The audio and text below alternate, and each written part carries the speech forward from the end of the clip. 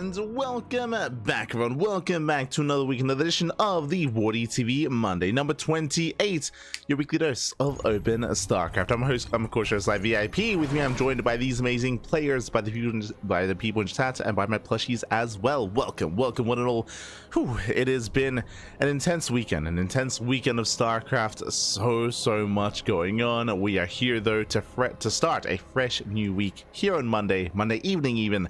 And we kick things off with our TVP. Let's go. Spawning in the bottom left-hand corner of Frost Sign, we have our red Protoss player, our red Protoss from the land of the Netherlands. It is Harstem for Shopify. And spawning in the top right-hand corner, we have the South Korean Terran player, the blue Terran representing Team Hyper 1. It is herO. Here we go. And if you're in the chat, you know what time it is. It is Gamba time. Predictions are open. Place your bets on who you think will take the series. Best of luck in the chat.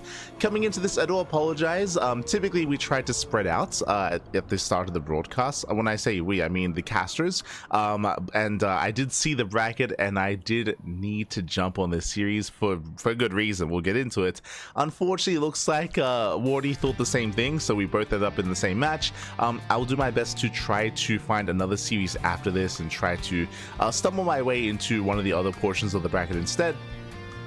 For now, though, we're both going to be jumping into our TVP. Now, when it comes to Harstem and herO, I'm curious to see if Harstem knows anything about herO. I know Harstem, he's less of an active player. Nowadays, he is more of a content creator. Still a strong player in his own right, don't get me wrong. But I don't know if he's familiar with the animal that is herO. Like, herO, he's an animal. He's... I expect all-ins. I expect all-ins, and nothing but all-ins out of herO in this series. And if Harstem is unfamiliar with herO, then I'm going to be concerned. For the most part, a lot of the European players, a lot of the European regulars in online open cups are familiar with herO. I'm referring to players like Geralt, like Christiana, like Night Phoenix, for example, like Jumi as well, right? Like these players that are always on that grind. They're always on that grind, always playing in all these open cups. Harstem is less active. He's less active than those players. So because of that, I would imagine he has less experience with herO. If that's the case, then I'm concerned. If not, if he's familiar enough, then he should be okay. We'll see how safe he does decide to play. Meanwhile, one base all in. Meanwhile, one base all in here out of herO. Meanwhile, in the chat, big shout to Psychon's Gap. Thank you so much. Thank you so much for the 5-month subscription. Thank you so much for almost half a year of support. Thank you. Thank you so much. I do appreciate it. Hope you enjoy the content. Hope you enjoy the casting. Hope you enjoy the StarCraft as we are getting into our setup here. And again, it's going to be a one base all in by herO. Adept does threaten the shade. So for herO, he will attempt to hunt this down, but he will lose a Marine. Yeah, one Marine does fall. So nice little pick up here by Harstem. He moves in with a second Adept. Now, checking the vision here at Harstem, I believe he has not gotten into the main base. He has seen the factory, but this is not enough of a tell. There could be a CC on the high ground. There could be, again, a hidden expansion for all Harstem knows. So this is not enough to really signify that it's going to be an all-in. Back at home, thankfully, he's getting a safety shield battery. We got Blink on the way. We have a second gateway, so it's going to be 2. I'm hoping for a third gate. Robo as well. Robo into third gateway. Very safe play here from Harstem, assuming we don't rush into a faster expansion. Now, Harstem, he does scout. He does confirm. Yeah, he spots the tank. He's aware of the one base all in. He sees the medevac more importantly. Boys are being pulled. And it's all or nothing for Harstem. Back at home, throwing down more shield batteries. Second pylon, second shield battery. More stalkers on the way. And herO is going in. herO, he is moving in. Likewise, probes are being pulled as well, so far good response here by Harstem. SCVs have arrived, and herO, can he focus down those stalkers in time? I mean, that second shield battery is almost done. The second shield battery is almost done. Bunker is denied. Oh, just barely. Shield battery does get cancelled. He's going to be cancelled, and it looks like Harstem has enough. He has enough. Whew, he will force this back just barely. The tank is going to be saved. There is a second tank on the way. Oh, no! Ooh, brutal tank volley. Yeah, tank shot's going to be going off. Reinforcements have arrived. The tank should be targeted down. He gets one. Gets one tank. It should get the other. Medevac as well. And with that, GG.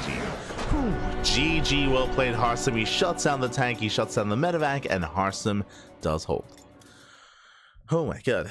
Harstem, he holds, he takes game 1. Thankfully, the most important moment there was Harstem. He did scout the medevac in the center of the map. That instantly told him to get a shield battery, instantly told him to warp in back at home, so he was able to react in time. was able to hold on.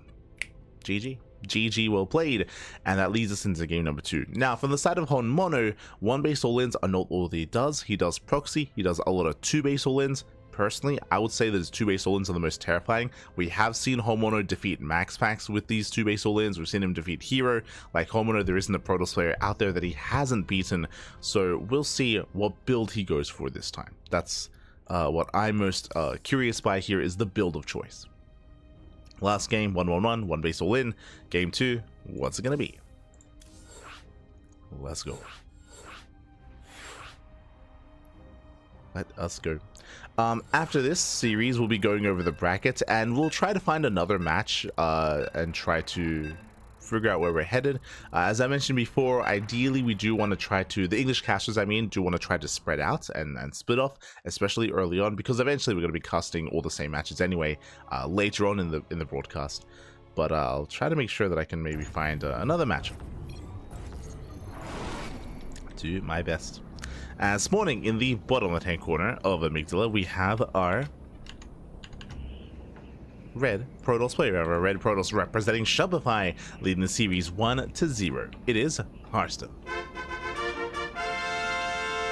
And spawning in the top right-hand corner, we have the South Korean Terran player, the blue Terran representing Hyper 1. It is herO. Okay, and now we're loading into Amygdala. Now, Amygdala is an interesting map. It is a much larger map than the map pool. Because of this, I do favor defensive play. I do favor players being more defensive, players holding on. The defender here is going to have a bigger advantage compared to even on Frostline, even as the bases are more defendable. Because of that, all-ins can work. I would suggest a later all-in. I would suggest, you know, standard opener into a natural base, and then on 2 bases you build up and you set up. At the same time, the longer a game goes on, the more chances there are that your opponent's going to be scouting you and recognizing what you're up to as well. So there's a bit of a give and take when it comes to how later you want to try to be aggressive. So we'll keep an eye on herO. I don't expect a 1 base all-in again. Straight up, I don't expect that here. There was no proxy, only 1 gas, CC. So single gas opener means it racks into command center here. Very safe play by herO. I like the idea of him hiding the CC on the high ground, but it looks like he will throw it down on the low ground instead. I say that Harstem being as annoying as possible, he will delay. Will delay the CC. It's going to be force off center. Thankfully, it can float, it can lift, can reposition. Marine will zone away. And for now, economic start, which I do prefer. I do prefer this here by herO. It's going to be an economic start. From here, then we can go into some later aggression. Well, we'll get there once the tech gets turned down. Meanwhile, Harstem, he can breathe easy. He can breathe easy here. He now recognizes, okay, my opponent's expanding. I can chill. I can calm down. I can maybe even be a little bit greedy. This is where, like, knowing the player, it comes into play. Despite the CC, the faster command center, aggression is still very much so on the table, so I would still prefer a bit of a safer build here by Harstem. Last thing I'd want to see is like a Stargate. Like, that'd be crazy, especially against herO. And I don't think Harstem's that kind of player. Yeah, Twilight Council. So Twilight Council opener at Harstem, likewise fanning at his units, and soon settling into his own 2 bases. So far so good.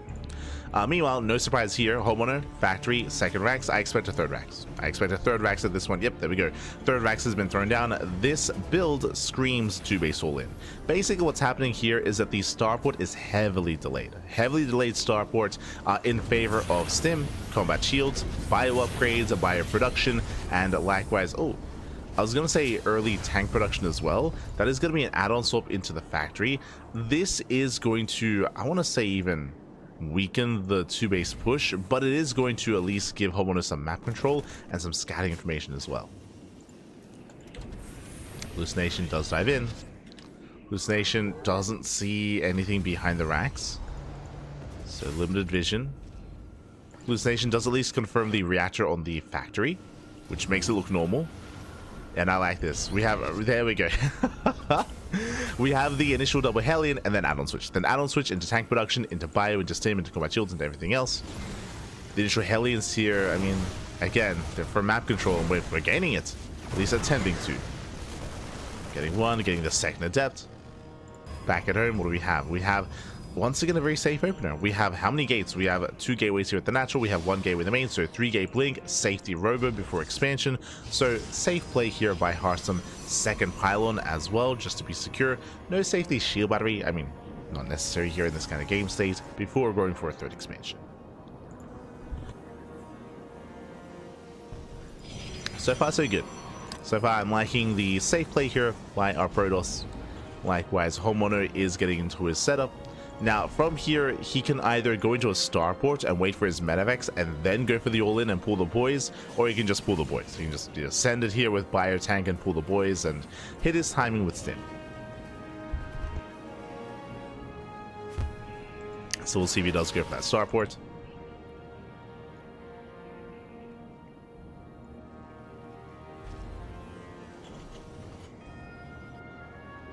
Harstem is still building up. And we are waiting for that move out.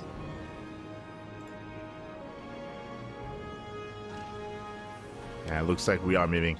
So I was kind of theorizing, are we going to go into the starport or not? The answer is no. There is no starport. So no starport, no Medivacs.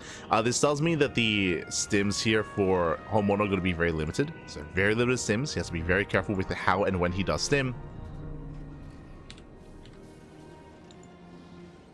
Likewise, he should be pulling the boys with this as well. And there we go, the push does get spotted. Here we go, the boys are being pulled. And it's all or nothing for herO. Oh, he's going to be forced to siege. He's being delayed. Harstem rotating around. Observer means he can blink into the main. And this is delaying herO.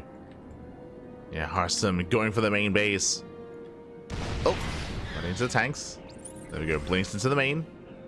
And herO, what do we do? SV's under fire. Does he pull all the boys? Does turn around to fight. He came into everything he has, and we should be seeing a recall. We should be seeing a recall here from Harstem. He has to get home as quickly as possible. Picks up 1, 2 Marines. Not a bad start. Getting 3. 3 Marine kills. herO, he does not want to waste the stim. Not yet. Bleeding out even more Marines. You know what? 2 shield warriors here at the expansion. Recall did complete. Did recall. And here he goes, he's within range. Now, Harstem, he's evacuating. He's just giving up on the 3rd base, but this isn't enough damage. Like, killing the 3rd is nice. We need to kill the natural. We need to kill the natural base instead. Harstem coming in from behind. Oh, catching reinforcements. Gets a tank. Very nice pickup. Yeah, nice movement here from Harstem. herO moving in. Leading out reinforcements. herO, he still has 3 tanks, but he's about to be surrounded. Ooh, that's a robo Z-powered. That's a big pickup. Yeah, no robo. Likewise, Marines. Again, you have to be very careful with how and when you stim. Stalkers are revealed. He sees them. He knows. Does spot those Stalkers. Oh, SCVs, they overextend. They do overextend. There's 1 Immortal. 1 Immortal to defend. And again, Harstem has to take this slow. Now going in for the dive. He gets 1. Yeah, he gets 1 tank. Marines out of position. Gets a 2nd tank. And that should be game. As he should be get actually losing all of his Stalkers, but he should get the final tank. Yeah, he barely does. Gets a final tank, and now there's just not enough. There's not enough left over. There's 3 Marines. It was close. It was close. herO, he did kill the production. He killed all the Stalkers. But alas, his reinforcements were called out, and he actually kept his reinforcements at home. Okay, so he still has somewhat of an army, but Harstem, he re-expands, takes another expansion. Looking at the Unisol stab here, Harstem, he did not really lose many workers. He lost 19 Stalkers, which is expensive, true. He lost a lot of Stalkers. Trying to get his production back up and running. No 1 Immortal was barely alive, and herO, he's getting ready for the 2nd wave. Now, because herO did reset the Stalker counts, this is still going to be close. It's still going to be close, still going to be tense. Because he has been making SCVs, and he's going to be able to pull the boys for a 2nd time. And this time with Medivacs. Did herO do enough damage? That I'm actually not certain of. Oh no, that's it on the coffin though. DT's Dark Shrine is a great way to respond to an all-in. just because, as you can imagine, scans are limited. Scans, they should be limited. As the boys are pulled for a second time, Observer does spot this. And you see the Dark Templar waddling in. Do we have a scan? We do. There's the first scan. There's 2 more DTs. Oh, force fields will slow him down. Taking this slow. There's the second scan. There's 1 more Dark Templar. Good positioning here with the tanks. Yep, Harstem once again, he gives up on the base. Gives up on the expansion. Oh, wonder he has to be able to overextend. Takes down the Nexus. This time his reinforcements aren't getting called out, so he can just rally. He can just rally across the map without any concern. Pushing forward. There's 1 more, sorry, 2 more, 3 more Dark Templar. There's another scan. Mono pushing in. And Dark Templar does waddle forward. Oof. Another one goes down. Again, he has to be careful with those scans. Likewise, nice mine shots, nice kiting here against those Zealots. Zealots are going to be going down, but they take down the tanks. Yeah, tanks do fall. And with that, Harstem holds. Harstem, he holds on. Again, without those tanks, there's no real meat to this army. There's no backbone. herO did kill an expansion, but Harstem, he is quick to rebuild. Rebuilds his base. herO, he rotates. herO is still up in army supply, true. And a head-on fight, I might even favor herO here, especially as he catches out the Zealots. Very nice catch. Does shut them down. No shield batteries. Does have force fields though. Okay, just keeps wandering in with those Dark Templar. Yeah, there are still plenty of scans.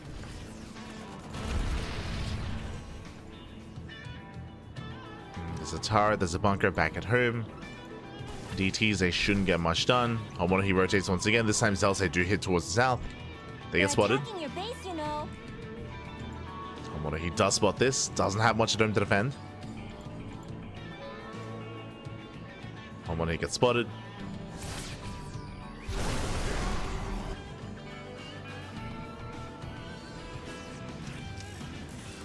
Looking to push in, but last so many Zealots.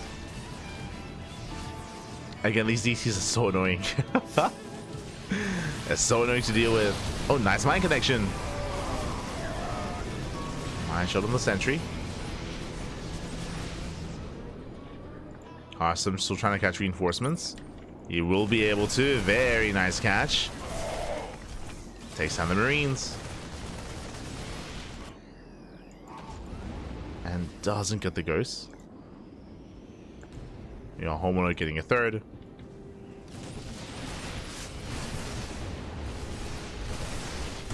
Nice mine connection. Like, herO, he has been trading really efficiently. The problem here, of course, is that he's been all in and he's been throwing away SCVs. He now has gotten a 3rd CC and he's attempting to get into the mid game, but I would say that herO is behind here. Like, herO, he is in a worse position.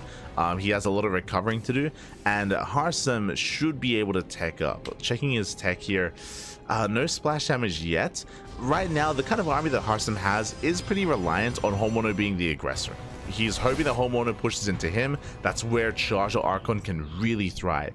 When it comes to pushing into a defensive position, then less so. But DTs, they keep waddling in. Oh, Planetary will hold. As we did morph into Planetary as the 3rd.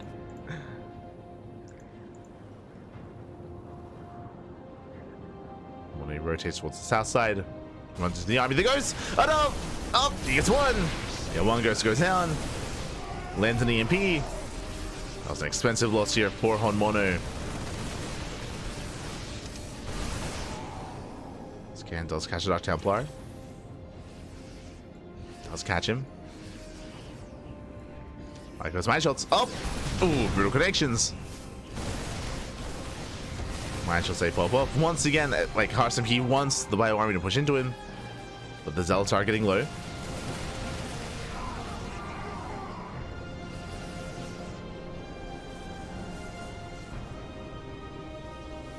Zealots are getting low.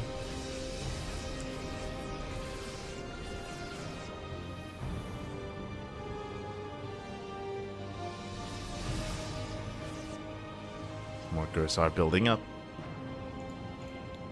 So I'm ready with the concave. We get some okay EMPs. Yeah, better EMPs towards the end. He shuts out most of the Archons. Ooh, but still, he has to kite his heart out. Drags the army into the mines. Gets another Immortal and the Archon. Very nicely done. And you can see herO, he's just out trading. He's just out trading Harstem. Like Harstem, he overextends too many times into Widow Mines. And Harstem, he plummets in supply. He's in trouble here. I should say his splash damage is very late. It's very late splash damage. Whether it would have been Colossus or Storm, heavily delayed. I mean, we're at 15 minutes. And without it, looks like herO, he's done it. He has done it. The non-stop all-ins. He has broken Harstem. Harstem trying to hold on, and we just keep rallying in. Again, just really meticulous movement here from herO. Breaks down the army, breaks through the Stalkers, the sentries, everything. And there's nothing left. GG gets called, and herO, he will overwhelm. He will take game number 2. Whew. GG. We are going into that ace match. And again, Harstem, he was able to survive, that is true, but again, maybe tunnel visioning a little bit too much. Like, he was able to save his expansions and start working towards the 4th base, but as we pointed out, without any splash damage for that long, we saw that the Terran army was just so efficient there. Also, shout out to herO when it came to his unit control. He was able to just pick away at the Archons, Immortals, Zealots, just be very meticulous with his engagements, and traded quite nicely. Did trade quite nicely. And with that, we're going to the ace match. We're going all the way to game 3. And we'll see how this story ends. We'll see who's able to take it. So we are getting ready. Likewise, we'll be catching up with the rest of the bracket after this match. We'll get there.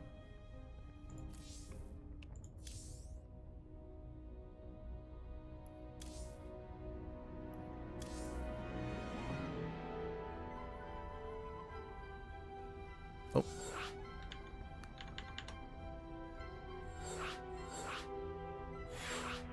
I'll do, I guess, to update the title as well.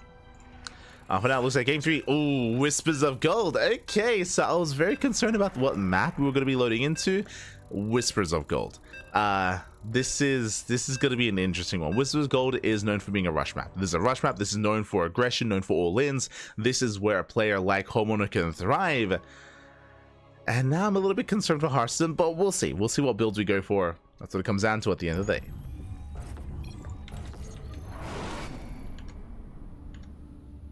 Here we go.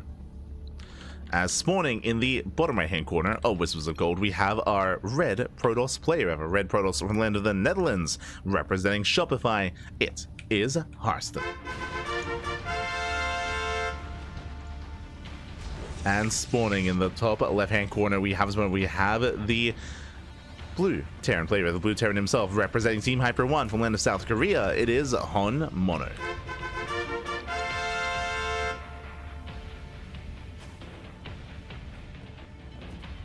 We go.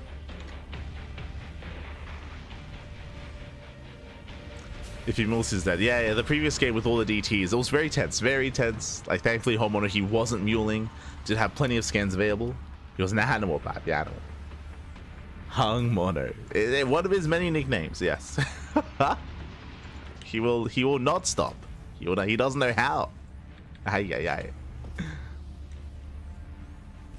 Oh, and we have the beginning of something different here. 2x. So it's gonna be, I imagine, 2x Reaper initial. Are we going for a third?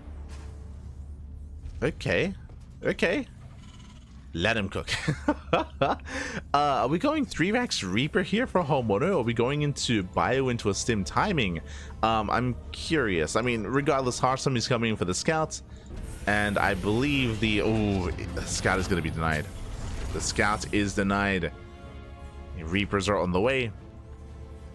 Just the one for the time being. I'm curious if we go Reaper into Tech Lab, into rushing to stim, into a stim timing, or if we just commit into Mass Reaper. As Harstem, he's denied the scout. He doesn't know what's going on. Based on the Rex's locations, I imagine, I guess, Reaper, just because it's closer. Yeah, it's right next to the Reaper cliff. Harstem back at home, standard opener. And this can very quickly get out of hand. Oh boy. Very quickly. Harstem pulling away. Checking for proxies. I don't blame him. Again, Homeowner, he is known for being a very cheesy player. Hyper aggressive. So Harstem, he's searching. Likewise, so is Homeowner. Was building up his Reapers. Adept moves out. And back at home, there's just the one gateway. Oh, gate, okay, into Twilight Council. So Twilight Council opener into Blink. The boys, the boys are being pulled with this. Okay, Reaper takes a lot of hits. So far, good control. Yeah, this Adept is going to go down. Massive pickoff, and now we commit. Back at home, we need a wall up. Shield batteries on the way. 2 shield batteries here at the natural. We have an Adept as well. Stalkers on the way. It's going to be 1 Stalker, 1 Adept, and I would like to see these boys being pulled to low ground just so they can be used to defend, to help wall, to help buffer. But right now the probes are being kept in the main. They're being kept in the main base. Reapers, they head for the main. They dip back towards the natural. Shield batteries are finishing up just in time. Oh, first Reaper almost goes down. Boys, they surround the initial Stalker. But a second Stalker has arrived. With all these shield batteries, I don't think this Reapers have enough firepower here, I'll be honest. He's getting probe damage. The shield batteries are running out of NG. 1 Reaper goes down. Yeah, he gets the first Reaper. 2 more shield batteries are done. Yeah, there's so many shield batteries. And you can see here that Harstem, he's holding. Harstem, he's holding on. God, just so many shield batteries. And we have more on the way. More shield batteries. And alas, there's no way into the main base either. It does knock down one of the shield batteries. Gets 2. Meanwhile, Adept out of range. Harstem, he does overextend. He gets a second Reaper. Yeah, 2 Reapers so far.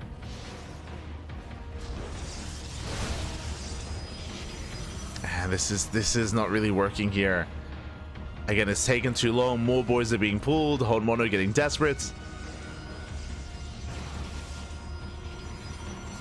There are just far too many here. I mean, the goal would be to try to lock down the Stalkers, but even then, I don't know if there's just not enough DPS to just out damage the healing. We're gonna find out. Gonna find out here. As the boys have arrived. Likewise, probes being pulled. What are we going for? We're going for the Sentry. Bleeding out a 3rd Reaper. Yeah, Sentry does survive. Reapers, they bust into the mineral line. Okay. They race past. They kill some probes. This is not enough, though. Like, killing probes is nice, but he does try to force a fight out of range. Gets a Sentry, gets an Adept, but he's running out of Reapers. Yeah, he's bleeding out far too much. Bleeding out far too many Reapers. And Harstem, he should be okay. Harstem, he holds. He holds. He loses the first Stalker. But from here, the Reapers, they've just run out of steam. They run out of momentum. And Harstem, he is going to be able to hold on. This is a crazy build out of Homeowner, by the way. It's a crazy build. And with that, he has nothing left. He has nothing left. There it is. GG. Good luck in the next round. And Harstem will take the series 2-1. Will advance on into that round of 16. GG. Whew. GG, well played. Harstem, he will take it. He will survive Homeowner. GG, well played. Impressive that Homeowner was able to force the ace match, but Harstem did persevere. Again, that was a really weird build in game 3. Like, I'll be honest, I've never quite seen that before, going 3-Rax Reaper and pulling the boys as well. But Harstem, once he saw the Reapers, he was so quick to throw down those shield batteries. As you saw, the wall of shield batteries did play a massive part there in that defense. And with that, impressive. GG. GG, well played. Impressive defense there. Does hold on. And that is going to lead us into our next matchup.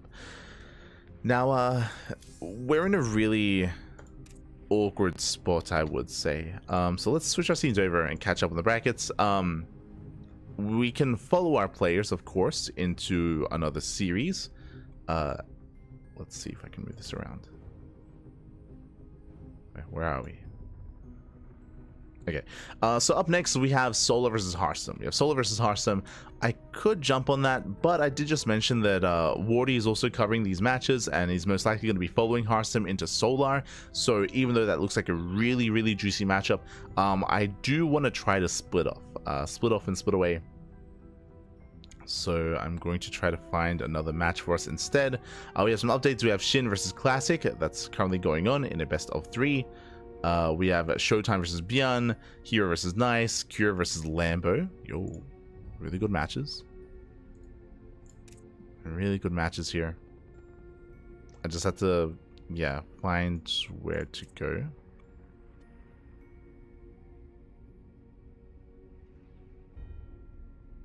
And figure out where we're headed.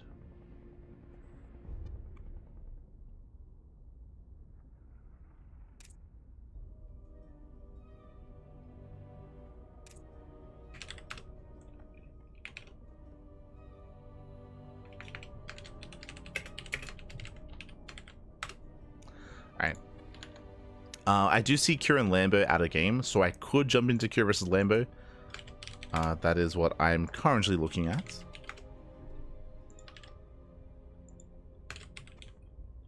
Unless they're already done. I'm hoping they're not. But we can try to slip into their series. See, this is where I'm like, okay, I'll switch to like Cure versus Lambo, and then some of the other casters switch to Cure versus Lambo as well. It's like, oh no. I'm trying to split off.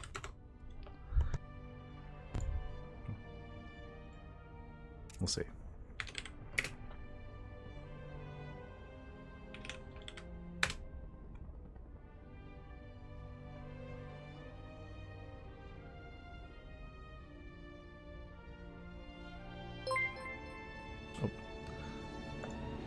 Beautiful.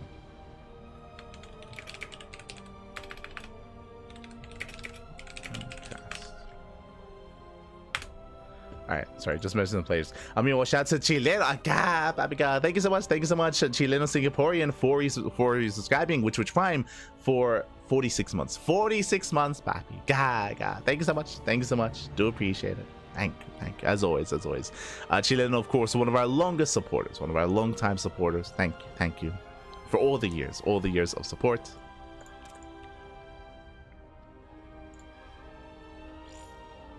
Beautiful. As we have our series. Okay, so I would imagine that Wardy's gonna be following. God. God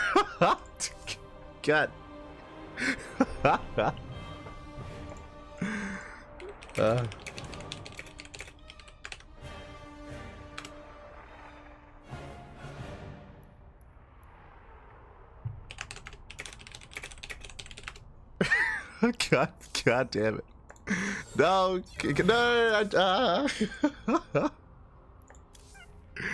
Feels bad, man. Feels bad. Okay. Well, so the worst thing that could have happened just happened.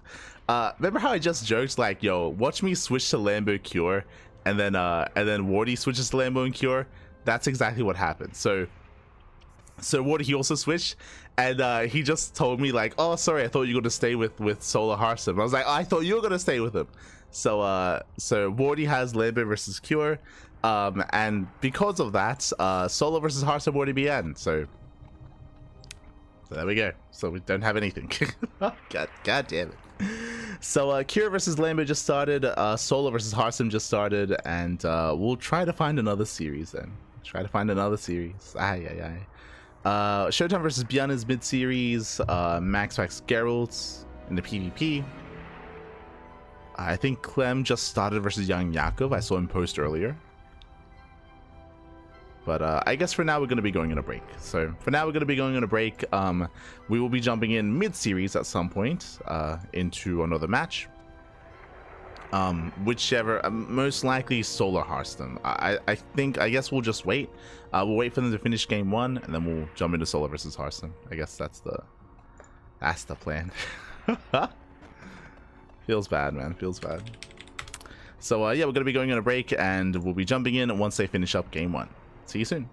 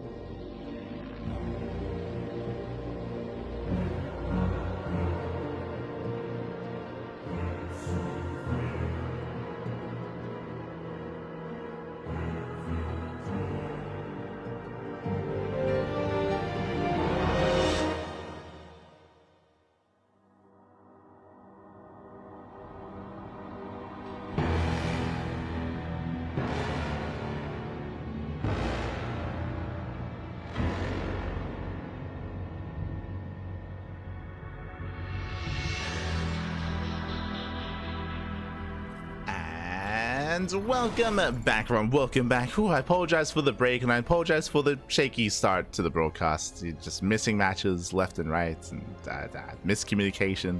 But we found ourselves with the best of three, jumping in mid-series, although there weren't any fresh series left, jumping into our Terran versus Protoss, and spawning in the bottom left-hand corner of Ultra Love. We have our German Protoss player, the Blue Protoss. It is showtime. And spawning in the top right-hand corner, we have the South Korean Terran player, the red Terran representing Shopify. It is Bjorn. Of course, we're jumping in mid-series. Bjorn is up 1-0, and we'll see who can make it into that next round. We'll see who can advance on. I believe the winner of this series will play against the winner of MaxPax and Geralt. Let's go. Let us go. So we have our PVT. Again, one of the best things about, of course, the WardiTV Monday is that it does bring together players from all around the world. We have a lot of Europeans, we have a lot of Koreans as well, all facing off, all locked in battle. It's going to be amazing, going to be beautiful, I'm sure. Unfortunately, did miss out on game one. I believe Inu did cover the first game, so it was covered in Korean at least, so it does have you covered there. Otherwise, we're jumping into game number 2. We go. And also, if you're in the chat, you know what time it is. It is Gamba time. Predictions are open. Place your bets on who you think will take the series. Best of luck in the chat as we get our Gamba going. Here we go. Prediction. Yeah, I got you. Got the predictions. Yeah, my baby. Yeah, I got you. As for now, double gas opener out of Bjorn, going for Rax into factory. After an intense first series between Mono and Harstem, we're now going to be settling into something different, settling into Bjorn versus Showtime. This time with a more aggressive start out of our Terran player. With this, we can go into a faster factory, into Reactor Reaper Hellion, into something more committed as well, into faster tech, Banshee play, tank drop, cyclone production. Bjorn has options with how he wants to be aggressive. Likewise, Showtime back at home, settling in. It is going to be settling in. Personally, I would love to see an ace match. I'd love to see an ace between these two players, but alas, the pressure is on. Likewise, Showtime does move out. Bjorn does slip by. Gets into the main, gets a full scout, confirms the tech, and it is going to be a Twilight Council. Okay, Twilight Council opener has been spotted. Bjorn is aware. Here, pulls away.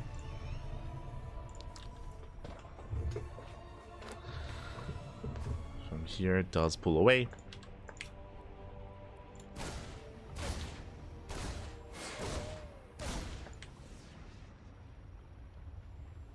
Likewise, just being as annoying as possible, just getting a rescout, getting an extra gateway, nothing major here. Does get one of the probes though. Gets one, doesn't quite get the second, still good damage nonetheless. Oh, he is going to be shut down. But overall, nice scouting with the first Reaper. And he gets a bonus probe. So overall, a little bit of a better trade here for Bjorn. Likewise, CC on the higher ground, following this up with what looks to be more of a mine drop follow-up. I say that only a singular Widow mine. Okay, oh no, sorry. Actually, second Widow mine as well. Does move out, sitting up here in the center for a bit of a trap. Let's go. Getting ready for that mine drop. Likewise, Showtime being more defensive, throws down a shield battery, walling up here on the high ground. And getting to his third gateway. So it's going to be 3-gate blink out of Showtime. Very safe way to open up. Very safe, very standard. I mean, we saw this same opener out of Harstem, if you recall. Just opening up very safely. Likewise, mine drop across the map. Headed towards the main. Blink is not going to be a factor, but Showtime is in position. Does zone away. Does zone.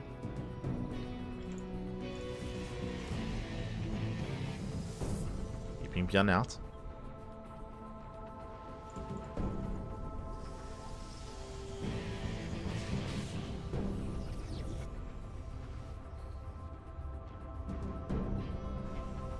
Does zone him out. Likewise, behind this, getting his own setup.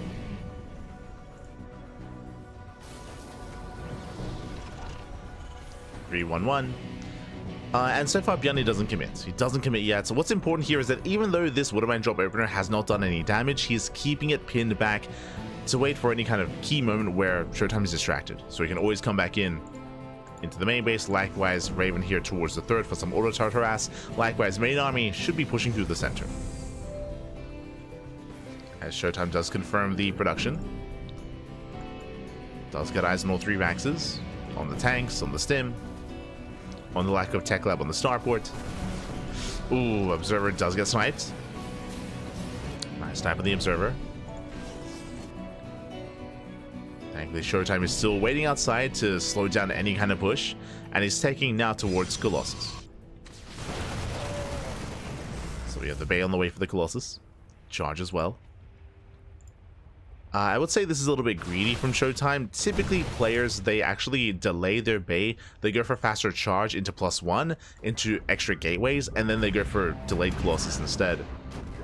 So this is a little bit more tech-heavy here from Showtime, as he's throwing down everything at once. That means Showtime has that much less to defend. Auto charge into the natural. Widow Mines into the main. Showtime is ready for it, though. Whew. Dodge it in the medevac. And the mine shots are going to go off. Up! Ooh, getting 5 probes. Not bad. 5 workers in total, including that auto turret. 6, 7 probes going down. Tanks, they reposition.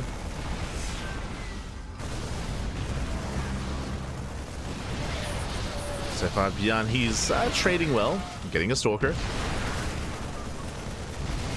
Stalker goes down. A couple of probes as well. Can he get the expansion? I shouldn't be able to. Yeah, Showtime holds. Whew, blinks on forward. It's going to cost him a lot of Stalkers, though. That's 3 extra Stalkers going down. Showtime does defend, but damage has been done. That's Beyond who will bleed out that final Marine. As it all settles, Beyond, he is ahead economically. Throwing down more Maxes. I don't see a third CC yet. Oh. Throwing down more Maxes instead.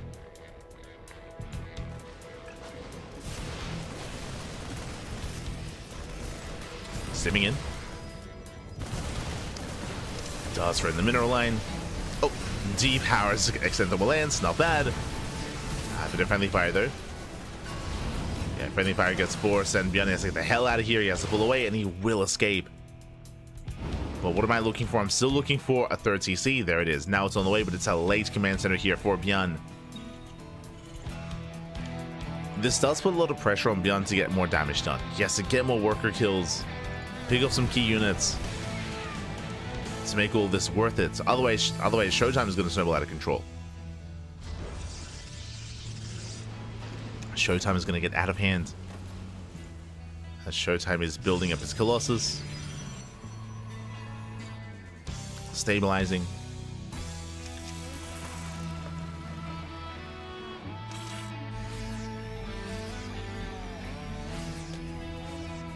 Beyond still setting up.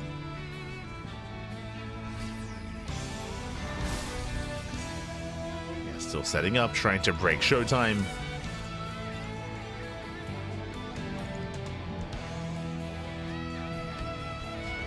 Coming in on the right. Likewise on the left as well.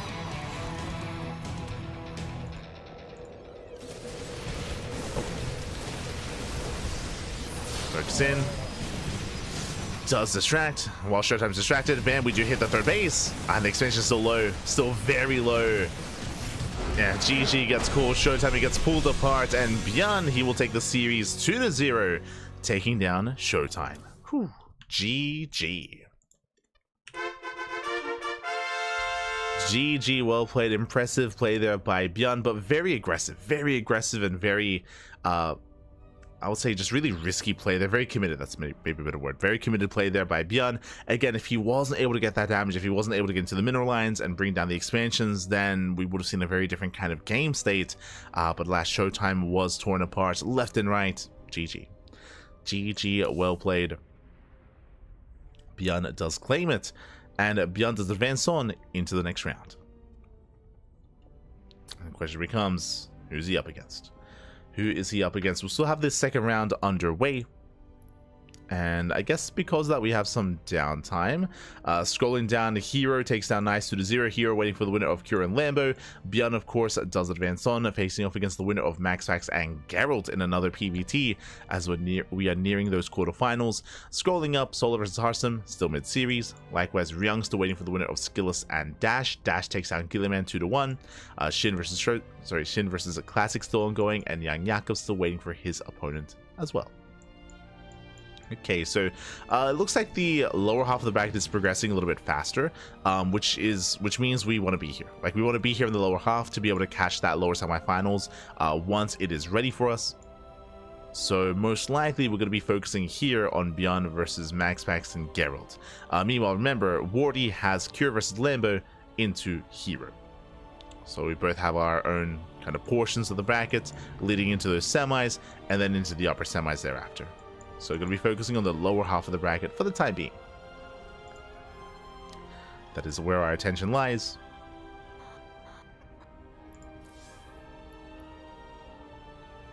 As we wait for Geralt and MaxPax to wrap up. That is the plan. Quarter finals. Beautiful. I could go to Europe and try to catch them. I'm always a little bit anxious about switching servers. But true.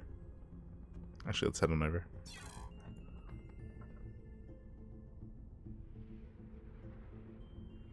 Let's head on over and see if we can find MaxPax and Geralt. They're in-game. Okay. Yeah, 6 minutes into their game. Likewise, Ryung, he took down Shameless 2-0. Any other updates? I kind of glossed over them earlier, but Shin took down Gref 2-0 as well. Big win there for Shin. Here, of course, took down Nice. Nice took down Nickeract. Big win for Nice, considering he's a very inactive player nowadays. Yeah, very nice win. No pun intended. Of course, best of luck to Dash. Dash, he was in the chat earlier. Took down Gilliman. But I guess for now we do have some downtime, so we're going to be going on a break. Up next, we'll either be jumping in mid-series into MaxPax and Geralt, or winner versus Bjorn. That'll be the plan.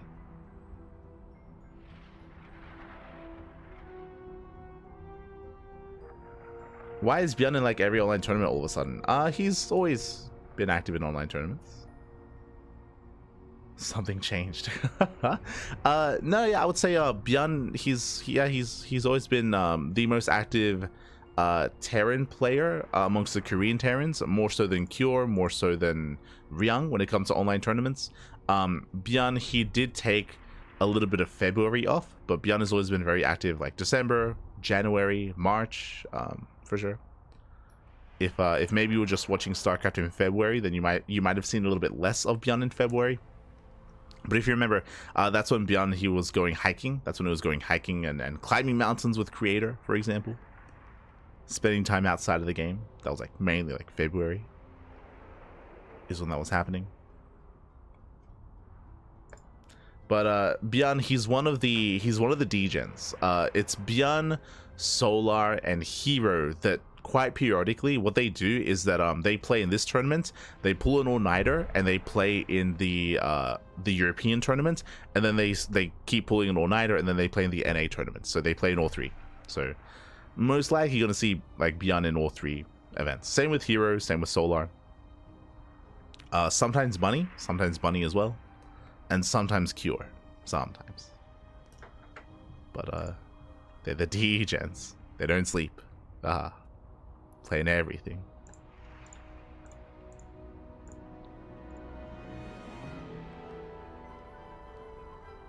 But otherwise, we're going to be going on a break. Otherwise, we're going to be going on a short break, and when we come back, we'll have some more StarCraft. See you soon. See you soon after the break.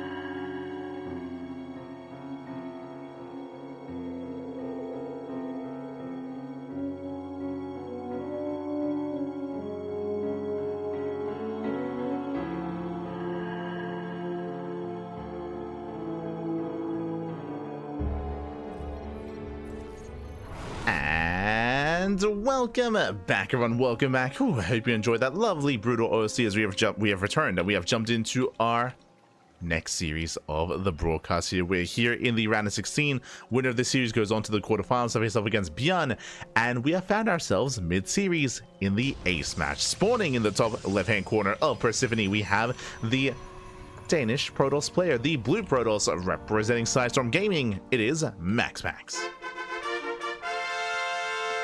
And spawning in the bottom left-hand corner, we have the red Protoss player representing Streamer Zone, from the land of Poland. It is Geralt. Here we go. And again, I do apologize for the shaky broadcast so far, you know, missing matches and jumping into like one game here and there in the series.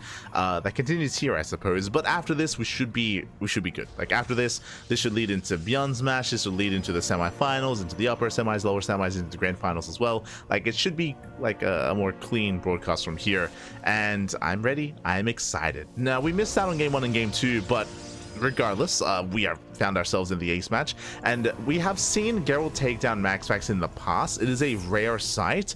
I mean, already the ace match is an amazing feat here for Geralt. MaxPax is the best Protoss player in Europe, so you don't get better than MaxPax in the land of Europa. We'll see if Geralt can go all the way.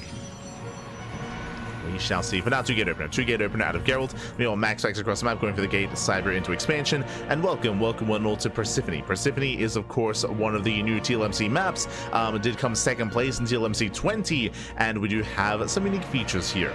Overall, the rush distance by ground is very direct. It's very direct here from base to base. Relatively short rush distance by ground as well. But what do we have? Healing pads. We have healing pads on the right. We have the gold expansion. We have these speed zones as well, leading up and down the right-hand side of the map, leading from a gold base or from base to base. Likewise, rocks, destructible debris. There's a lot of features here on the right-hand side, but outside of that, shorter rush distance by air, and we do have that Stargate opener out of MaxPax, which is standard. MaxPax is quite predictable in PvP. Gate, Cyber, to Stargate, into Nexus. I say that, it's quite solid, it's quite safe. There's a reason why MaxPax goes with this opener every single PvP. A lot of the time it comes down to the opposing player on how they want to approach this. Does Geralt try to all in, or does he try to play macro? And we have the answer. So double Stalker opener into a Nexus. So Geralt, he will have a comparable economy. He is going to be delaying his units, delaying his 3rd and 4th unit here in favor of a faster Nexus, comparably timed with MaxPax. Now, the power of MaxPax's opener isn't just the economy, it comes down to the Stargate as well. Void Rays are amazing defensively early on in the early game. Likewise, the Oracle has potential to harass and give MaxPax a lead early on as well by sniping and killing workers. So the Oracle's on the way. If you're in the chat, Gamba time. It is Gamba time. Here we go. Predictions are open. Place your bets on who you think will take the series. Best of luck in the chat as the Oracle is moving out. Oracle does move out. Stalker's in position. Again, as we mentioned, MaxPax's opener is a little bit more predictable. And speaking of predictability, the Oracle takes a lot of hits, takes some whole damage as well. Very nice catch here by Geralt. He doesn't get the kill, but he does zone MaxPax away. Does zone him away. MaxPax looking for a way in. So far, Geralt, he's keeping up. He is keeping up, forcing him back. But yeah, predictions are open in the chat if you wish to get your Gamba going. Second Oracle does pop out, so we have one Oracle towards the main, one Oracle towards the natural. Shield battery is done in the main base, so the main base is safe and sound. And likewise, the Epson ground units here also moving out towards that natural base. Shield battery not yet done. He gets one, he gets two. Nice pickoffs. He gets 2 probes. Again, the shield battery done a little bit too late by a couple of seconds. Oracle back into the natural. So far, Geralt is keeping up. Bleeding out a couple of workers, but nothing major yet. Meanwhile, faster blink here for Geralt. Going to be a slightly delayed blink for MaxPax, but it's because of the Stargate. Ooh, blink into Dark Shrine. MaxPax, he's very fond of DTs in this matchup, and they can be very difficult to deal with in PvP, especially in the mid game. So we'll see if Geralt can get a read on what's going on. We can see Geralt, he is chasing the Oracle. Geralt cutting corners. He's going for the 3rd Nexus before the Robo. What does that mean? That means 0 detection. There is no Robo, there is no detection, not yet. Hopefully Geralt doesn't delay his Robo for too much longer. Otherwise the game can just end. Dark Shrine is halfway done. Dark Shrine is halfway done. Proxy Pylon has been thrown down, and the Invisible Man can end the game here, as we have a fourth gateway. Fourth gateway for Geralt. Where's the Robo? There it is. Okay, whew. Okay, Robo's on the way. Now, this is late. This is a delayed Robo here for Geralt. Does find the proxy, does shut it down. Very nicely done. Pylon is gonna fall. There's a recall. Oracle is deflected. Whew. So far, Geralt is keeping up. He is keeping up. Now, without that proxy... Oh, never mind. There's a backup pylon. Okay, backup pylon is here. DTs are warping in. And the Robo's not yet done. My apologies. I'd assumed that that was the only pylon. I'd assumed that that would delay the warp in and delay the Dark Templar, but there was a second pylon. DTs are still across the map. And Geralt, he's in trouble here. Now, this shouldn't just end the game, because the Observer should be on the way, but this is going to get damaged nonetheless. Yeah, Geralt does catch out their Stalkers. Here comes the Observer. DTs, they hit the mineral line. Oh, they're going for the pylon. Nice force fields. But if that pylon goes down, that's game. Okay, it does hold on. Pylon is saved. Whew. Observer comes out, locks down one of the DTs. The other DT gets into the middle line. Nice stasis. Stasis goes off. Getting 3 probe kills. Getting 4. Getting almost 5. Almost, but not quite. Whew. So 4 probes for 2 Adepts. Sorry, 4 probes for 2 Dark Templar. Better trade for Geralt. There's a lot of tech invested into that. Geralt, he was able to shut down these Stalkers earlier as well, and he should shut down this proxy. So far, so good. Geralt in a decent position. Getting his third base up and running. Likewise, so was MaxPax. MaxPax, he does have that worker lead. So MaxPax is ahead economically. Ahead by 9 workers, actually. So that's a pretty big advantage here for MaxPax. What does Geralt have? Geralt, he has, I believe, a higher Stalker count. Yeah, he's got more Stalkers, but he has to make use of this army. He has to use this. 4th base on the way. Denying the 4th base would be nice. Ideally, I'm sure Geralt wants a little bit more. A little bit more here. Moving out. There's a stasis. Does he notice in time? Oh, he does. Whew. Does see the shimmer. Nice moves. Fades out the stasis. Going for the expansion. There's a cancel. Again, very necessary pickup. So he cancels the 4th base. Geralt, he still has the higher Stalker count. He recalls back home. Oh, yeah, Depths, they do get into the mineral line. Getting 5 probe kills. Like, that economic damage is brutal. It's stacking up. In total, 12 workers have gone down. At least Geralt does have the faster expansion, but only by slightly. So still very tense. Still very tense here for Geralt. He's had a couple of good moments. MaxPax moving out. He's got his stasis traps. If Geralt doesn't notice, I mean, MaxPax, he can bait him in. Oh no! He baits him. Yeah, it does bait him in. Stasis goes off. And MaxPax, he can break this. He can now break this location. Geralt blinking his heart out. So far, good control. But there's no shield battery here. Stasis is about to run out. Geralt, he's forcible back. But very nice blink control. Now, Geralt, he doesn't lose that many of his Stalkers, but so many of them are deep in the red. So many of them are low.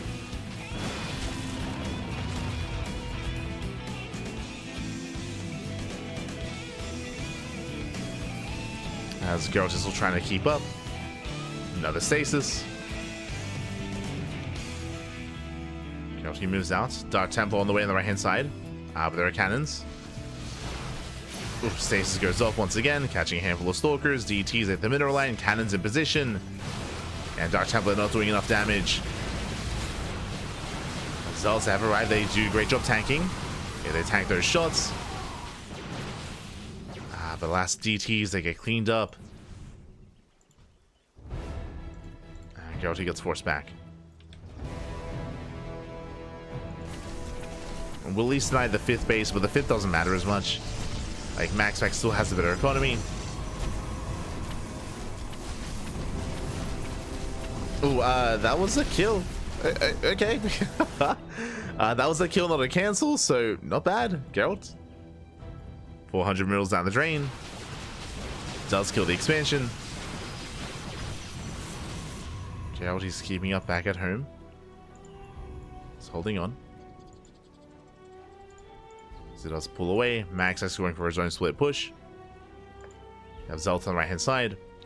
Geralt, he is somewhat aware and he's getting more stack defense.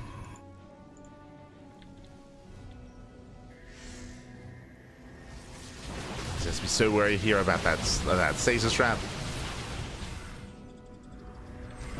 Oh! It doesn't get baited. There we go. Baits out towards the end. Nice blink. Geralt chasing it back. Likewise, defensive warping is available. She does react in time. So far, so good. The downside here is that MaxPax is getting a fifth. The fifth base was killed earlier, but it's getting back up and running, and Geralt, he has yet to expand. He's stuck on 4 bases. Still stuck with a worse economy.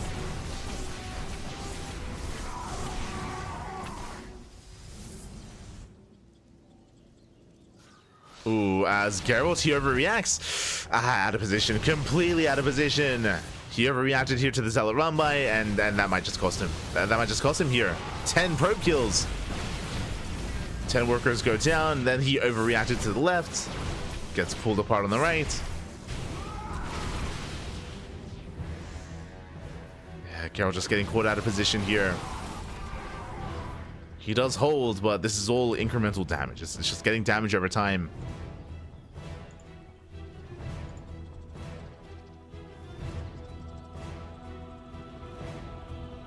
And back at home, MaxPax is just very comfortable because he's the aggressor, right? Because MaxPax is the aggressor, he's comfortably just expanding, saturating his bases, throwing down more stack defense. Geralt, he has somewhat gained map control, but he cannot fight this head on. He attempts to, blinks forward, charge will dive in, DTs as well, and MaxPax, he will take this fight. He will overwhelm, catches out the Immortal. We do get a warping into the main base, but last MaxPax, he's back at him to defend. And he shuts Geralt down.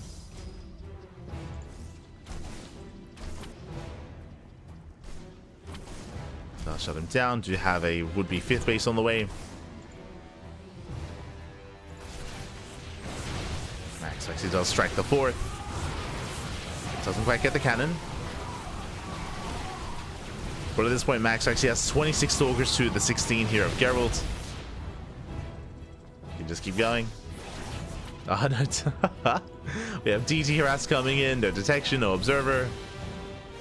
Yeah, observer's not quite in position. You can see Geralt, he responds with the entire army, and that means that here on the right-hand side, it's exposed. Yeah, the base is exposed. Once again, Geralt out of position.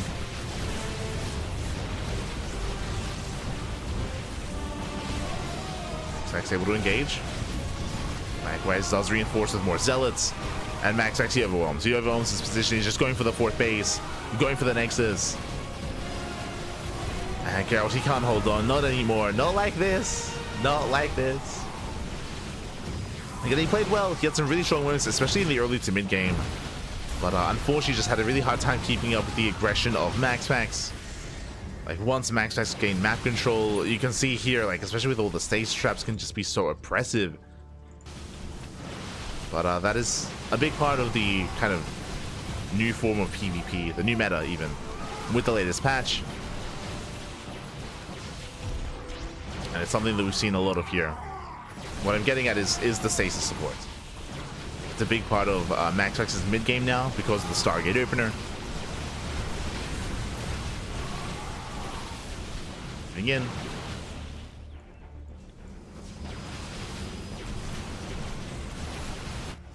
Reinforcements on the way. There's no proxy pylon, so it takes a while for the reinforcements to arrive, but overall MaxPax is still taking this fight. Still coming out on top.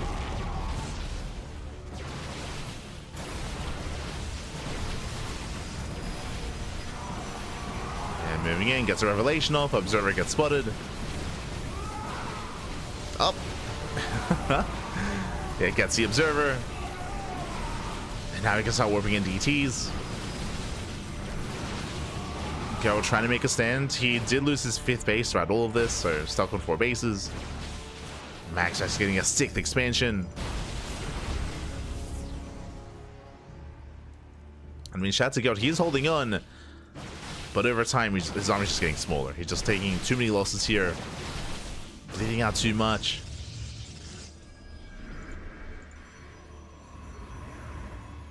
MaxPax, he rotates. Geralt, he's here towards the right-hand side. And meanwhile, the 3rd base is exposed. It's going to go down as well. GG. And with that, MaxPax, he will take the series 2-1, advancing on to the quarterfinals. GG. Whew.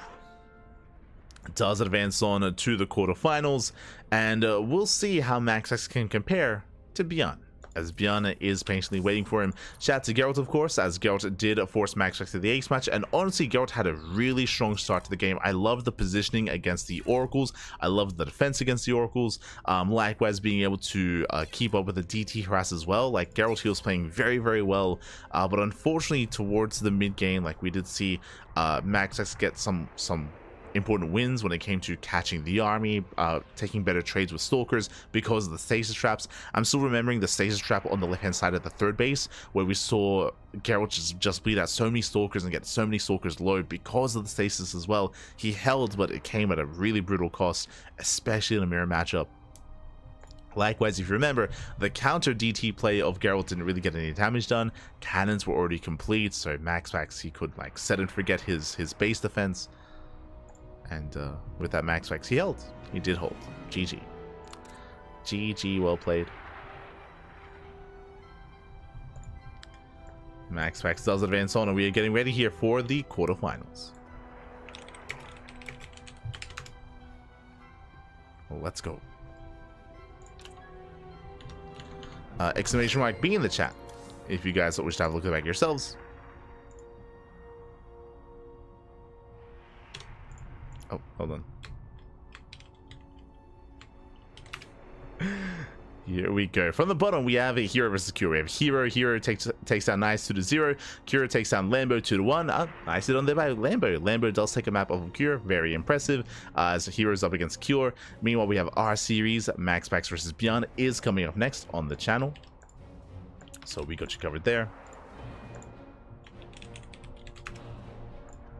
Just setting up. Beautiful. Scrolling up, Sola takes on Harstem 2-0. Sola waiting for the winner of Skillus and Ryung, as Skillus does take down Dash 2-0 as well. Shin takes down Classic, and Shin is still waiting for the winner of Clem and Young Yakov. So for the most part, the quarterfinals are getting underway. Again, the lower quarterfinals are a little bit faster, so we're going to be focusing on these lower matches first before going up towards the upper half of the bracket. That is the plan. Beautiful. Is the plan here.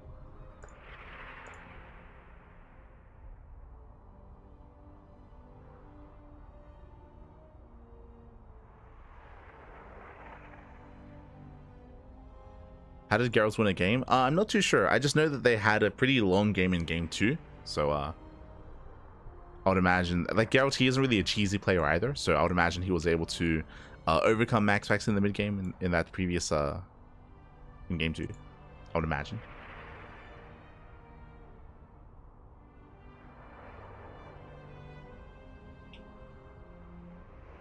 But here we go. Looks like vetoes are underway, and we are jumping into our TVP. 2 Zergs in the whole bit. Yeah, I would have liked to have covered some of our Zerg players. Maybe next week. Maybe next time. We might be able to catch one of our Zergs if they make it to the semis. Might be able to. Okay, fingers crossed. Fingers crossed.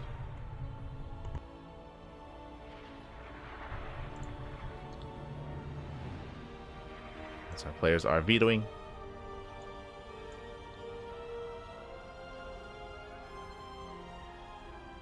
And until then, I guess we're going to be going on a short break. We're going to be going on a short break. When we come back, we'll have our next series. Videos shouldn't take too long, but once they're done, we'll be jumping into our fresh series for the first time in a long time. A fresh series, papi. Ah, it's going to be beautiful. We'll see you soon. See you soon.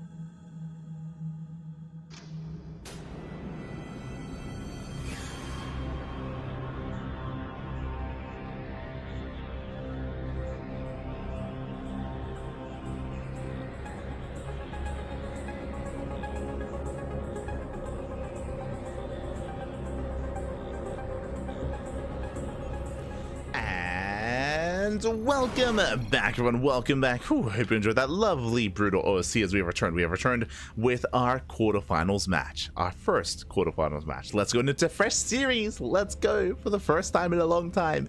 Spawning in the bottom left-hand corner of ley lines, we have our South Korean Terran player, the Blue Terran, representing Shopify. It is Byun. And spawning in the top right-hand corner, we have his opponents. We have the Danish Protoss player, the Red Protoss, representing Storm Gaming. It is MaxPax. And if you're in the chat, you know what time it is. It's Gamba time, Papi. Predictions are open. Place your bets on who you think will take the series. Best of luck in the chat as we jump into our quarterfinals. Winner of this series will advance on to face off against the winner of herO and Cure. We have pure TVPs here in the lower half of the bracket, and we have a couple of Zerg players in the upper half as he does sneak around the edge of the map, and he's going for the eBay block. Let's go. eBay block out of Björn will attempt to delay and disrupt the economy here in the opener of MaxPax, and ideally force the unnatural natural. As the eBay is well underway. If there's too much regression on the eBay, then MaxPax will be forced to expand at the third location instead. Yeah, you can see Björn, he does check, he does head on over towards that third location, and MaxPax, he is late to move down to the low ground. He goes for a cybercore, then he moves down, and now he confirms the eBay and is forced to expand elsewhere. You can see that Björn is patrolling the triangular third base, and MaxPax, he will go to the linear third instead. Oh boy. So there we go. The expansion has been taken. Björn does confirm. And now it's on Björn to potentially try to punish this.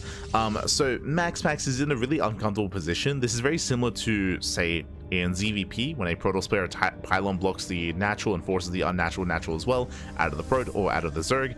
This is very similar in that kind of game state. From here, Björn can try to go into additional Reaper Hellion. He can go Reaper Hellion and can try to pull apart his opponents and try to force MaxPax to defend at both locations at once and try to pull them apart. We'll see.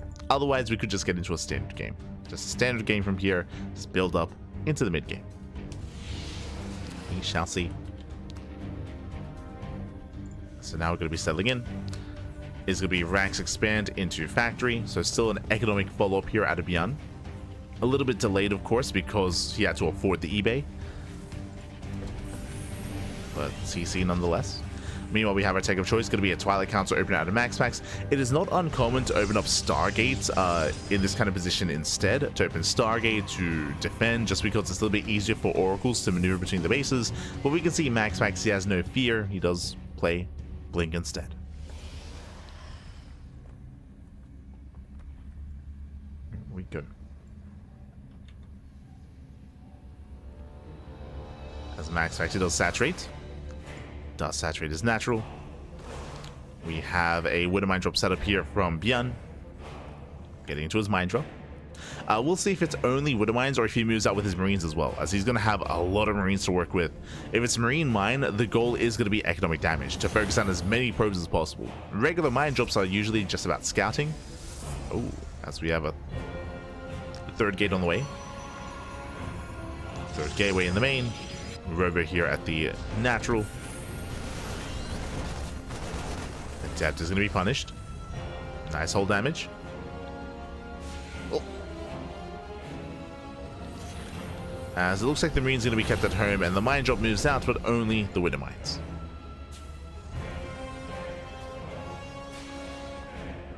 It's just purely the Mine Drop. It gets spotted by the Adept. MaxPax is where you can see the Interceptors coming in. And MaxPax is going for that Widow Mine, going for the Medevac, trying to force the unload. Does delay. Björn hoping to try to catch those Stalkers. MaxPax up. He will lose a Stalker. Nice pick up. One Stalker goes down. Can he save that Widow Mine? He should be able to. Just barely up. Second Stalker kill. Very nicely done. Björn, he kills two Stalkers for nothing. And does pull out. Does pull out, does pull away. Now, the one downside here is that this does mean that Björn does not scout. But there's not much to scout. It's 3-gate blink into what should be a third expansion. Yeah, so 3-gate blink to a third. So a very safe play here by MaxPax. Does find the prism. Björn, he doesn't come back home. He's committing here into the mineral line. He wants more damage. Greedy. Widow Mines will drop. Oh! And the first Widow Mine goes down. Oh, he doesn't pull away in time. 3 probe kills. 3 workers do fall, so very nice damage here by Björn, getting 2 Stalkers and 3 probes. Black-White's Raven into the main, but oh, does overextend. Overextension there by Björn. Back at home, Björn walling up. He has the bunker, sorry, he has tanks here in the main. Bunker at the natural. Björn, he needs a little bit more time. Trying to keep up with the rotations. MaxPax going for the natural. Bjorn is in position. So far so good. And he's holding. Observer does check the main. MaxPax, he wants it. He wants that main base. Observer gets spotted. Observer goes down. And Stim is safe. Whew. Stim is safe. If there was an opening, then the Stim could have been denied. MaxPax pulling away, expanding, of course, getting his third, taking up into charge, into a bay. That's going to be a faster Colossus here for MaxPax. We mentioned this previously in the earlier TVP, how it's very trendy nowadays to go into a faster forge, into +1, and a delayed bay, but not here. Not in game 1 for MaxPax. Raven does find a probe. Gets a couple. Gets 1, 2, almost 3. And 3 probes going down. Raven does survive. Nice moves here by Bjorn.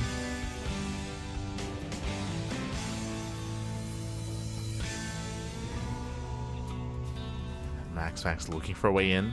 At this point, there's no way in. There's no way in. MaxPax just containing. Prism has potential for Zealot harass. Oh, and who runs into who? As they do pass by each other. Brutal unsiege. There we go. Does get away. Brutal moment to siege. MaxPax, he catches out the double drop. Doesn't quite get the Medivacs. Not quite. He breaks out. He breaks out. He's also aware of the War Prism, so should leave something at home to defend. Yeah, leaves the tank.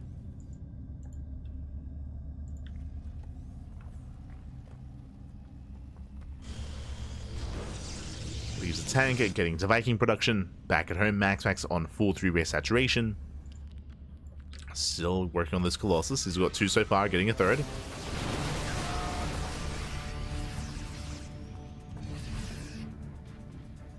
Prism pulls back to warp in. Viking still amassing. And Bjorn is taking his 3rd. He's taking his own 3rd base.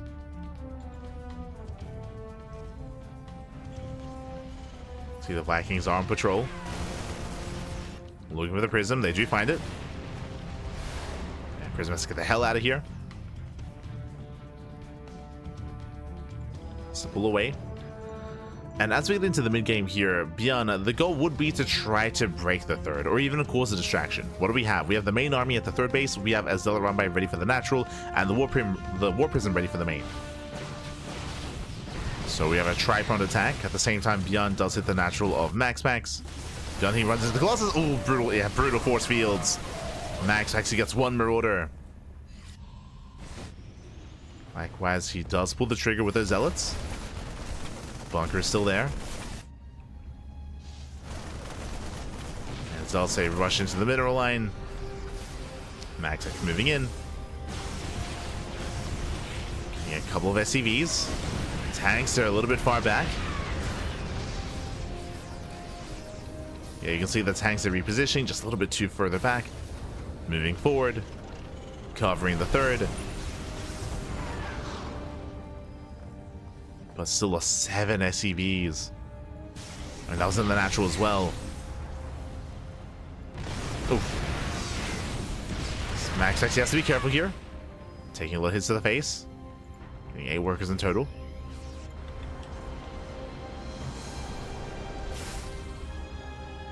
So far, good damage. Getting 8 workers. MaxPax, he does rotate. Behind this, getting a 4th Colossus. Again, this is very meta nowadays to get up to 4 instead of 3. Because how heavy the Marauder count is. There are just so many Marauders now in Terran compositions. And from here, we'll see if MaxPax goes for a 2nd Robo or a Templar Archives. Does it go for Disruptors or Storm? Well, Bjorn, he breaks out. Once that Colossus is going to get 1. Yeah, 1 Colossus goes down. A nice pickup. He keeps chasing. Not enough Stalkers. Yeah, where's the anti-air? Stalkers are not there. At the same time, GTs, they do hit the natural. 10 SCV kills. Very nice damage. Did I say 10? Getting up to 12. Oh, getting up to 13. Yeah, these Dark Templar, they're wreaking havoc. The Invisible Man, they're killing Bjorn. They're killing Bjorn at this point. 16 SCV kills. MaxPax, he likes his DTs. And with that, Beyond, his economy is crippled. He's all in. At this one, he's all in. One way or another. Either he breaks MaxPax or he's just going to run out of steam. Oof. Well, pushing into Colossus, not going to be easy. Never goes up. Does zone away. You know, Beyond, he gets a second Colossus. I mean, nice pickup, so it's out to go in for the surround. Yeah, and Beyond, he doesn't have enough here. He gets surrounded, he gets shut down. MaxPax, he will overwhelm. And he will clean this up. And remember, Beyond, oh no! Oh, he's crazy. A bit of his control. Yeah, Beyond leaves the army idle, will lose all his metavacs. And GG. GG gets cold. There's nothing left. MaxPax, he will take game number 1. Whew. GG. GG, well played. Beyond forced into the all-in. He wasn't meant to be all-in, but was forced into it. Oh, as we're getting ready for our next game.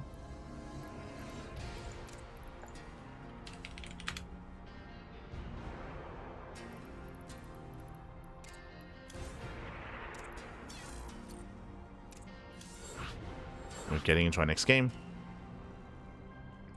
Is going to be on Killer's Mile.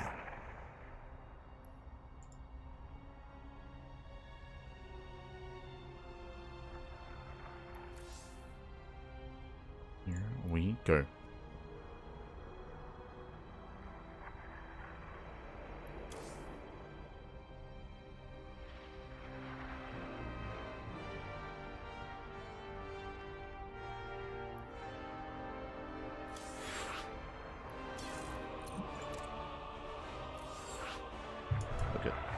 Wrong score. Oh, hold on. Fixing that up. Beautiful.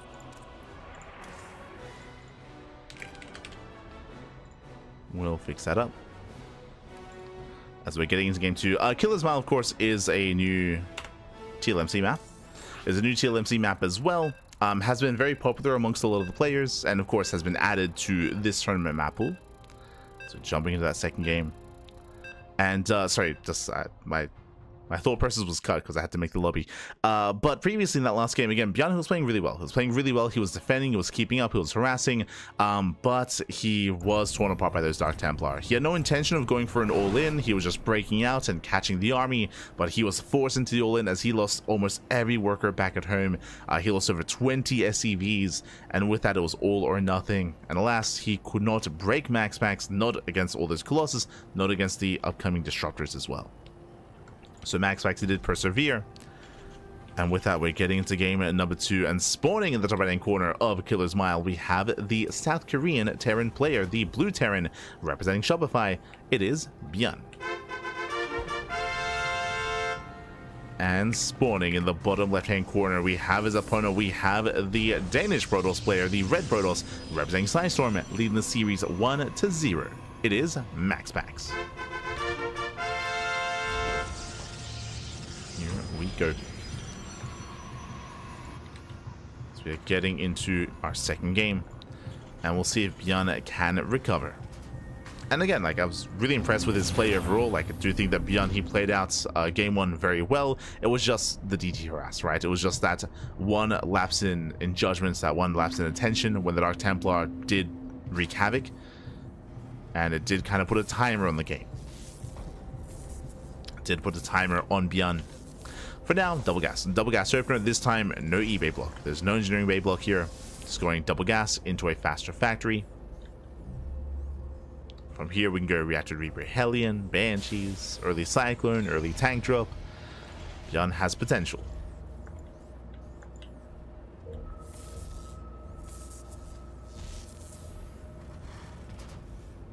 Does have potential here. Let's see what he goes for. Likewise, MaxPax settling down back at home, getting to his own opener. Just gate expand into Cybercore, also gate Cyber expand even. When it comes to Killer's Mile, this is at least in my experience, it's been quite popular amongst Terran players to go for this map. The reason for this, I would imagine, is because of how exposed the third is. This third base is very wide open. Likewise, there is no ramp, there's no choke point here to take advantage of. Ooh, but MaxPax does open up with a proxy pylon. Let's go. My eyes are on MaxPax. Before we can even think about a third base, well, let's talk about the natural, because the natural's on the way for Björn, but alas, show us a proxy gateway. Yeah, proxy gateway's on the way, so this should be Zealot first. Oh, my apologies, Adept first. Adept is moving out across the map. Stalkers, extra reinforcements. The goal here for MaxPax is to delay the expansion for as long as possible. The goal is to delay. Adept is waddling in. So far, Björn, he does shut down the first Adept. So far, so good. Adept does shade away. CC halfway done. Gateway still in production. We have another gateway here from MaxPax, so a 3-gate opener, very aggressive. And it looks like he won't be able to delay the construction of the base, but we'll see if he can delay the mining of the expansion. For now, though, you see Björn diving into the mineral line. Takes down the Adept, gets one of the probes, gets 2. Takes down 2 workers, gets a 3rd probe as well, gets a 4th. Decent damage so far, and the warp ins are about to begin. We're getting to the point where we can warp in. There we go. Adepts are on the way, Stalkers as well. MaxPax moving out. Back at home, bunkers in production. There is a defensive cyclone, and we have a second cyclone as well. These cyclones, they should be enough to defend. MaxPax, he commits, takes down an SCV, denies the bunker, takes down the Marines. He's going for the Cyclone. That Cyclone, he cannot afford to lose it. It's the one thing keeping Björn in this. Oh no! Oh my god, hot pickup. The pickup icon. Oh my god, the juggling. GG, the juggling is insane. And Björn, he holds, he shuts down the aggression. And Björn ties up the series 1-1. Oh my god. GG, GG, well played. Very, very intense game. Oh. Very, very intense game there as Björn does take it. He does survive. And we're getting into the ace match. Oh my god. Again, MaxPax, he was incredibly committed there. He had invested so heavily into the Stalkers, into the Adepts, into his 3-gate opener. He failed to get that Cyclone, failed to break Björn. And now we're going to the ace match.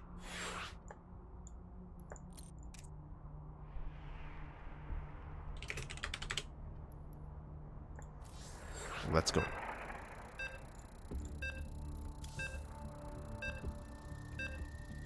Hi. We're getting into the ace match here, and we're going to be loading into El Dorado.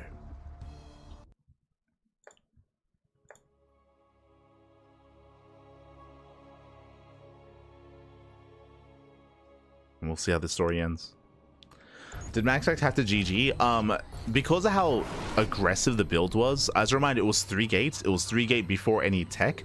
And he already, he had committed quite hard to breaking that. Because he failed to get the Cyclone, what did he lose? He lost 2 Adepts, and I want to say 3 Stalkers as well. And upon that, we actually had more Cyclones on the way. MaxPax, he was in a really rough position. You could argue that he could have stayed in that game and tried to survive and play it out. But it's a hard call to make, especially at this level, because basically what you're saying is that you're saying that MaxPax, he has to rely on Björn making mistakes, then Björn like making like some ill-advised like decision making as well. So not necessarily something that you can rely upon, but I guess you could argue for it. As we're getting into the ace match, getting into game 3 and spawning in the bottom left-hand corner of El Dorado, we have our South Korean Terran player, the blue Terran representing Shopify, tying up the series. It is Björn. And spawning in the bottom left-hand corner, bottom right-hand corner, we have the red Protoss player, the red Protoss himself representing Sidestorm Gaming. It is MaxPax. Let's go. Let us go. But again, basically, MaxPax, he had delayed his tech, whether it was Stargate or Twilight Council. He had heavily delayed his tech here in favor of that aggression. The aggression failed. And with that, does GG. And now we're getting into the ace match. We're settling in. El Dorado, of course, being a very unique map in the map pool. El Dorado, you can take these southern expansions, you can try to be more aggressive and expand towards your opponent. Beyond is quite fond of rushing into these gold bases depending on the matchup. We have these gold bases available, these center gold bases as well. These bases could be a factor. We'll keep an eye on our players. Another important thing here is the rush distance by air. Rush distance by air is very short from base to base, so drop play can hit a little bit faster. Stargate play is sometimes utilized because of that as well. It's very risky. I mean, it's always risky to open up Stargates, but even here in El Dorado, the rush distance by ground is quite short. Longer than by air, but short nonetheless. So playing Stargate is risky. We have seen MaxPax play Stargate on El Dorado before, so that is an option. It's definitely viable. So we'll see if MaxPax does mix it up. As he's going for the Twilight Council. Okay, we're calming things down, going for a Twilight Council. This time, no crazy 3-gate opener. Just gate, cyber, expand, Stargate. Sorry, Twilight Council. So early attack. As a reminder, at this point in the last game, he had a 2nd gateway and was getting a 3rd gate.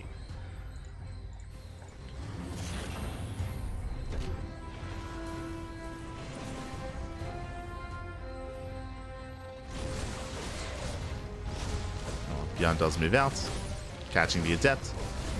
First Adept goes down, trades 1 for 1.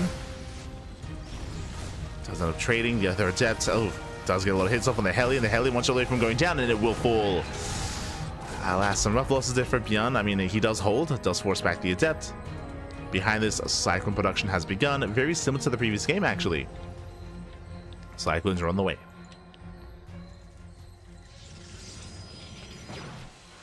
Cyclone opener here out of Beyond, going into a Cyclone drop. Reaper dives in, gets behind the mineral line, and the Reaper does confirm the Twilight Council. Okay, so Beyond is aware. He's aware of what's going on. It's going to be Cyclone into tank. Upon seeing the lack of Stargate, he knows not to make a 2nd Cyclone, but going for the drop regardless. Now, there's a lot of micro potential with this Cyclone, as we saw in the previous game. A lot of micro potential with that medevac, more importantly. Beyond moves out. MaxPax getting position in the main. Beyond boosting in. And he will catch a Stalker. Would you have a reactive warp in? Warp in does complete. Breaks the lock on. And MaxPax, he should hold. Yeah, he does hold. Oh, it was a Cyclone. Doesn't lift in time. MaxPax does take the better trade. Adept gets into the main base. SCV going down as well. Ay, ay, ay. This is getting out of hand. This is getting a bit out of hand here. 2 SCV kills. Beyond force back home. And MaxPax coming out of the early game comes out ahead. He snipes the Cyclone, gets 2 SCV kills, gets a full scout of the main base, gets eyes on the 1-1-1 setup. No crazy faster TC or faster Raxes. MaxPax looking comfortable, and in doing so is actually being quite tech heavy here. Forge and the Robotic Spade. So getting to +1, getting to Colossus production, MaxPax staying on a lower gateway count and delaying charge. He'll get there eventually, but doesn't prioritize it.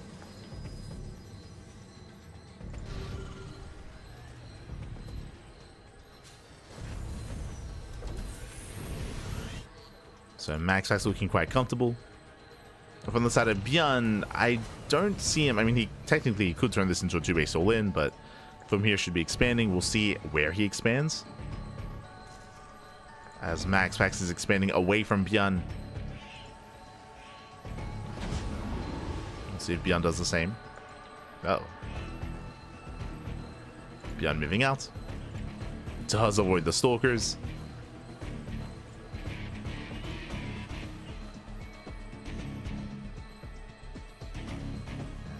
Does barely avoid.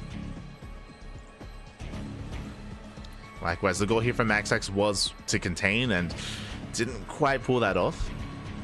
Third base is very exposed. There's not much of him to defend either. Yeah, the Stalkers are all out. Meanwhile, Stim is not done, but Beyond is going for the mineral line. And MaxPax is not ready for this. Does pull away. There's a reactive warp in. Going for the Zealot. He gets one. He gets both. But the Colossus does arrive just in time. Whew, that was very well timed for MaxPax. Without that Colossus, that would have been a tough hold and pros would have gone down, but he does hold. Whew. MaxPax, he holds. He did actually drag his Stalkers back home. I mean, that shows just how vulnerable MaxPax was. But he defends. Does defend. Bjarni breaks out. Getting his third CC on location. Going for the linear third. Or the vertical northern base. Drop into the natural. Spots more Colossus. Pushing into 2 Colossi, it's not going to be easy here for Bjarni. Looking for another angle of attack. He does scan, stems in. Runs into the charge lots. So far maintaining himself. More Zelts warping in. Likewise, drop into the main. Not going to be distracting. Likewise, going straight for the naturals or going for the Robo. Nice snipe. Robo is going to fall. Bust into the mineral line. Pro's going to be going down. MaxPax out of position. Anyone in the main base, the drop is finally being cleaned up. Tanks are left alone. These are going to be expensive losses here for Bjarni. Was this worth it? We'll lose both tanks. Both tanks go down. Bjarni moving out with another double drop. Likewise, ooh, third CC is going to be delayed. Okay, so chaos all over the place. Now, Bjarni did snipe the Robo, so there's only 2 Colossus. There's no additional Colossi here. Only the 2. Bjarni dropping back into the main base, forcing the recall. Yeah, upon seeing it, Bjarni has to get the hell out of here. Has to pull away. Doesn't lose anything. Oh. So far, MaxPax, he's holding. He's holding on. Colossus in the main. Stalkers at the third base. Oh, Stalkers at the fourth as well. Medevacs getting very low. And Bjarni, he didn't restart. No! Didn't restart the CC. The command center is still not done. It should be. It should be done by now. Feels SCV, man. Bappy, you're on the clock. Get going. That's actually brutal. This is actually hindering the economy of Bjarni. He's long distance mining. No. As the sea, we're just, yeah, okay. There, he notices. Does notice. Does restart. Very delayed expansion. From here, MaxPax already getting a fourth base. Ay.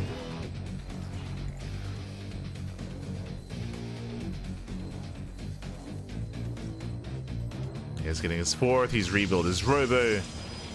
MaxPax, he has a supply lead. He's ahead economically as well. And Bjarni's in a rough position here. Now we'll see what he can get done. Now, Bjarni, of course, he has a lot of drop potential, so he can try to hit one of these bases. For the most part, though, MaxPax, he is split up. He's ready. Zelts, they do counterattack. Back at home, SCV is going to be going down. Bjarni out of position. He's racing back home. Oh, God, this is brutal. I mean, again, Bjarni, he's already behind economically to begin with. Losing 2 more SCVs. Denying mining time. Bjarni is stuck at home. He's just going to be stuck at home here.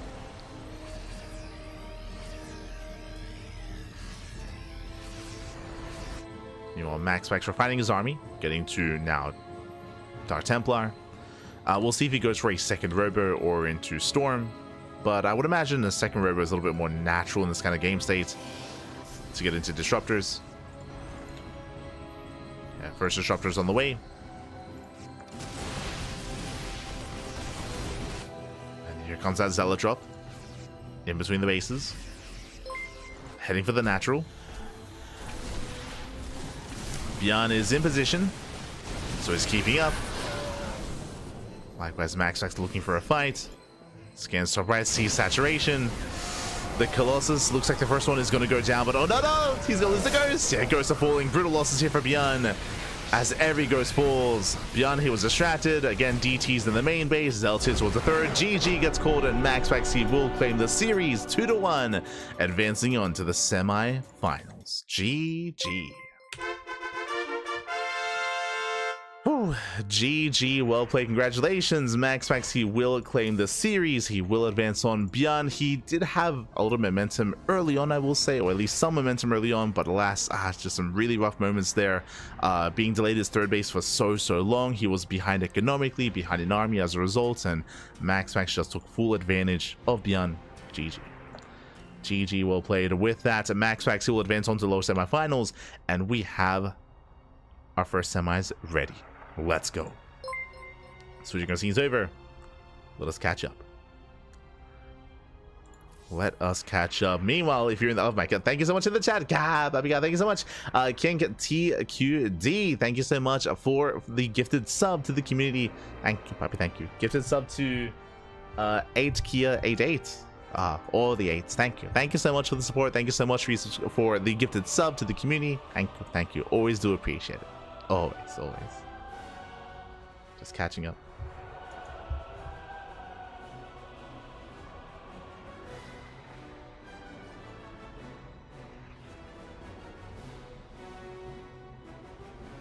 Get to work beyond your SCV. Fire the SCV. Fire him. Aye.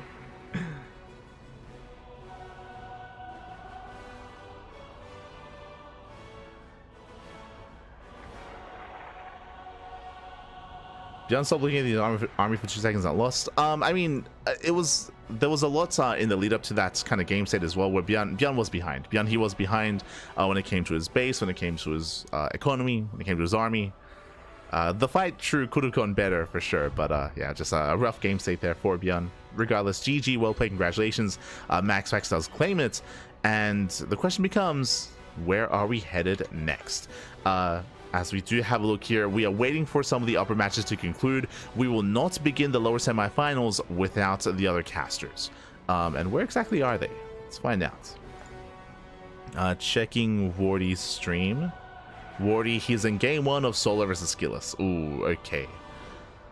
So because he's in game 1, most likely we're gonna be jumping into Solar versus Skilless, and most likely gonna be finishing it first, and then we'll be covering MaxPax versus herO. Okay.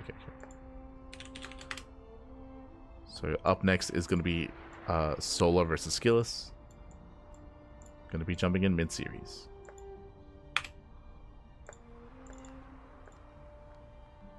Just setting that up.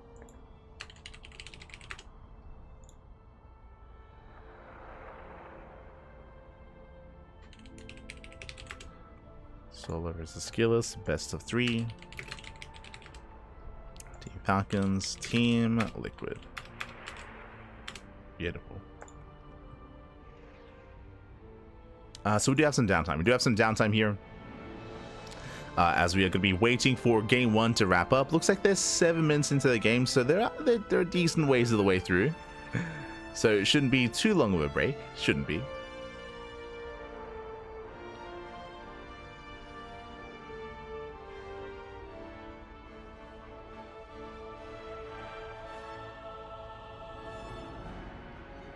Go.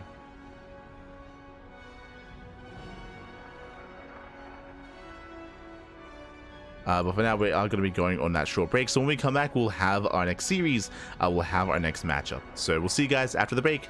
Then we come back. We'll have Skilless and Solar. See you soon. See you soon. See you soon. Well, this is a 30+. True, it could be 30 minutes. It could be.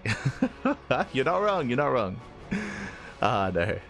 Not like this. It'll be fine. It'll be fine. See you soon. See you soon.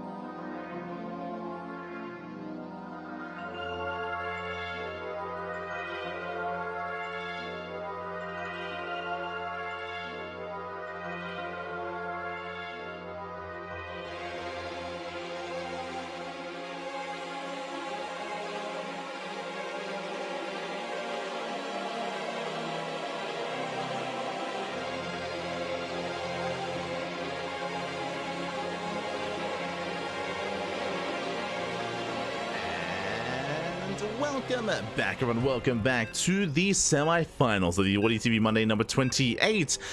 We just got an update here. It looks like Solar and Skillus are mid-series. Solar did just take a lead and take game 1 versus Skillus, and we were about to jump into game 2, but we were notified that we can actually begin the semis. We can begin the semifinals. We have been given permission. We are jumping into our PvP. Spawning in the bottom left-hand corner of ley lines, we have our Danish Protoss player, the blue Protoss representing Storm Gaming. It is MaxPax. And spawning in the top right-hand corner, we have his opponent. We have the red Protoss player from South Korea. It is herO. And if you're in the chat, you know what time it is. It is Gamba time. Predictions are open. Place your bets on who you think will claim the series. Best of luck in the chat as we are jumping into our fresh best of 3. But usually we do play out the semis one after the other, but it does seem like because some of the other portions of the bracket are a little bit slower than others, looks like just for brevity's sake or just for time's sake, we are going to be jumping into those semis first, here and now. Let's go. Let us go. Now, when it comes to our PvP, herO and MaxPax, they are straight up the best Protoss players in the world. You don't get better than herO and MaxPax. They are the top 2. You could make an argument for either one, depending on the day, depending on the tournament. I think most would say that herO is the best offline Protoss player and MaxPax is the best online Protoss player. But they both have their strengths and weaknesses, I will say. I would say that herO has at times stronger PvZ, MaxPax has at times stronger PvT, but even then, like stylistically in those matchups, they are very, very different. And even here in PvP, very different as well. And they often go back and forth. They often trade back and forth, trade maps, trade series, especially in recent months. Back in the day, back pre-latest patch, you know, back last year before October, I would say that MaxPax had the best PvP in the world. 100% had the best PvP in the world. But after the patch, PvP has changed. PvP has changed quite a bit. More importantly, though, it isn't just PvP changing, but the meta has changed between herO and MaxPax. herO nowadays, he is less willing to go for one base all-ins. He is more willing to be greedy and to even out-greed MaxPax at times and play out longer games and more quirky, unorthodox matchups. So yeah, it's just been a very interesting evolution of PvP between these two. Meanwhile, here comes that pylon block. MaxPax's expansion is delayed. It's going to be a double Stalker opener out of herO, and it looks like, oh, we are continuing Stalker production. Okay, so double Stalker into a 3rd and 4th Stalker as well. herO does move out, and herO is being hyper-aggressive here. He will delay his expansion. MaxPax going for his own, and herO is going to be the aggressor. Oh, I say that. Probe backs off, not going for a proxy, is going for an expansion. So herO, he will be expanding behind this. He will reinforce with a 3rd and 4th Stalker. herO is being assertive, that is true, but not going all in. Not going all in. Also, before I forget, you know what time it is. It's Gamba time. Oh, if they weren't open earlier. Hold on, I'll get on that. We'll get on that so far. Nice trades here by herO, but the Oracle has arrived, and herO has to respect that Oracle. Meanwhile, extra Stalkers are coming in. herO, doesn't quite get the stasis. Doesn't quite get it. Stasis does survive. herO going to be zoned back. Chipping away at the army. No major damage yet. Trying to force an overextension. Likewise, MaxPax trying to bait the army into the stasis. herO, he doesn't take the bait. Oh. Now pulling back. Likewise, Oracle does get across the map. herO, he notices. Does notice in time. Zones away. That natural taking a lot of hits, taking a lot of damage.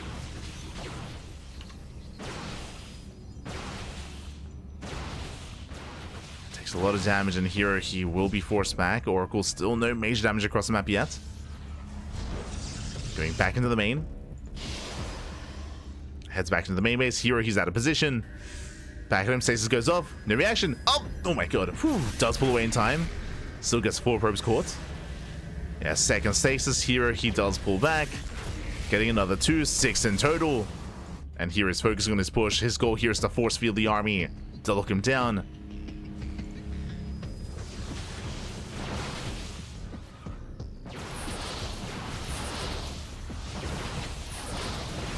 Does lock him down. gets one of the zealots. Boys are being pulled. So far, nice force fields, catching one of the stalkers. Shield battery out of energy, gets a stalker, gets one. And here he's overwhelming. He's overwhelming the army, baits out the stasis. More boys being pulled. And here is so close to breaking MaxPax. 2 stalkers left. Yeah, only 2 stalkers. There we go, 2 more warping in. MaxPax barely holding on. Yeah, here down to 5 stalkers. Down to 5. Oh, another stasis went off. Ay, ay, ay. The stasis traps. Yeah, they keep popping up. And MaxPax he's held. Now, it did cost him 7 workers, true. It did cost him a lot of workers. But he does hold on. herO, oh, bleeding under the stalker. And as the dust settles, MaxPax does have a slight worker lead. 36 or 35. As herO races back home, he has a shield battery. He has reinforcements. He should be fine. Should be able to defend. Likewise, herO. Oh, actually, I should say MaxPax does have Blink. Yeah, with Blink, herO, he's in trouble. Bleeding out another stalker. herO falling back. He has to respond to this. He has losing too much, losing far too much. herO is in trouble, bleeds out 2 more stalkers. Again, trying to recover. I mean, herO is behind. What do? Dark Shrine. When behind Dark Shrine, Dark Shrine's on the way. He needs time for those DTs. herO going for the NG overcharge. And while MaxPax contains third base. Third base is on the way. There is no robo. There's no robo, so there's no detection yet, but there is the Oracle. The Oracle is a form of detection. But now the Oracle is zoned away. The Oracle has not scouted the main, is not aware of the Dark Shrine. Unfortunately for herO, there is no proxy pylon, so there's no way to reinforce across the map. He has to warp in back at home. Oh, and it's going to be a tough hold for herO. Yeah, here he's not going to save the third base. It's going to go down. It is buying time. Buying time for what? For the Dark Templar. For those ETs. Stasis into the main base. Gets 1 probe. MaxPax pushing in.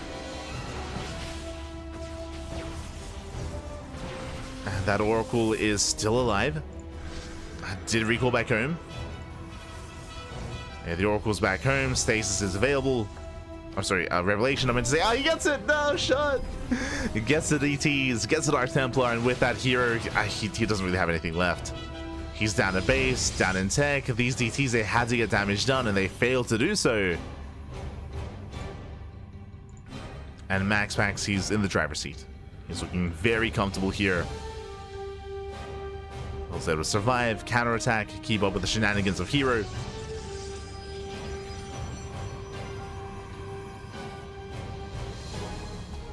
herO moving in.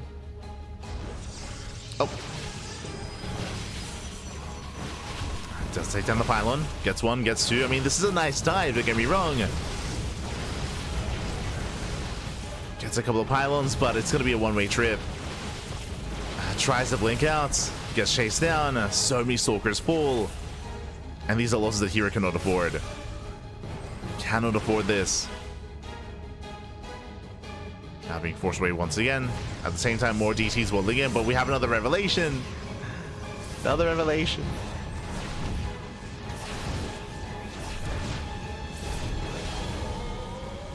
And hero's only hope at this point is that MaxPax is caught off guard. Is that maybe he's able to warp in extra DTs and focus on a cannon and get into a mineral line. Or for some other mistakes out of MaxPax.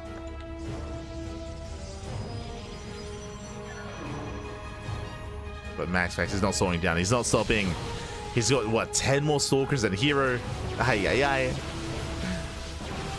Got 19 versus 9. Pylon goes down.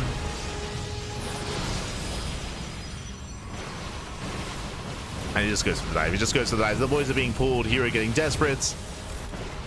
And again, just a really rough start. Taking all the stasis traps. Bleeding out those stalkers. And of course, the Dark Shrine just did nothing. Dark Shrine did nothing in the end. Got like 1 or 2 pro kills. GG gets called in. MaxPax overwhelms. MaxPax takes game number 1. Whew. GG. MaxPax does take a lead. Again, here he did have potential, especially early on where he was gaining value, but unfortunately the stage traps were insane. The Oracle Harass was on point for MaxPax, just catching Hero off guard time and time again. And with that, GG. GG, well played. MaxPax does take a lead, and we'll see if... Oh. We'll see where this takes us. As we are jumping into game number 2. Yeah.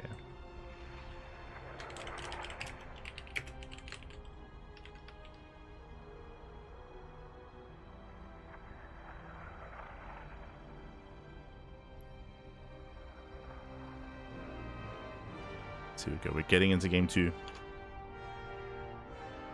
And it does seem like Solar versus Skilless did wrap up. Okay, so Solar takes on Skilless 2-0, and we have the upper semifinals ready for us as well. It's going to be Solar versus Clem in the upper semis. Of course, we're going to be jumping into that series after this one. So jumping into Persephone.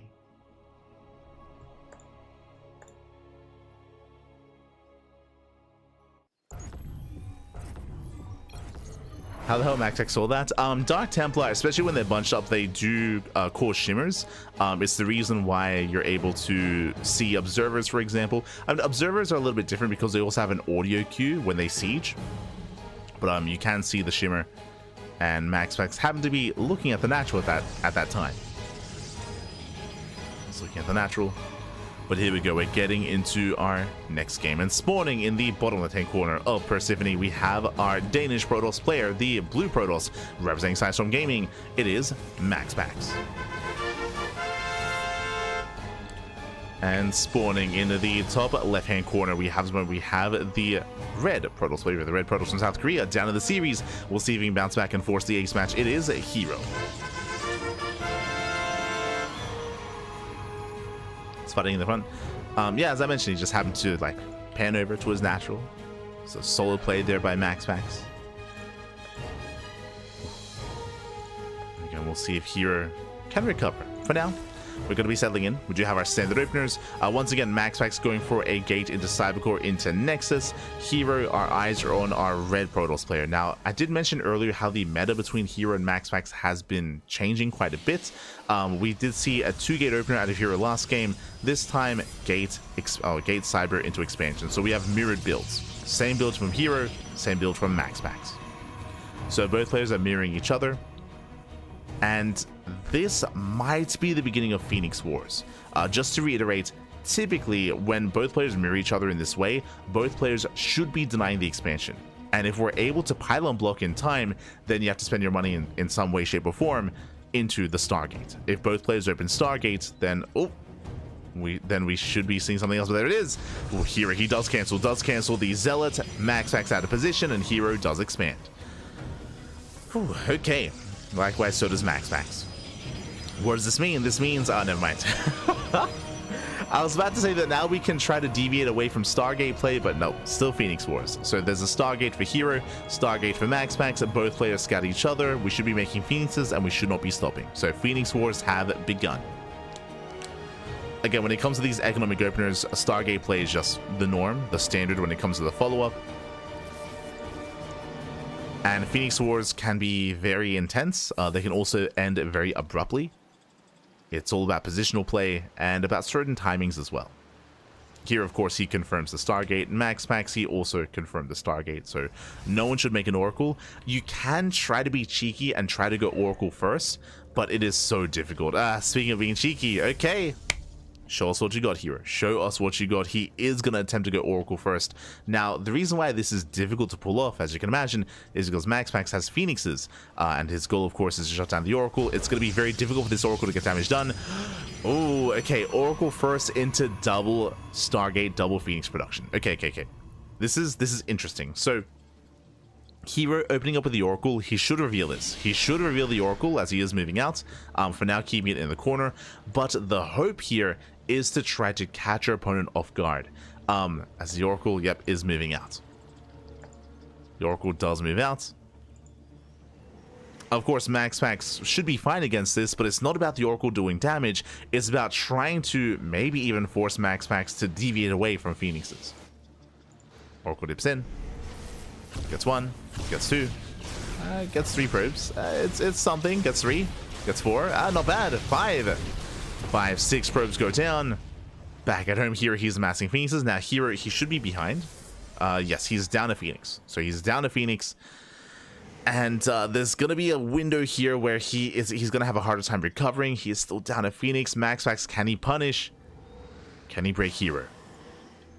Remember, because of the faster second Stargate herO, he can recover from this. He can build back up. There we go. Up to 4. Got up to 4. He's okay. herO, he's okay. herO is currently enjoying a greater economic lead. Phoenix is moving in. herO, he doesn't want to engage yet, though. We have an even Phoenix count. Oh! And MaxPax now with the 5th Phoenix. So with herO. Same with herO. Bit of a miss rally. Oh no! Miss rally. herO, he will throw away a Phoenix. Oh no. Every Phoenix does count. herO, he was distracted, going for his Adept harass. Adept does get a couple of probes here in the main. But he will lose a Phoenix. And that is a brutal loss for herO. And yes, he does get 3 probes, but that is not worth it. So herO, he now has a smaller Phoenix count. He can't take the head-on fights. He will lose another Phoenix. Ay. Not like this. And MaxPax, he can just bully his opponent in. Like, he can just go for it. And he is. Yeah, he goes for the dive. MaxPax, he will win this fight, or at least he should. And from here, overwhelm.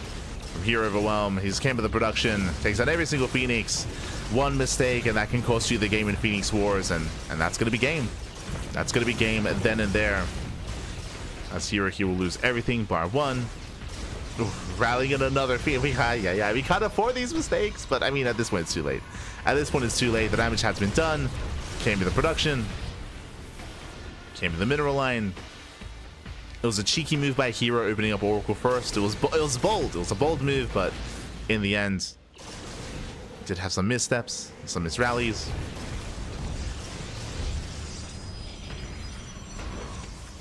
And the reality is that there isn't really a way for herO to recover. He can't make any more Phoenixes. As you can see, he just can't make any. If he does, he's just going to die instantly. You can see he's trying to catch reinforcements. He has a shield battery. And this does distract MaxPax. He does snipe another Phoenix. We do see here he's trying to transition into Stalkers, but it's a rough transition. It shouldn't quite happen. As we get 16 probe kills.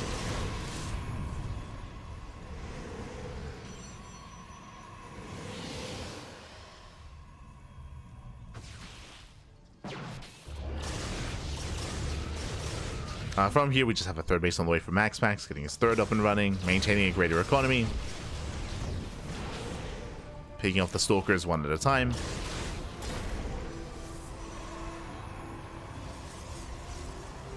Here he's trying to get into extra gateways. I mean, Warp Gate isn't even done. Like put that into context here. There is no Warp Gates. He can't make anything.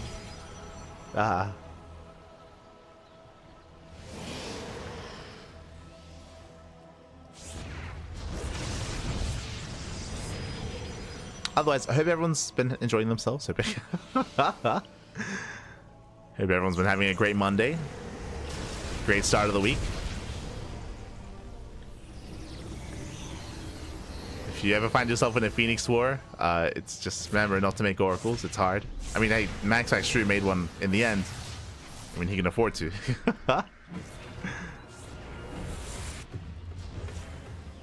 Behind this, we do see MaxPax now switching into a ground-based army, going to Mass Gateway, going into Immortal Production. herO, he is amassing up his own High Templar. Not bad. High Templar into Archons, into Charge Archon is going to be his switch. But what's important here is that MaxPax, he didn't stay on Mass Phoenix. Like, he's working on that ground army as well. As Archons are morphing in, getting 10 more probe kills.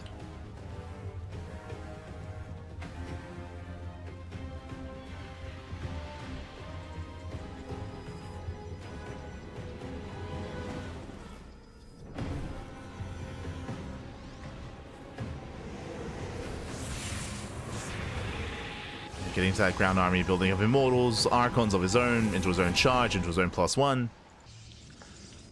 herO, he's most likely going to have to go for an all-in from here. I say that he is saturating his third. He's building back up. When it comes to the head-on fight, these Phoenixes, they're not going to have as much use. They can lift up the Zealots. They can lift any potential Immortals as well. But for now, just charge your Archon. Charge your Archon out of herO. He is building up. I don't think MaxPax has to be this assertive. As he's pushing, he's going to be moving into 4 Archons. Oh, but he has reinforcements. He has reinforcements on the way. Stasis Trap as well. Getting 4 Archons of his own. Yeah, he has enough. He has enough to break through. Dives in the army, lifts up the sentry. From here, a bit of an awkward push. Also, again, like the gamma, the contrast on this map, it's crazy. Archons are so bright. Let's go. Yeah, boys are being pulled into the Archons. No! Into the Archons. Massive shots going off. 15 workers going down. And MaxPax, he will overwhelm. He will overwhelm this. Again, just a really rough early game out of herO. Losing his first Phoenix. And that was kind of game then and there. Like, losing those Phoenixes. And very quickly snowballing out of control. MaxPax, he did abandon his army.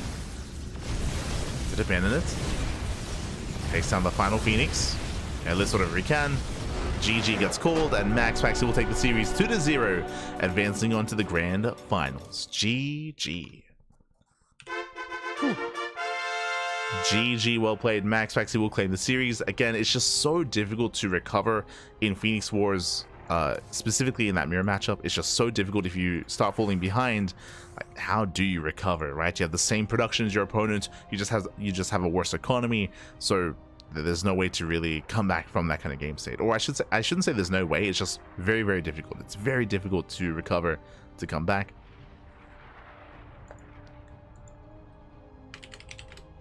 And here he wasn't able to do so. And with that, MaxPax is going to be our first finalist, and now we are getting into our second semifinals, getting to our next match. Going to be getting into Clem versus Solar. Let's go. And I'm ready, I'm excited. Solar, coming into this, Clem is favored 100%. He's favored to win the entire tournament, but Solar, he has been taking maps and been taking series off of Clem in recent times. It's been exciting to see the renaissance of Solar. The redemption arc has been in full force. Solar taking down herO, taking down MaxPax, taking down Clem. It's been insane to see these wins from Solar. I'm most curious by this matchup though. I'm most curious because we have seen Solar and how he approaches Protoss, and it's usually hyper aggression. We've seen a lot of aggression and a lot of all-ins. I don't think I've seen Solar play macro and ZVP in a long time, actually, ever since his kind of return and his rise. But against Terran, he does play more standard, he does play more macro, and that is where Clem can be really comfortable. Clem can be very comfortable and can look terrifying. Can it look terrifying? So we are going to be getting ready here for that upper semis. And we'll see where that takes us.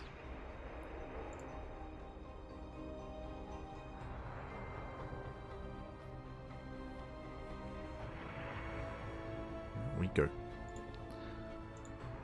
Otherwise, I guess we do have a short break here as the players are conducting their vetoes. So vetoes are underway.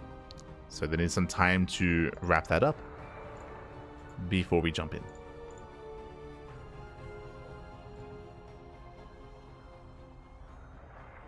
So we're going to be going on a short break. We shouldn't be gone for long here, just a couple of moments, and then we'll be back with our upper semis. See you soon. See you soon, Pat. See you soon.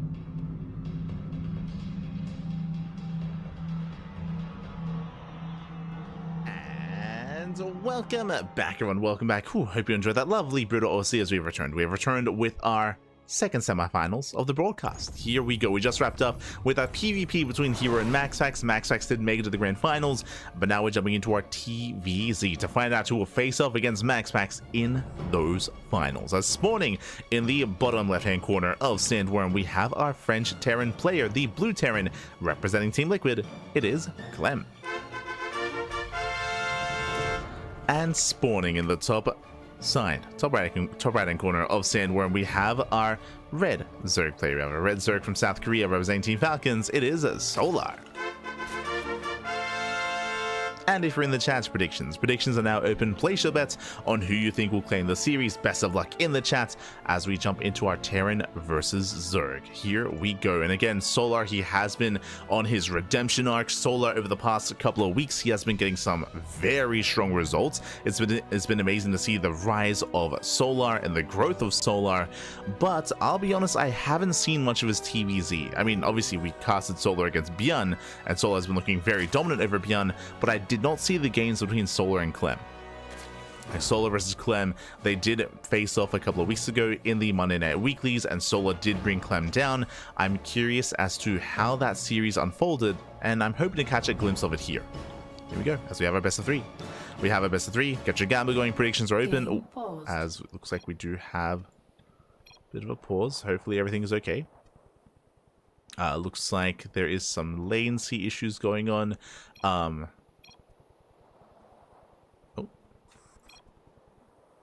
Looks like they,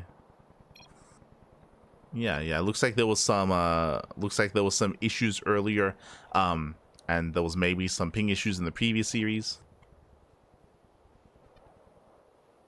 But yeah, I can say everything's looking fine on my end. Also, I didn't cast Solar versus Skilless Smoge.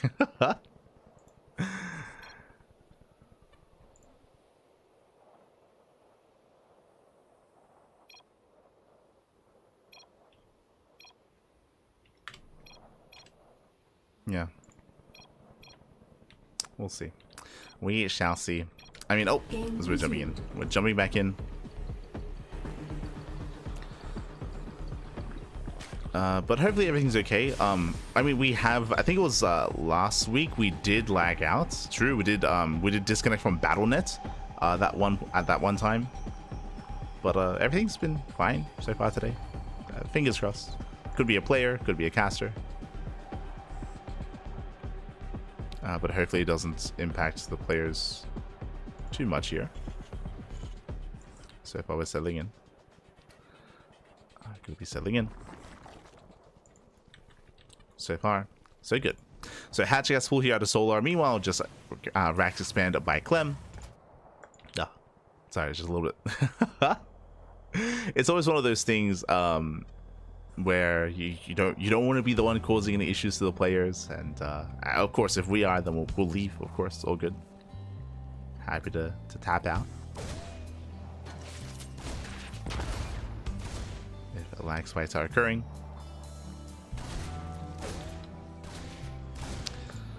Now though, we do have Clem poking in towards that natural. Solar, he does defend, taking his third expansion. And welcome one to Sandworm. Right, I should also introduce the map itself. Sandworm is one of the smaller maps, has a short rush distance by ground, so is known for a little bit more aggression.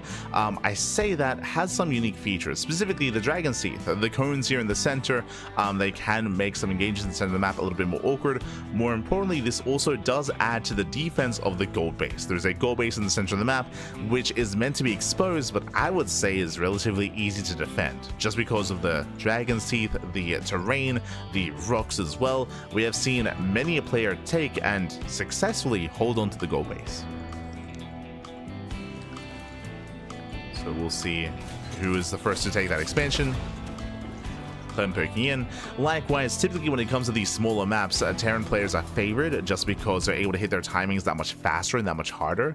So I'm curious to see if Solo opens up Roach. Roach-based play is usually more standard on smaller maps, just because you're able to be a little bit more larva efficient and pull off those early game defenses. So we'll see if Solo does embrace that Roach Warren or if he goes somewhere else and goes into Lingbane. At this point, if it was roaches, we would have seen a Warren by now. Solar joining up, saturating his third base. Back at home, it's going to be a third TC into Starport out of Clem, economic opener into Hellion Banshee. And the goal for Clem is to just poke in, is to deny creep, and to set up for the eventual bio timing at 7 minutes. So Clem just poking and prodding. If he can find an opening, then he'll go for it. Otherwise, denying creep is all he needs to do. It's up to Solar to dance with these Hellions to keep his creep as, just keep it as healthy as possible. As Clem is rotating. Clem is rotating. Solar so far keeping up. I will say that the attack paths are a little bit more limited here, so Solar is having an easier time keeping up with these rotations. Is going to be Lair first. Okay. Lair first out of Solar, Lair into Double Evo Chamber, into Baneling Nest. This is going to be a little bit greedier here by Solar. Oh, my apologies. It is going to be Roach. Okay. If you remember, we did assume, or we did bring up potential Roach play on Sandworm just because of the size of the map. Maps like Sandworm, maps like Whispers of Gold as well, are maps where we do often see more Roach play. Just to re-emphasize, it is typically because of the size of the map. Just because roaches are typically a safer way to play. Meanwhile, Clem, we spoke about the gold base, is rushing into the gold. Taking the gold as his third. We did mention before that, again, this third base is quite, or this gold base is quite defendable. It's quite defendable here. So what's terrifying is that this can give Clem a boosted economy, and we spoke about his 7-minute timing. Now suddenly with the gold base, he can go for an ARAX. He can go for an ARAX, and mate, that ARAX is going to hit like a truck if he goes for it. So we're getting a bit ahead of ourselves. For now, takes the gold, gains map control, moving out with his Hellion Banshee. For the time being, we have a 5-rack setup, and we'll see if he throws down more. Meanwhile, Solar building up his roaches. Getting into plus on melee, this tells us that it's going to be Lingbane Roach Ravager. It is not purely Roach Ravager into Hydra. The roaches are just supportive units. Just to morph into Ravagers to defend. Solar, he intends to tech up. Speaking of teching, yep, there it is. Gonna be the infestation bit. So, as the Hellions, they find that opening. They find a way in. They bust into the mineral line. Drone's gonna be going down. Lings is trying to keep up. And Clem is going for the drones. Yeah, he ignores the Lings. Workers getting roasted. And this is getting out of hand. This is getting out of hand already. Gonna be 12 drone kills. Can he get one more volley up? Barely. Nobody gets 14. 14 workers go down. Banshees, they're on the expansion. They should be transfused. They should be able to keep the base alive. It's going to be close, though. Yeah, there's a transfuse. Fourth base does survive. And you can see here, gases. Gases are being taken. So this tells us it's not an all-in. Clem, he's not going for the all-in. He's taking gases. With this, he can afford a second factory. An armory, getting into the mid-game. Still being aggressive, don't get me wrong, but not going all-in. Gets 2 roaches. Takes down a couple of roaches. Keeping Solar busy. Now, I think what I was about to get into before the Hellion dive, Solar, he's going Roach Ravager Lingbane into Ultra Tech. That's typically how this build does unfold, getting to Hive, getting to fast Ultras. Obviously, the downside, and the downside of opening up Roach, is that the upgrade is going to be delayed. So they're not going to have they're not going to be the best upgraded Ultras. Meanwhile, 3 Queens get caught out. Oh my god!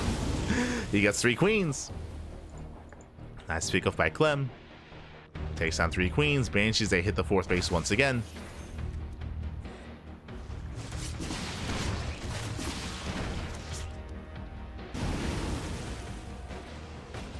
Solar is trying to keep up. Solar stuck redroning, resaturating.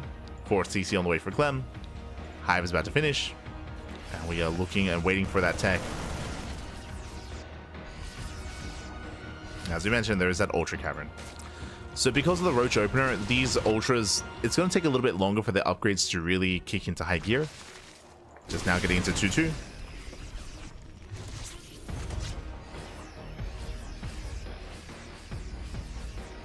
And here comes the push. Here comes the actual move out. This entire time Clem has been harassing, but now it's time to push with his main army. He's got 1-1. He's got 2 tanks behind this. Army sims in. This goal base is going to fall. There's no expanding. And there's a cancel. Goal base is going to go down. From here, Clemmy rotates, and that fourth is still very low from earlier. The ramp is coming into play. Plenty of Ling Bane. But ideally, Solo wants to come in from a different angle. Tanks, they cover that flank. Clem pushing forward. And Solo gonna try to break through. Not gonna be a pretty trade here. Takes out one tank. Now going for a counterattack, going for a run by. Clem gaining more ground. Does move in. Bailing's on the way. Last Solo, he does not catch reinforcements. Clem has plenty back at home, and Clem, he's doing it. He's breaking through. Takes down most of the Ling Bane, getting on top of the roaches. Here come the Vipers, though. The Vipers, they can help support. Decent Bailing connections. But he tries to force his way down the ramp. It's not going to happen. One tank goes down. And Clemmy just keeps rallying. He just keeps rallying in. Ultras are revealed. They're 1-1 Ultras. They do not have kindness waiting. So again, these Ultras are more fragile than usual. Oh, God. Has he... yeah, the Ultras, they melt. The Ultras go down one after the other. No upgrades on the Ultras. Nice Blinding Clouds, though. Very nice. Blinding Clouds, they pop up, and with that Solar, he's holding. Whew. He's barely holding on. Again, he Blinding Clouded everything. That was, what, 6 tanks going down? And now, hey, these Ultras, they have 2-2. They have 2-2 and kindness plating. Better upgrades for Solar. 3-3 just now beginning here for Clem. Whew, okay, we have a game. we have a game. It was a tough hold there for Solar, but he did hold on. Did survive. It takes the goal base, takes the expansion. Clem, the pressure is on. He has to keep going.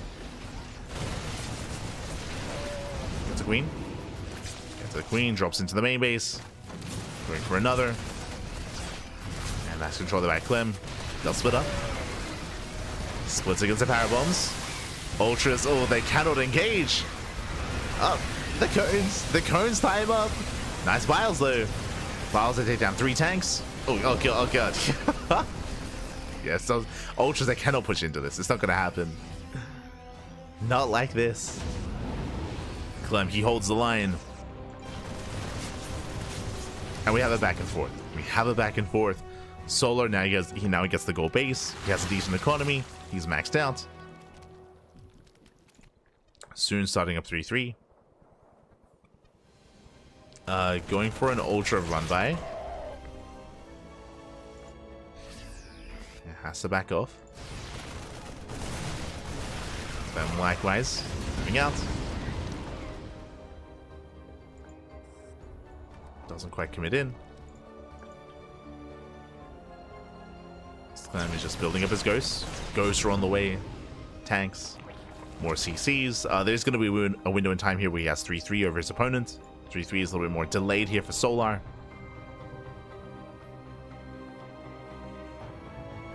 And the one thing that Solar's lacking here is anti-air. That's where the Spire comes into play.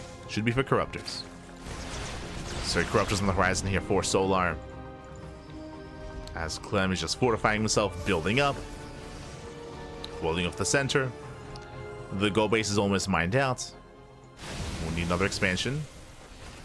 And that's where the size of the map comes into play. There's honestly not that many bases. There's not that many bases here on Sandworm. So we'll see if Clem can expand. Ideally, Clem would have liked the game to have ended by now. Like, honestly, like it should have ended by now. It didn't. And now Solar's getting comfortable. Solar taking more expansions, spreading more creep, knocking down all the rocks. Solar, I'll say, looking better here. Is in a better position. Now, ideally, what does Clem want? Clem, he wants Solar to push in. To, like, push into these bases, into these positions, into tank lines, into SimCity. Gets a ghost.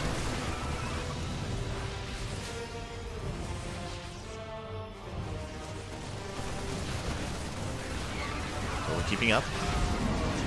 but now just being distracted. Clem, he needs time to secure this location, to wall up, throw down his own planetaries, bunkers, depots. Get more CCs on the way.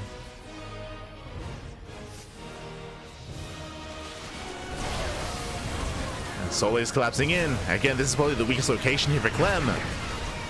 Snipes holding up. He gets one, he gets 2 ultras. Nice snipes. Solar, he backs up. At the same time, ultras, they do hit the northern planetary. The full ultra run by does not break through. Oh! Oh my god. Solar is denied. The ultras do not get the expansion. And that wasn't too worth it. Now Solar getting into those corruptors. We don't have the tech for Broodlords yet. So just corruptors to support. Let's move out.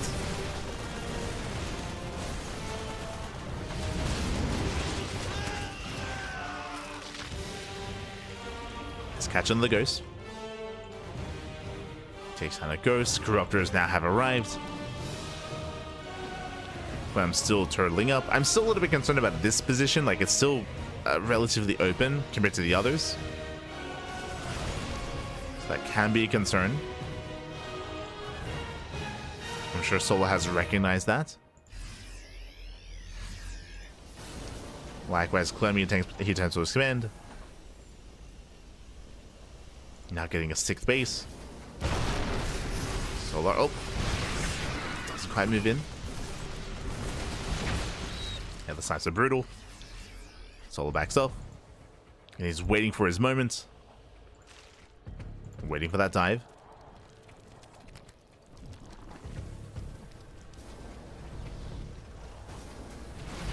And now committing in. And he will get the CC. Oh, he should be able to. Yeah, a couple more volleys.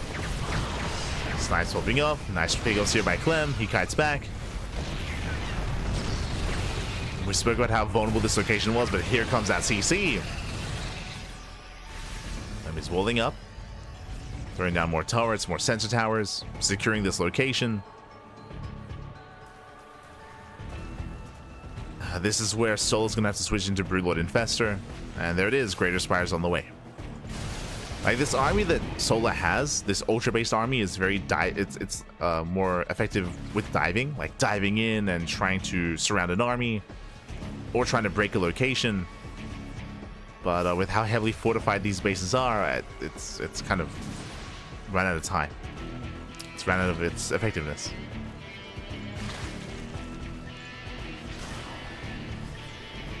Say that. Solar coming in once again. Going for the ghost. Gets 2. Not bad. Takes down 2 ghosts. Not that many tanks. Yeah, better trade here for Solar. Getting another ghost and another. Yeah, 3, 4, 5 ghosts going down. Coming over. He wants the ghosts. He wants them.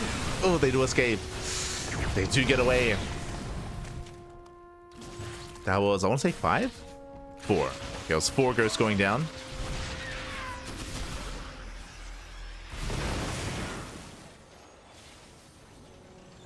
It's 4 ghosts for an ultra and a couple of lings.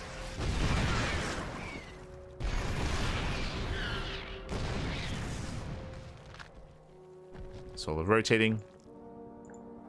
Bit of an early Broodlord here, but we have the 1 Broodlord on the way. Let's go. So diving in towards the south side. Bailey's gonna crash into the planetary. Planetary is going to go down. That was an expensive trade though for Solar. Takes down the base for most of his Ling Bane. And it's after fights like that where Solar is vulnerable. And Clem moves out. Yeah, Solar, he can't defend. He cannot defend. The base is going to fall. Broodlord is revealed. Solar catching out the... Oh my god! Catching out the ghosts. And not bad. Catching out some of the ghosts. Powerbomb on the medevac. Oh, Solar, he does not have enough. It was an okay trade there for Solar, but he did lose the expansion. Coming in once again. Solar, he does not want to back off. He wants those ghosts. Get the tank. Settles for a tank. Clem holds. Now, I'm a little bit concerned that these trades have been too inefficient. Solar, he's burning through his bank. The mineral bank, at least.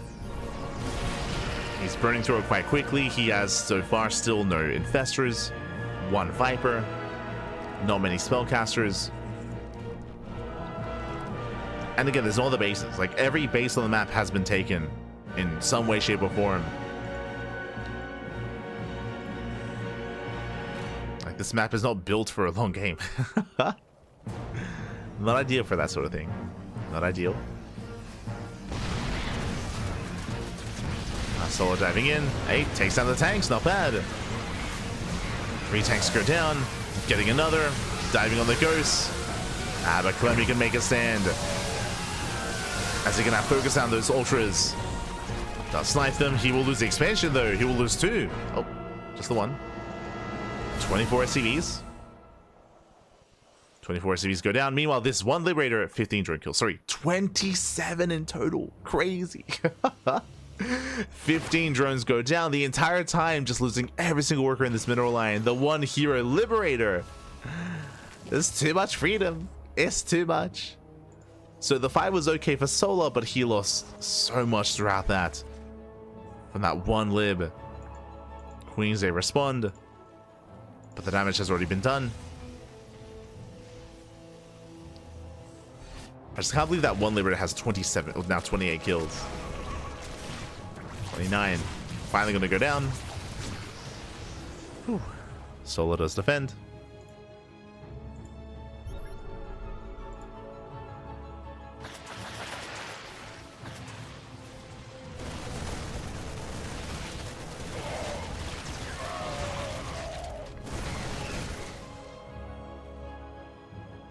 Solar still doesn't really have the best upgrades for Broodlords.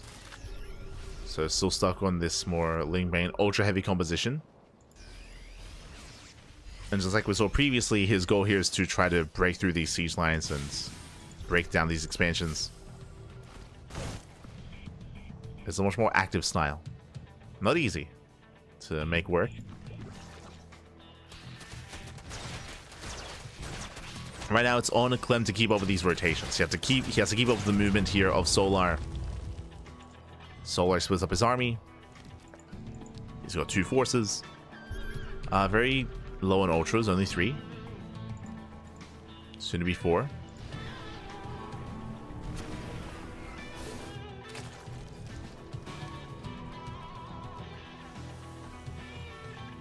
Clem, he scans. He sees the main army. Then moving in. And sees only 2 ultras. And down to 1. And down to 0. Ultras go down. Clem moving in. To have 1 ultra coming in to reinforce. Sorry, 2 ultras. Meanwhile, Solar out of position. Top left is going to go down. Snipes the expansion. Rough losses here for Solar. Solar put out instead. Goes to the planetary. Takes down the planetary for an ultra. Expensive loss. Solar maxing out with 56 lings. Let's go. Just massing up ling. We're done with ultras. I say that there's still 3 left. 3 ultras left. Going for the center expansion. The center base. Clem still keeping up, still holding on. Oh, this base is exposed. Solar, he commits. Oh god, snipes are brutal. Solar trying to come in for the surround. Yeah, collapsing on those ghosts. Gets a tank, surrounds one of the Thors. Can he get on top of the ghost here? If he can try to end the game here and now. Committing in. Nice splits here from Clem. Does pull away. And the Banelings, they take down 1, 2, 3, up to 4 ghosts fall, up to 6. Not bad. Takes down 6 ghosts. So he does take down the center expansion. But Clem holds. Clem, he does hold on. Does hold the line. He's fighting for bottom right. He wants that expansion. Solar, he's gonna lose it. Lose that base. How many was it? Sorry. 11 ghosts even. 11 ghosts did fall. But Clem is remaxed. Clem has been more efficient, and Solar, he's running out of a bank. The reality here, he's running out of a bank. Ideally, the Zerg player wants to be up an expansion over the Terran, and right now we're getting up to even bases, which is again, just awful here for the Zerg. Solar in a very rough economic position. He's just running out of steam. He does have a massive amount of ultras, though. He's still maxed out. He has one good fight in him. He's going for it. Oh god, the snipes. Snipes are brutal. Taking down 1, 2, up to 3 ultras. There's still 2 left. Down to 1. And down to 0. And that's all that Solar had. GG gets called. Solar, that was his final army. And Clem will take game number 1. GG. GG well played. Against Solar, he ran out of minerals. He had no bank behind it. Likewise, running out of gas. It was so crucial that Solar, if he wanted to keep the game going, to hold on to that bottom right-hand base. As soon as he lost it, Solar, he was on a timer. Solar, he was on a timer. He lost the expansion, and he had no bank behind it. GG. GG well played. Whew, Clem takes a lead. Clem does take a lead. And now we're getting into game number 2.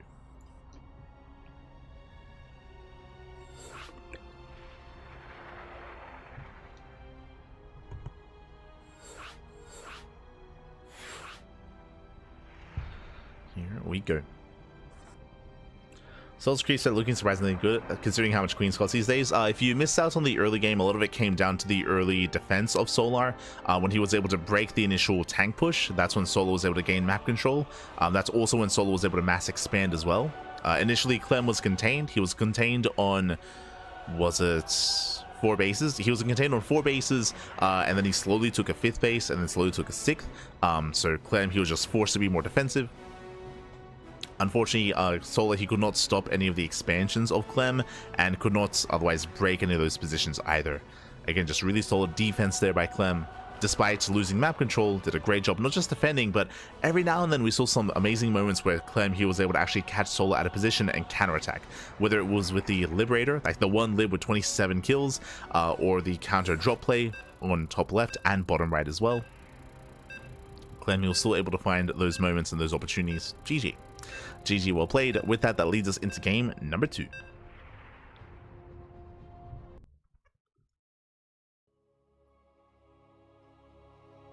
Here we go. Drinking from an invisible bottle. It's cloaked, pipe. It's cloaked. Permanently cloaked. Let's go. And spawning in the bottom left-hand corner of Amygdala, we have our... we have our South Korean Zerg player. We have our red Zerg representing Team Falcons. It is Solar. And spawning in the top right-hand corner, we have the French Terran player, the blue Terran representing Team Liquid. It is Clem. It's that DT juice straight from Shakuras. Let's go. Let us go.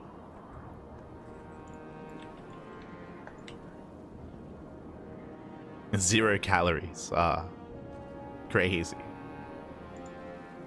As we get into game 2, more importantly, we're loading into Amygdala. Amygdala is one of the larger maps in the map pool. If you recall, something that we mentioned about Sandworm is because the map is so small, because the rush distance is so short, it did lead into Solar opening up and playing Roaches. Coming into Amygdala, a much larger map, I would imagine that now there's less incentive to play Roach and more opportunities to play Ling Bane instead. So we're assuming here that we're going to be seeing a bit of a different style out of Solar, and something a little bit more active, especially early on. So we'll keep an eye on Solar. We'll see where he takes us. Likewise, if he does open up Ling Bane, that does open up Ling Bane Hydra play, which we did not really approach in the last game, which can lead into Lurker Tech instead of Ultras. So we'll see what tech path Solar does go down. Meanwhile, Clem opening up Standard. There's also another goal base that Clem could try to take advantage of, true. This base is a little bit more difficult to take as a third. I mean, it straight up is more difficult to take as a third. Often taken as a fourth or a fifth base instead. I did speak on Sandworm, where that gold base is a lot more defendable. Very defendable third.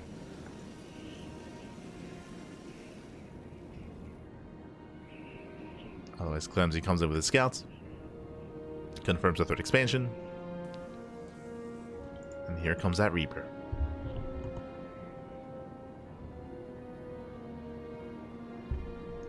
As Reaper is dipping in. So far the dance has begun, and Solar, he should not lose a drone here. Does morph in the gas geyser. Morphs in the gas, the Lings have arrived, Queen is on the way. And Solar, he is maintaining himself. He did make an extra pair of Lings, so a little bit inefficient here by Solar. But at least he hasn't lost a drone yet, as Reaper does dive into the main. Pokes in, pokes out, Solar trying to cut him off, but alas, there is another clear face. Does pull out. So Clem escapes the main, confirms a third, and is getting his own. It's going to be 3CC211. Let's go. Now, this is often seen on certain maps like Amygdala, maps like Abyssal Reef, and Neon Violet Square. Now, what do all those maps have in common? The attack paths are very limited, or I should say the entrances towards the bases are a lot more limited. Because that Hellions are less valuable, here on Amygdala, we do have two main attack paths. We have the northern path and we have the southern path. And rotating back and forth between clearing up creep here at the southern third base location and the northern locations it takes a long time. It takes so long to rotate and to pivot between them, and it's so difficult for Hellions to really do a good job at denying creep. It's very difficult here. So because that, it's a lot more common to skip Hellion production. We have two Hellions, then bam, into a Rax, into Stim, into a 2-1-1. So very light on Hellions here this time from Clem, going into faster double Medrack Stim timing, into faster Marines. So it's going to be 3CC2-1. Solo does poke in, and the Overlord is going to be hunted down. Now, without scouting, does confirm the 2-1-1. Big scout here from Solar. He sees both Raxes. He knows what's coming. He's aware of that Stim timing. Now, because of that, he knows he can drone. Basically, Solar, he should be skipping Lings early on. Usually, you have to make Lings early to stop a Hellion dive, right? To stop an 8 Hellion diving into a mineral line, which is what we saw in Game 1. Here, because he knows there's no Hellions, there's an extended period where he can get away with purely droning before Stim finishes. So Stim is still a little bit of a ways away.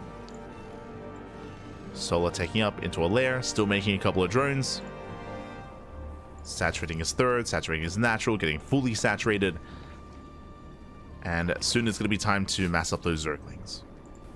And it's going to be up to Solar to keep up with the drop play. Some more creep is spreading.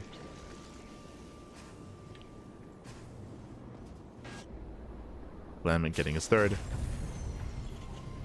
And here comes that drop.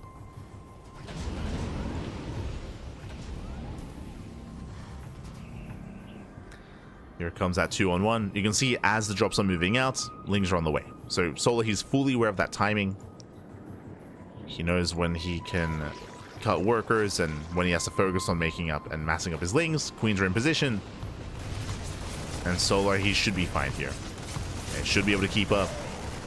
If he hadn't scattered, it'd be a different story, but he saw everything. So he's fine.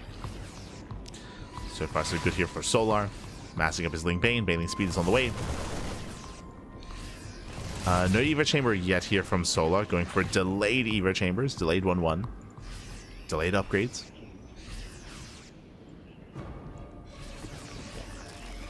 Then he pokes in, pokes out. Third base getting operational. Throwing down 5 more Raxes. That's a lot of Raxes here, getting up to 8. Uh-oh. And Clem from here looks like he's going into an 8 Rax. I'm assuming he won't take his gases. We'll wait a little bit longer, but if he doesn't take his gases at the third base, if he doesn't get any add-ons on those Raxes, then he's going for a 3-base all-in, which is quite trendy here on this map. We spoke earlier about the limited attack paths, and it also goes both ways. On the one hand, it's easier to keep up and to deflect Hellions on this map. That is true. On the other hand, it is more difficult for someone like Solar to surround an all-in. Ideally, when an all-in is coming, you want to go for counterattacks, run-bys, backstabs, and ideally collapse in from multiple angles. Here on Amygdala, you're limited. You're limited in how you can approach this, on how many angles you can attack from. Clem is rallying across the map. Is taking a gas, though. Taking one. Meanwhile, Solo getting ready for a backstab, going for a counterattack. Knocking down those rocks. And Solo is going for the third. Trying to force Clem to back off. Clem making 11 Marines at a time. Lings, they do get into the mineral line, not bad. And they bust in, nice hold position micro. They don't get many SCVs though. SCVs do survive. He gets one. Oh god. He gets one SCV. Hellbat's in position, and Clem is not stopping. He's not stopping, he's committing to the all-in and making 12 Marines at a time. You can see no add-ons. No add-ons on the Raxes. This gas is fake. It's there, but there's no mining. So fake gas here from Clem, and he just commits. He just commits in. And either Clem kills Solo or he dies trying. Getting a queen. Does get a queen. Solo once again going for a massive counterattack. Trying to force Clem to back the hell up. Or even to break the third. Expansion goes down. Here comes the Ling Vein. Oh, Clem, he does spot this. Oh, late reaction. Yeah, no reaction here by Clem. He gets surrounded. Marines go down. Clem, he turns everything back around. He's racing back home. And there's no escaping this. These SCVs are gonna fall. Massive pickups. He's trying to escape, trying to weave away. 13 SCV kills. And Solo, look at him just skyrocket ahead here in supply. Remember, Clem was all in, and Clem's defending with the all in. He had to race back. He killed an expansion, but that's all he got. The longer this goes on, the better it's going to be for Solar. Clem still has a terrifying army, don't get me wrong, but now he can't really sustain himself as much or as easily. Down to 55 workers. Solo going for another run by. Clem stimming in. Can Solo defend? Can he hold on? Yeah, he's going to evacuate. Yeah, he knows.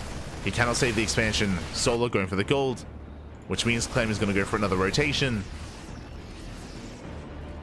And Solar, he's in trouble here. Gets supply blocked. Solar is taking towards lurkers, and lurkers would be ideal. Remember, it's pure marine tank. Like, there's no finesse here. There's no tech, there's no gases. It's purely marine tank for Clem.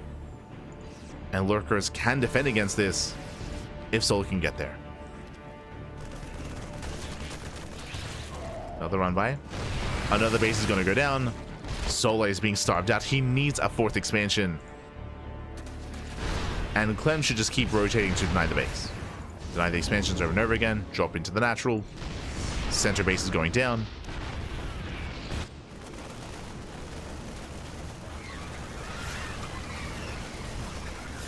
This I'm concerned by. Solar, did he cancel his Lurker 10? He did. He canceled his Lurker 10. It was almost done, by the way. Now going and switching into Ultras instead. A bit of a late reaction there from Solar, but he's going for it. Likewise, Clem, he rotates. Solar, he's got a good amount of Ling Bane. Fighting on creep. There's still so many Marines. There's so much fire. That's a lot of man with gun. And again, Clem, he wants that expansion. He wants to break that fourth. Once again, he's done it 3 times so far. Once again, stimming in. Tanks are sieged. It's still an awkward angle for Solar. Once again, as we mentioned on this map, he can't surround. Like, he can't flank this army. He can't surround. Not easily, I should say. It's all coming from one angle, which makes it easier for Clem. The Vipers have arrived. Will help. The Vipers move forward. Lightning Cloud on the tanks. Solar, he commits in. D's and connections. We get some D's and connections. Tanks are going down. And Solar, he holds. Whew. Solar, he does hold on. Shuts down the tanks. Still 3 tanks left. Clem, he doesn't retreat. Clem, he just keeps going. Getting 3-3. Landing his fourth. Oh, and Solar, this defense is still so clutch. It's still so close. Can he get the tank? Barely gets two. Takes down two tanks. Ultras have arrived. Whew. And again, these Ultras, they were delayed, but they're here. The Ultras have arrived here. Kindness plating is done. Solar, he commits. And with the help of these Ultras, he should hold. Because just like whether it's against Lurkers or Ultras, Mass Marine does nothing. Mass Marine tickles Ultras. As long as they're well upgraded. And remember, it's only Marine tank just because Clem has been all in the entire time. No tech, no ghosts, no marauders, just now starts up with Concussive Shell. But it's a late tech transition here from Clem. And Solar, he could keep going, but he's being distracted. He's being forced back up by these medevacs. Solar, he hasn't seen the fourth expansion. And marauder production has begun for Clem. Clem trying to stabilize. Solar coming in. Okay, he's going for it. He's going for it here. And I believe Solar, he should be able to break the expansion. We can see Clem, he's just going for drop play, trying to distract. Planetary is going to go down. GG gets called. Whew, and Solar, he survives the all-in. We're going to the ace match. GG. We are going to the ace match. We're going to game 3. Again, Clem, he just committed here into the ARAX. As we mentioned, as we even saw in this game, it can be more difficult to deal with ARAXs on this map. But Solar, he was able to knock down those rocks and go for these big run-bys and counterattacks, and it was worth it in the end. He was able to catch reinforcements. More importantly, he was able to cripple the economy and to slow Clem down. I will say that Solar's tech into Hive and tech into Ultras was a little bit shaky. That is true. It was a bit of a shaky transition, but he got there. Did get there in the end. Whew. Still very tense though. Still very tense, still very close, and now we're going all the way to the ace match. Let's go. Now, I don't expect Clem to ARAX 2 games in a row. I don't expect him to go for the same build. I feel like we should be seeing something different this time. I mean, we'll see what the map does kind of favor. As it looks like game 3 is going to be on Killer's Mile. Now, Killer's Mile is one of the newer maps. We haven't seen too much ZVT on this map. We've seen a lot of TVP, a lot of Terran versus Protoss, Terran versus Zerg, less so. So I'm curious to see how this map plays out. Yeah, very curious here. The rush distance by ground is shorter. It's a smaller map. It's a smaller map compared to Amygdala. So, shorter rush distance by ground. And we'll see how assertive Clem plans on being. Let's go. So we're getting into that ace match.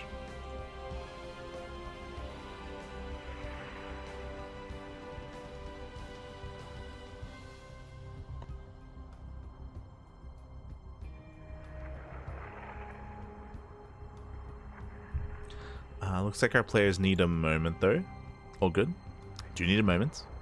When it comes to Killer's Mile, the third base does seem quite exposed. It's a little bit more of an exposed third expansion. The fourth base, I mean, you expand towards your opponent on Killer's Mile, so it does make the rush distance even shorter by ground. That's typically why I would say that it does favor aggression. We've seen a lot of Terran players enjoy Killer's Mile quite a bit. I can see a world where Clem would ARAX on this map, true. I can see that happening, but we'll see. I don't expect it 2 games in a row. Don't expect it 2 games in a row as we are loading in. Looks like our players are ready. And we have our ace match. Let's go.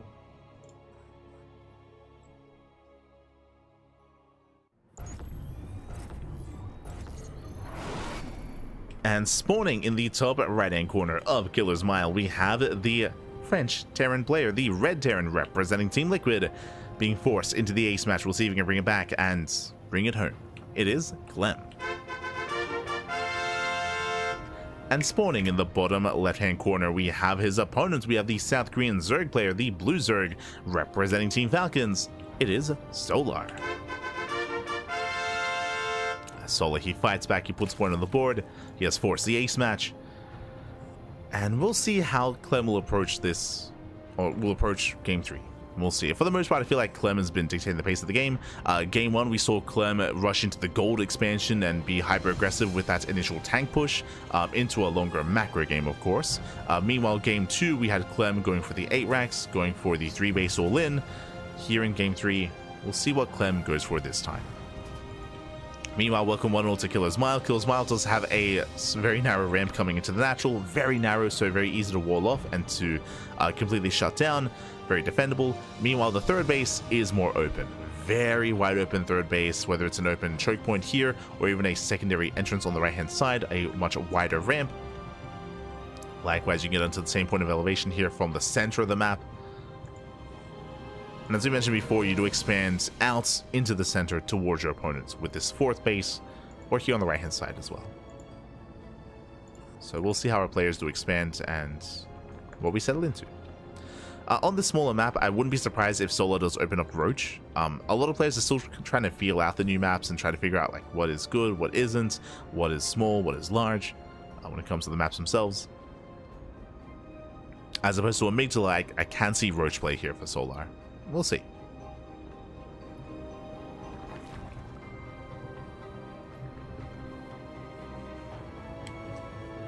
We'll see if he does play it safe.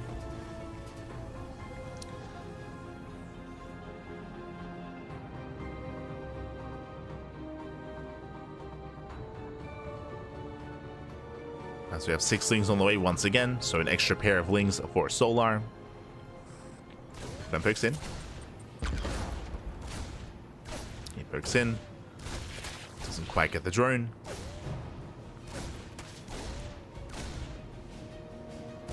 Forcing Solar back.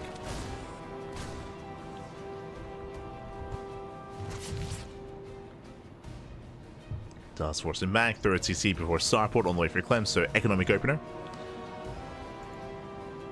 And he has gone for a 3cc every single game so far. So same opener, same start. Does he go for the starport? Does he go for another Rex?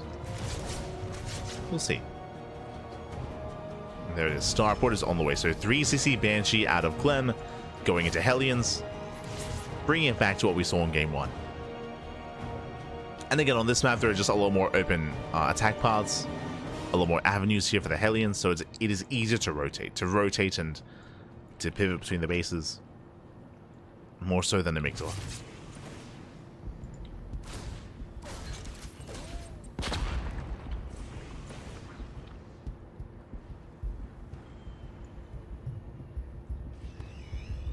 Does pull out, does pull away.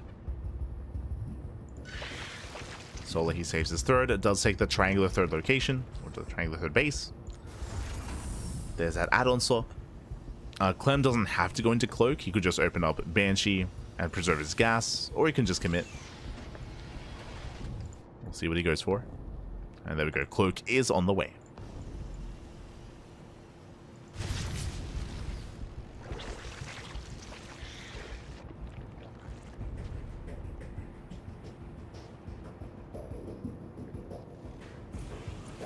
Cloak is on the way for Clem. Clem, he attempts to dive into the main base, is going to be deflected, is denied. And I feel like the next big step here is, oh, as the Reaper gets out, no shot. He gets out. He gets away. On 1 HP. The 1 HP Reaper. Let's go. Solar, I'm curious if he does go for an early Roach Warren. That's what I'm keeping my eye open for. For now, droning up. It's going to be Lair first. So Lair opener out of Solar. And we'll see if it's for a Bailey Nest or that Roach Warren instead. And there it is roaches. If you recall, we did say how because the map is smaller, there was a higher chance that it was going to be roaches here on Killer's Mile. And there it is. Typically, roach-based openers are kind of dictated by the size of the map itself. That's why we didn't see them on Amygdala. So far, so good. This also signifies more defensive play by Solar. I should emphasize that as well. He's going to be more defensive. Yes, he could try to go for an all-in from here and go for 1-1 range upgrades into 2-2 into like a maxed out army on 3 bases. But Solar, he isn't really one to go for that kind of style and go for those all-ins. If we were casting Dark, then sure. Or even Shin, but not Solar. Meanwhile, one queen goes down. Nice pick up. He gets one, going for the other. There's a transfuse. Hellions, they get into the mineral line. Solar pulls away. Another queen goes down. Uh-oh. He gets two, now going for a third. Overseer has arrived, but getting another queen. Ay, ay, ay. And this is dangerous. This is dangerous. This is concerning. Solo bleeding out 3 queens. And it's not like Solo's going to fall over here and now, but it does mean that the follow-up push here from Clem is going to be that much stronger. Oh, this? Okay. Solo going for an earlier Infestation Pit. Banshees, they try to hit the natural. Now, if you recall, I'm winding it back to game 1. If you were here for game 1, you'll know what this means. Lingbane Roach Ravager into Ultra. It's what we saw in game 1. It's the go-to style if you do open Roach, is to go into melee upgrades into Ultras. And it looks like the same build. Looks like the same build here from Solar. And we'll see if he can get there.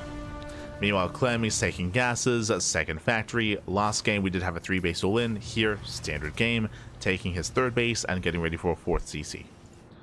So Clem is building up towards a longer game. Now moving out at 7 minutes. The goal would typically be for Clem to break down the 4th expansion, but because of the Roach Ravager opener, there's plenty to defend. Plenty of Roach Ravager. Clem, he sees the army, he backs off. Sees the morphing in Ravagers, he backs off.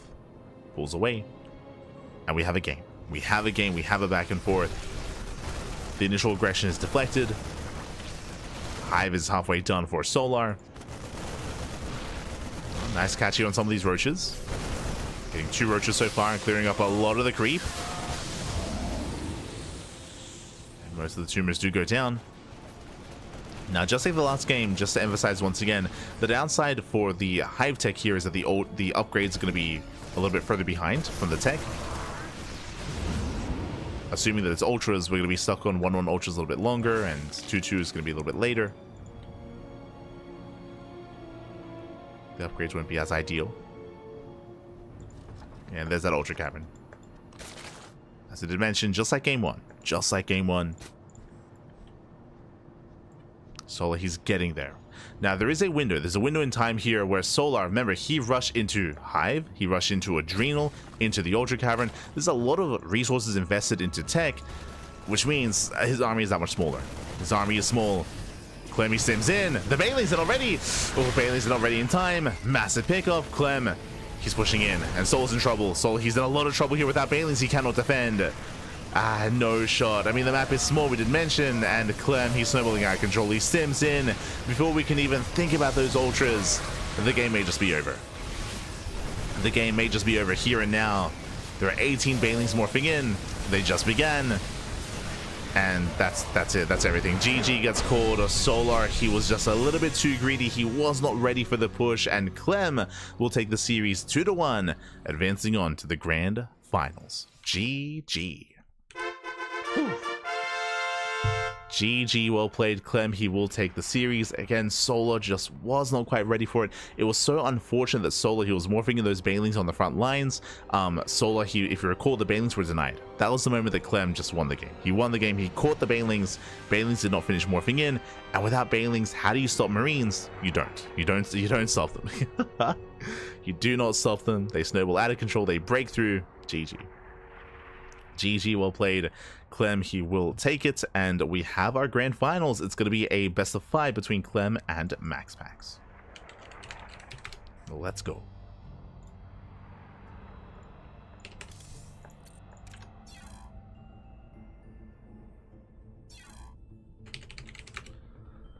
We're getting ready for this finals. Just setting up.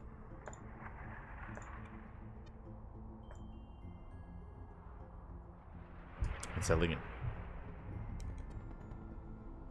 Nice try, but Clem is a world champ for a reason. I mean, Solar has defeated Clem before. I mean, it was last week, right? Like, Solar's beaten Clem last week, and even here did force the ace match. I would say that part of that is most likely just settling into the new maps.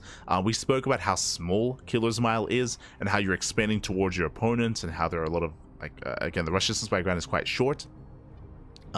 So I feel like trying to rush into ultras on a map like that is more risky than on Sandworm. Sandworm, even though the map is comparatively small on Sandworm, it is more defendable. Like, there are more points of elevation, there's more terrain working in your favor as well. So like, he did get away with it on Sandworm. Here on Killer's Mile, it does feel more difficult. It does feel more difficult to be that greedy, is what I should say. But you could also make an argument that maybe if Soul had to finish those Banelings, maybe he defends. Maybe he defends, maybe he holds, and maybe he makes a game out of it, right? It's hard to say what would have happened if those Banelings had completed, if they were morphed in a different position or morphed in earlier.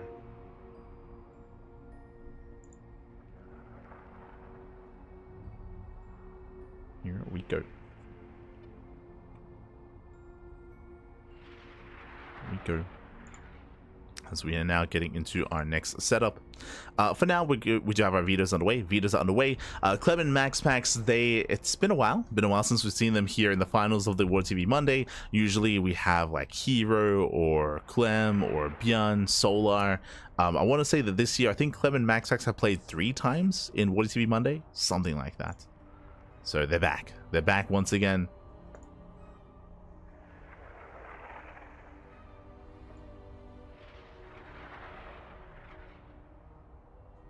Let's see. 1, 2, yeah, 3. Oh, how do we know, Papi? How do we know? So yes, this is the third time that they're facing off in the finals of the WardiTV Monday this year. Again, usually we have a different kind of pairing. Last week, if you recall, it was Clem versus Skillis. It was Clem versus Skillis in the finals instead. Before that, Clem and herO. So we'll see how this goes.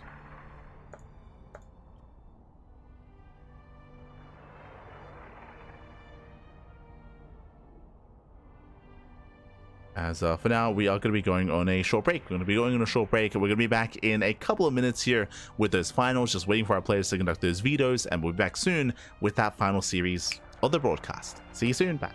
See you soon.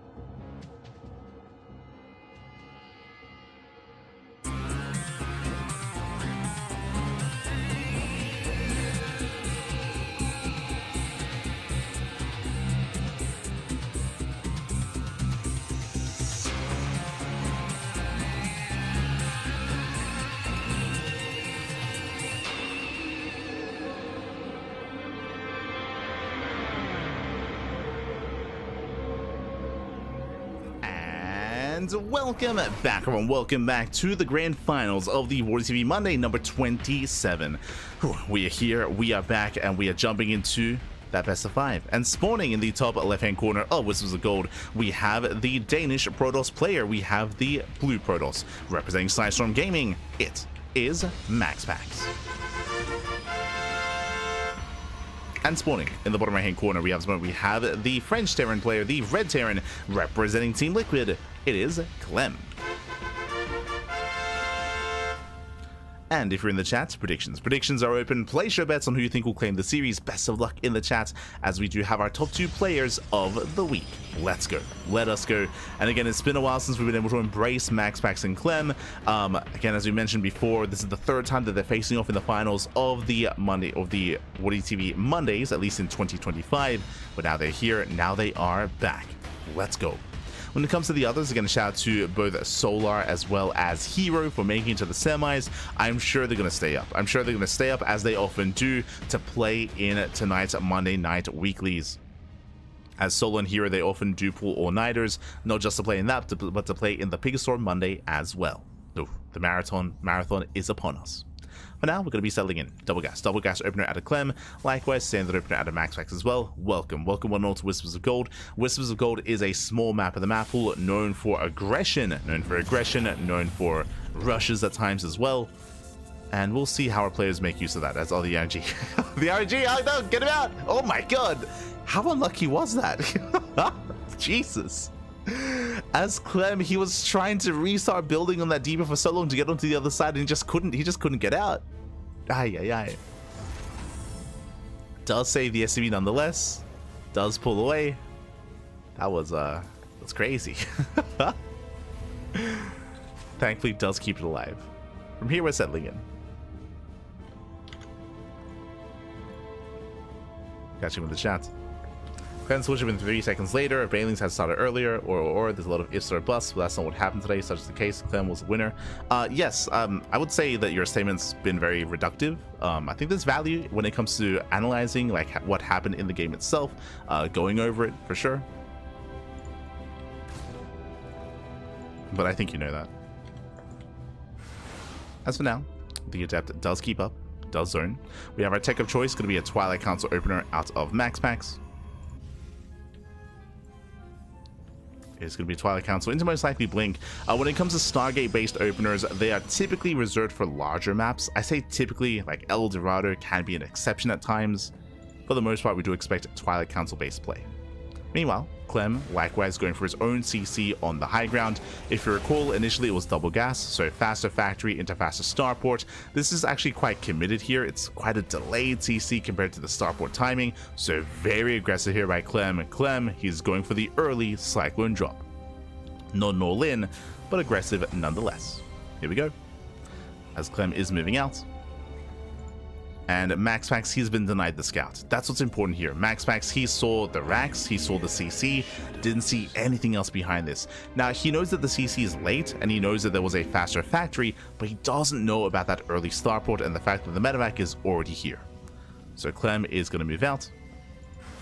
Oh, Cyclone is revealed.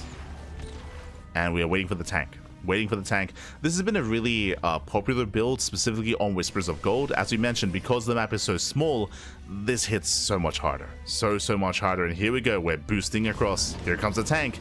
Here comes everything else. We have Marines, we have Cyclones, we have tanks, all pushing out towards that natural. Back at home, no safety shield battery.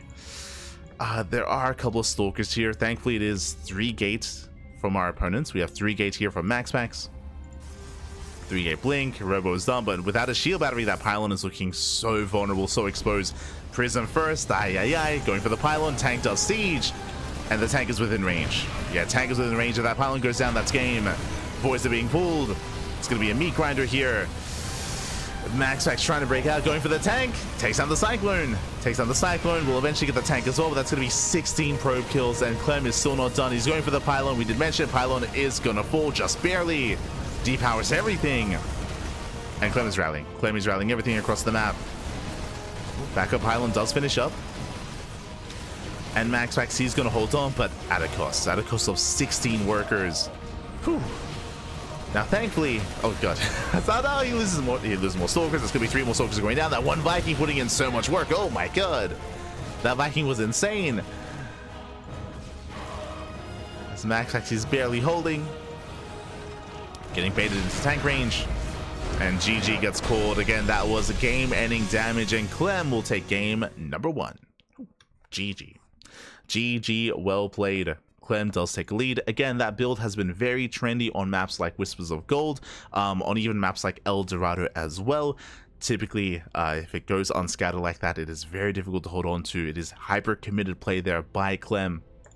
If MaxPax had seen it ahead of time, safety shield battery, defensive warp-ins, alas, didn't know what was coming. Didn't know what was coming until it was too late. And now we're jumping into game number 2. Going to be loading into Ley Lines. Ley Lines going to be a much larger map, one of the more larger maps.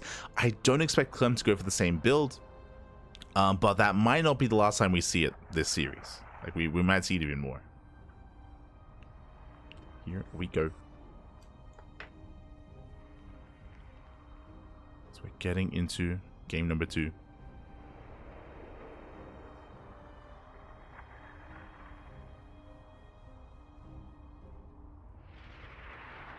Just waiting for all of our casters. Oh, good. Getting everyone involved. But yeah, we're getting into game 2, and we'll see if MaxPax can bounce back. Again, Clem, he's been enjoying being the aggressor for the most part. These double gas openers have been very trendy from the side of Clem. And we should be seeing that here as well.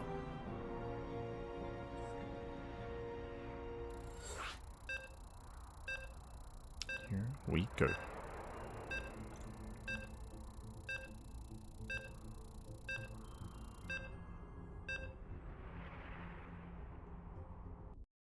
Sure, they had anything with such a late CC, something was coming.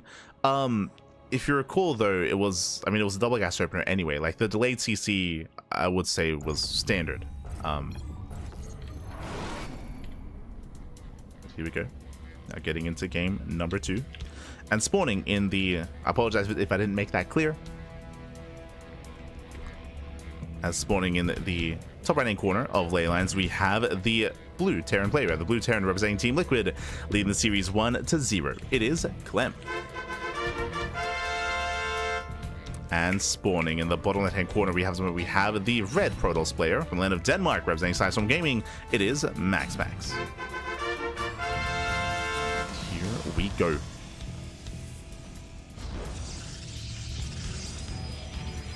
Getting into game 2, and we'll see if Clem once again opens up double gas, or if he does open up with a faster expansion. MaxPax likewise moving out. We'll see if he can be a little bit more adept at scouting. Meanwhile, no surprise, double gas opener once again by Clem. Once again, Clem is going for a faster factory and a delayed CC. Even though the opener is the same, this does not mean that we are going for the same build though. This doesn't mean that we're rushing into the faster starport. From here, we can go into Reactor Reaper Hellion, we can go into Banshee play, we can go into Cyclone drop, Tank drop. Tank drop is the build that we just saw. There are options. It's going to be up to MaxPax to kind of figure out what exactly is going on. To cross off his list, like the possibilities. This time the SCV safe. This time the SCV on the correct side, on the right side of the wall. It's going to be safe. There's that factory. MaxPax, he didn't get to see the gases, so for all MaxPax knows, there could be a CC further back in the main. There could be a CC thrown down. So MaxPax once again is going to be a little bit in the dark as to what's going on. Reaper moves out. Probe Scout is going to be denied. And we'll see how we do follow this up. We're now going for the Adept. CC on location for Clem. And you can see this time it's a command center and there is no starport.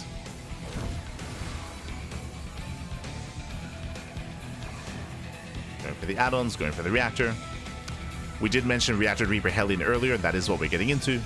This opener here is designed to get economic damage, to get into mineral lines, and to try to roast off some workers. We'll see when he stops. If he goes up to 2, if not even 3 Hellions, he can commit a little bit harder.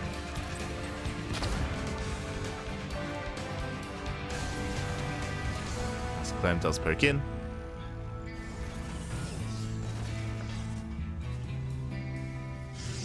Getting into his follow-up, we have our take of choice from MaxPax working towards that Twilight Council. And it is going to be Triple Reaper, Double Hellion. Okay, he's not making any more. So just Triple Reaper. There are some Terran players that can go up to 5. You can go up to 5 Reapers and 3 Hellions, but here we're going to be cutting it a little bit earlier. Adept will delay the CC. No, just barely. CC is delayed. Not bad. Likewise, Clem pushing in. Remember, his goal is to get into a mineral line, and he does get past. Yeah, not enough SimCity here. Probe's going to be going down. This is getting brutal. Okay, 3, 4, 5 probe kills so far. And can he get more? He'll get another volley. 7 workers, getting up to 8. Yeah, only 8. I mean, I say only. Still very nice damage here from Clem. Unfortunately, there was no wall. And Clem so far does start off quite nicely. Looking at the units lost type here, that was 2 Hellions, 2 Reapers for 9 probes. On top of that, he also got a full scout. He did confirm the timing of the robo. He saw the tech. He saw the Twilight Council when he got behind the mineral line. He's aware of the build. So a strong start here for Clem. Likewise, moving out with a Cyclone drop. And, oh, did he get spotted? Barely not. Coming in from behind. Trying to catch out those Stalkers. There is no bunker. MaxPax getting forced or getting baited further in. Boys are being pulled. Here comes the surround. Nice volley. Oof. Oh my god, the pickup. The pickup micro. Saves it twice. Yeah, nice save there from Clem, and Clem holds. Clem, he holds. Will be losing some mining time though, so a nice attack nonetheless here from MaxPax. As Clem is pinned back home. Ideally, if you recall, Clem, he would have liked to have been across the map. He was going for a drop, but forced to be more defensive instead. And from here, we can settle in. We can settle into our 2 bases. Clem securing his natural, MaxPax getting his 3rd up and running. Behind this, still just working with Blink, and, ooh, interesting, he's not going into charge. Not yet. Is going for a faster bay. If you recall, especially when it comes to the past couple of months of TVP, you'll know it's been very trendy recently to go from, well, I say recently, again over the past few months, to go from Blink Stalkers into Forge, into Charge, into +1, and delay the Colossus until after you get your 3rd base, until after it's up and running. But here, you can see that there's a late Forge. Forge is thrown down, but after the bay, after Colossus production. So I would say a much safer build here, very safe build by MaxPax. Going for earlier Colossus. Like, the meta of TVP has been shifting a little bit, as this isn't the first time MaxPax, if you remember, he did go for this build against Bjorn as well. Against Bjorn earlier in today's broadcast. Did go for the same build. I mean, in general, earlier Charge and earlier +1 is designed to punish aggressive bio move-outs early on. And if Terran players aren't going for that kind of aggression anymore because they're being punished for it, then you can get away with earlier Colossus. And just a greater kind of tech base. So the meta has been shifting. You know, Clem, he's just building up back at home. Clem most likely will not move out without Stim, so just waiting for his upgrade, Stim, Combat Shields, Medivacs. Then he can break out and expand. Does slip away with a Liberator. Headed for the bases. Likewise, back at home, MaxPax building up. Getting a 2nd Colossus. Again, just really early Colossus production. There's not really much support here. Specifically, MaxPax, he's skipping Warpins in favor of earlier Colossus. He delayed his gateways. And we'll see if he can get away with it, because here comes the push. And usually, again, at least in months past, even weeks past, this move up would be met by mass charge, but charge did finish, +1 did not. Likewise, gateways are late, so the ground army is very lacking here. There are force fields, though. Yeah, there are those force fields. Tanks through siege. Volleys, they don't get the sentry. Liberator popping off. And does he commit? 3rd Colossus on the way. Oof. Yeah, brutal volley here on the Stalker. And MaxPax, he should be okay here. With these 2 sentries, he can just force field. He can force field. He should be safe and sound. 3rd CC on the way for Clem. And MaxPax, he's slipping out, or slipping away with a Dark Shrine. Let's go. Dark Shrine is on the way.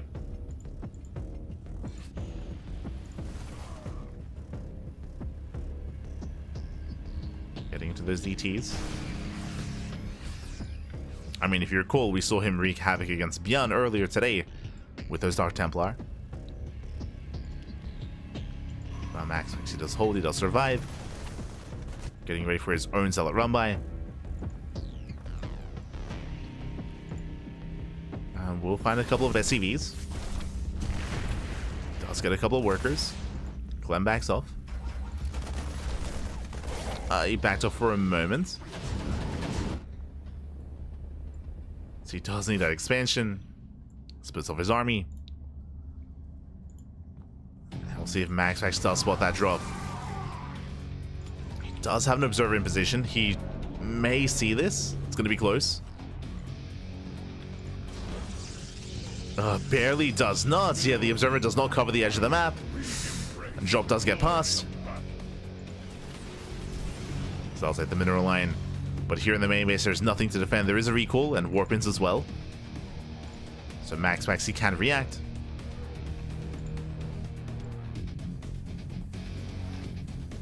Scan at the 4th.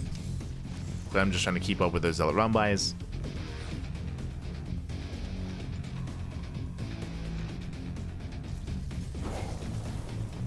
And ideally, you do want to wait for something to distract MaxPax, or vice versa, before you go in with the drop. So Clem, he's holding onto the drop for now. Meanwhile, DT's into the main base of Clem. Do waddle in. Yeah, DT in the main, the third base, and soon the natural as well. Do we have any scans? Not quite. There's a turret, at the same time drops into the main. There's a recall. Yeah, recall will defend. Oh, full medevac's gonna go down. Brutal pickoff. Getting both. Oh my god. 2 full medevacs. DT still wreaking havoc. Still no scans. 6. Well, not many SCV kills actually. Yeah, not many. 3 SCVs. I say 3, getting up to 5, getting up to 7. Oof. Decent damage there from MaxPax, but nothing game any. Nothing yet. Drops are being cleaned up. DT popping off, getting up to 10 SCV. Oh my god, there's no scan. There's no scan. 11 SCV kills. It's like, Clem, you're muling too well. Aye, aye, aye. The muling is too good. MaxPax takes a massive lead. Again, those Dark Templar did so well here, just distracting and harassing Clem. And now MaxPax coming in. Can he break through? Let's go to Street Colossus. Not too many Stalkers though. Too much support here for those Colossus. Yeah, for now just causing a distraction. Keeping Clem's attention here on the front lines. Meanwhile, Zelce busts into the middle line. SV's going to be going down. And Clem is being pulled apart. Does pull back, does defend.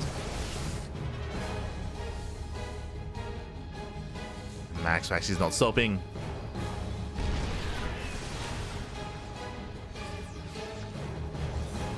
Prism coming in. More Zealots, more run-bys.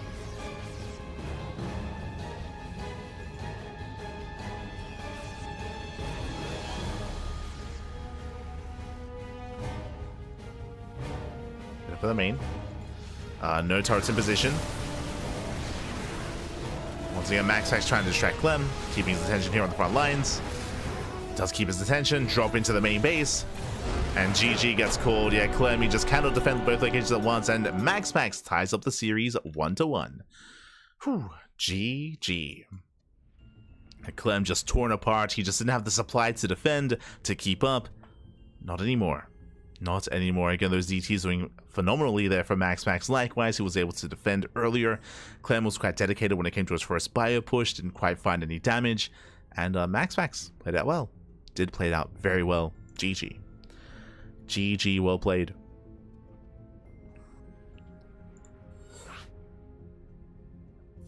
With that, we're getting into game number 3.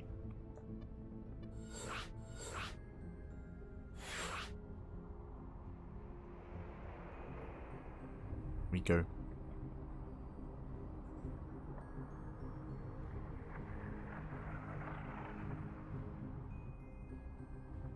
I'm in deep trouble when Pax was at the 5 bases. Just to re-emphasize once again, a lot of it came down to the Zealot run-bys and DT counterattacks.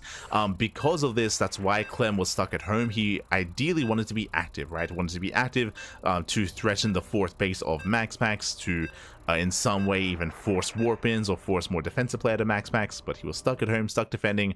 Unfortunately, he had no scans, if you recall. Like, those DTs, it took Clem a very long time to deal with 3 Dark Templar because he had 0 scans, and even though they weren't really killing many SCVs, they were keeping him pinned and also even trading against the army. So really nice DT timing there from MaxPax, and that led into eventually MaxPax snowballing out of control. GG, well played. And with that, we're getting into our next game. We're getting into game number 3, and spawning in the bottom left hand corner of Persephone, we have our red Terran player from Atlanta, France, representing Team Liquid. It is Clem. And spawning in the top left hand corner, we have his opponent. We have the Danish Protoss player representing Sidestorm Gaming, tying up the series. It is MaxPax. Here we go. And that last game was actually quite similar to what we saw between MaxPax and Bjorn, also on ley lines actually, where Bjorn also had a very hard time keeping up with the multi-round aggression of MaxPax. Once MaxPax gained map control, it was hard to strip that away, as we once again have a double gas opener out of Clem. Let's go. And welcome one and all to Persephone. Persephone is one of the more popular new maps in the TLMC map pool. We do have a healing pad, which, fun fact, despite casting a lot on this map, I don't think I've ever seen this pad used, by the way. I've never seen it. I've seen Jumi try to use this, but fail to. What I mean by that, the healing pad has some quirks. Specifically, there are some air blockers. There are air blockers on top of the healing pad, so you cannot make use of this with oracles or phoenixes or medevacs or anything like that. Jimmy specifically tried to use this with his oracles in a PvZ, and he couldn't, right? He just could not get on top of the pad. That's the only time I've seen a player try to use it, was Jimmy with oracles. I'm shaking my head. So we'll see if this comes into play. Likewise, we have the gold base on the right hand side. We have speed zones as well to otherwise make the gold base a little bit more difficult to maintain. Rush distance by air is very short on this map. And the attack path by ground is very direct as well.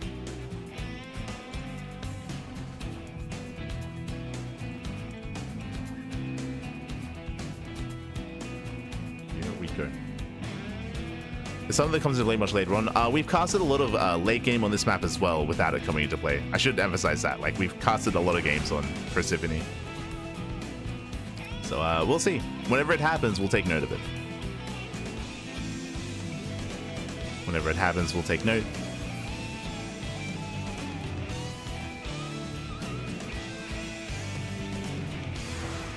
For now, Clem, force back.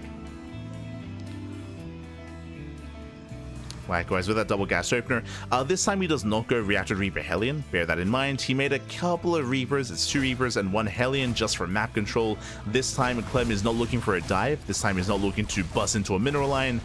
Instead, we'll take down the initial depths. Ooh, has to get the hell out of here. Trades out a Reaper. Nice pick off by MaxPax. And ideally, he does want the rest. So far, 1 shot away. Ooh, but will not get it. Very, very close fight. Clem does come out on top. Takes down the Adept. Behind this is going to a 1-1-1. Ooh, a bit of a supply block will slow him down, but he's going for a Widowmine drop. A slightly delayed Widowmine drop. So he's opening up with his drop. Back at home, MaxPax opening up Blink. 2 more gates on the way. Oh. Who is it? God, every time you hold your breath because you don't want to be it. But Bratok, shout out to Bratok, great guy. Hopefully he's okay. Is of course casting on his own channel. And hopefully everything's okay, and hopefully Bratok is able to join us for game number 4 without too much issue. And resolve any latency issues as well. Smerge. But we've been there before. We've been there before. If you remember, it was last week. It was last week where we just DC'd from BattleNet. It wasn't even like a latency issue or a connection issue. It was just BattleNet dying on us. Aye. Feels BattleNet, man.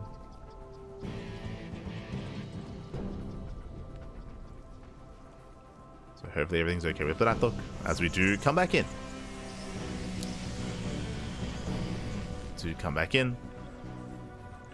My drop is setting up. And MaxPax, he is so far going for extra gateways. So if you remember earlier, I was saying 3-gate blink, it's 4 gates. So 4-gate blink out of MaxPax, hyper aggression out of our Danish Protoss player. Is throwing on extra gateways, is going to commit. And it's going to be on Clem to realize what's going on, to realize what's happening.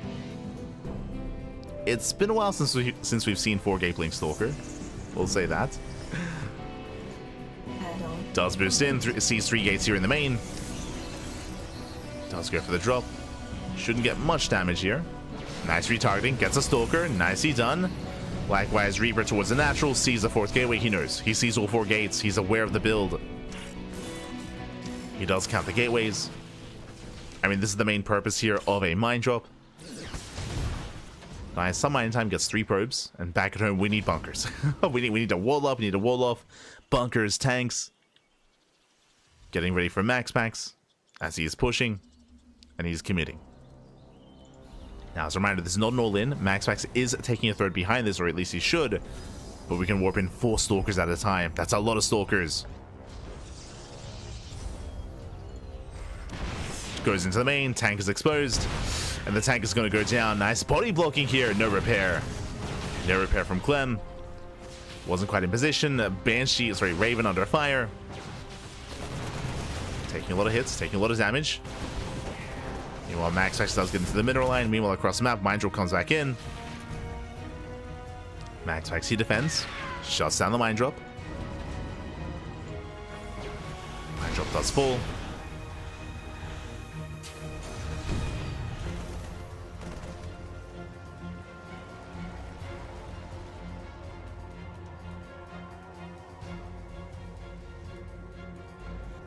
MaxPax, he does pull away.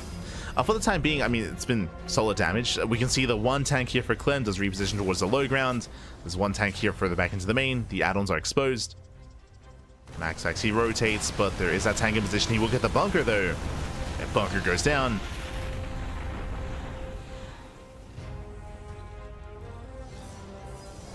Clem, he is at least holding on.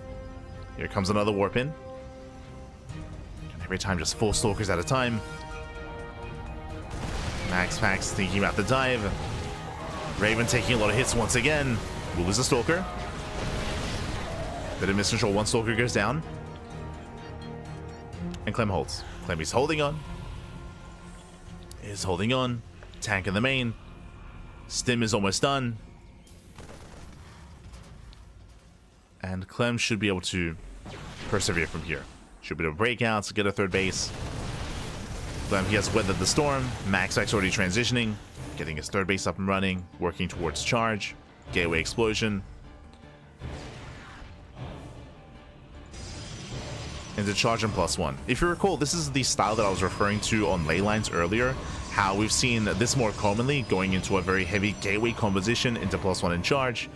Before Colossus, before splash damage. We'll get there eventually, but again, this will keep MaxPax safe against an early move out, assuming that Clem were to push. So Clem is going for his own 3rd CC. Clem is going to expand. It does break out.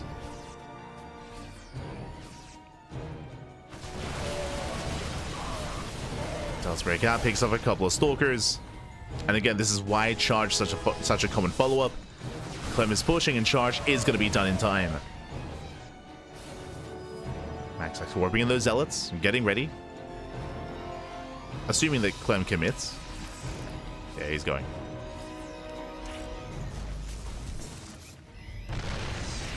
MaxPax runs into the tank, has to back up. Warping in more zealots.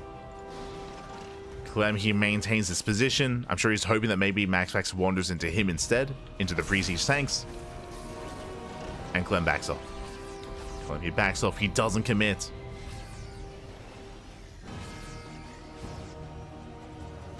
Yeah, wise move here by Clem. He's going to just back off, calm down, get his third base, and defend. And suddenly this charge follow-up here from MaxPax isn't as effective. Meanwhile, the armies, they pass by each other. MaxPax is going straight in between the bases. Does go in between. Clem, ooh. Does he turn around? He commits. Going for the third. Force fields, they will delay. Nice force fields. Oh! Mine just going off, catching out the Immortal. Immortal goes down, and the base is going to fall. Yeah, we're going for the base trade. MaxPax going for the third. Clem going for the fourth. Ooh, nice dodge. Nice dodge here in the mine. 11 SCVs go down. MaxPax does evacuate. Okay, the orbital escape. Oh no! Oh! What a volley! Doesn't get it. There's the recall. And Clem, he might just have too much. As that's a massive amount of marauders. MaxPax does have a Colossus. Just the one Colossus. And there's so many Widow Mines. Their mine shots popping up. Clem, he commits in. Alas, the tanks are exposed. The tanks are going to be going down. What about the Bio, though? He's going for the Nexus. Going for the expansion, then he should get it. And just barely. Nexus goes down. Colossus as well. And this is game-ending damage. Clem, he kills 2 bases, 2 Nexi. GG gets called. It's just too much. And Clem will take a lead in the series 2-1. Whew. GG. Clem does take a lead. Again, both armies, they did pass by each other. Again, that is something to take into consideration here on Persephone, is that left-hand attack path. It's a little bit more difficult to actually get an eye on as it goes straight towards that triangular third base. MaxPax did miss the move outs, and we got into kind of like a weird base trade. MaxPax, he did get a mineral line, but Clem, he had just had so much bio, so many marines, so many marauders. GG. GG, well played. Clem did overwhelm. And Clem is now 1 game away from becoming our champion. Oh. 1 more game is all he needs.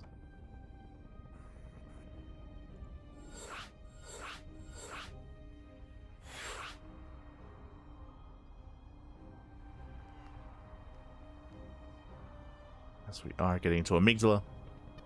Amygdala as our next game. One of the larger maps in the map pool, larger than Persephone. As a result, we do often see longer game states.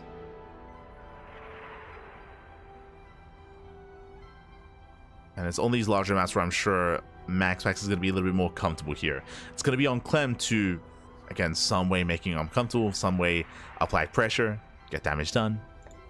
We'll see. The pressure is going to be on Clem here. I mean, in a way. As he has been quite aggressive so far this series.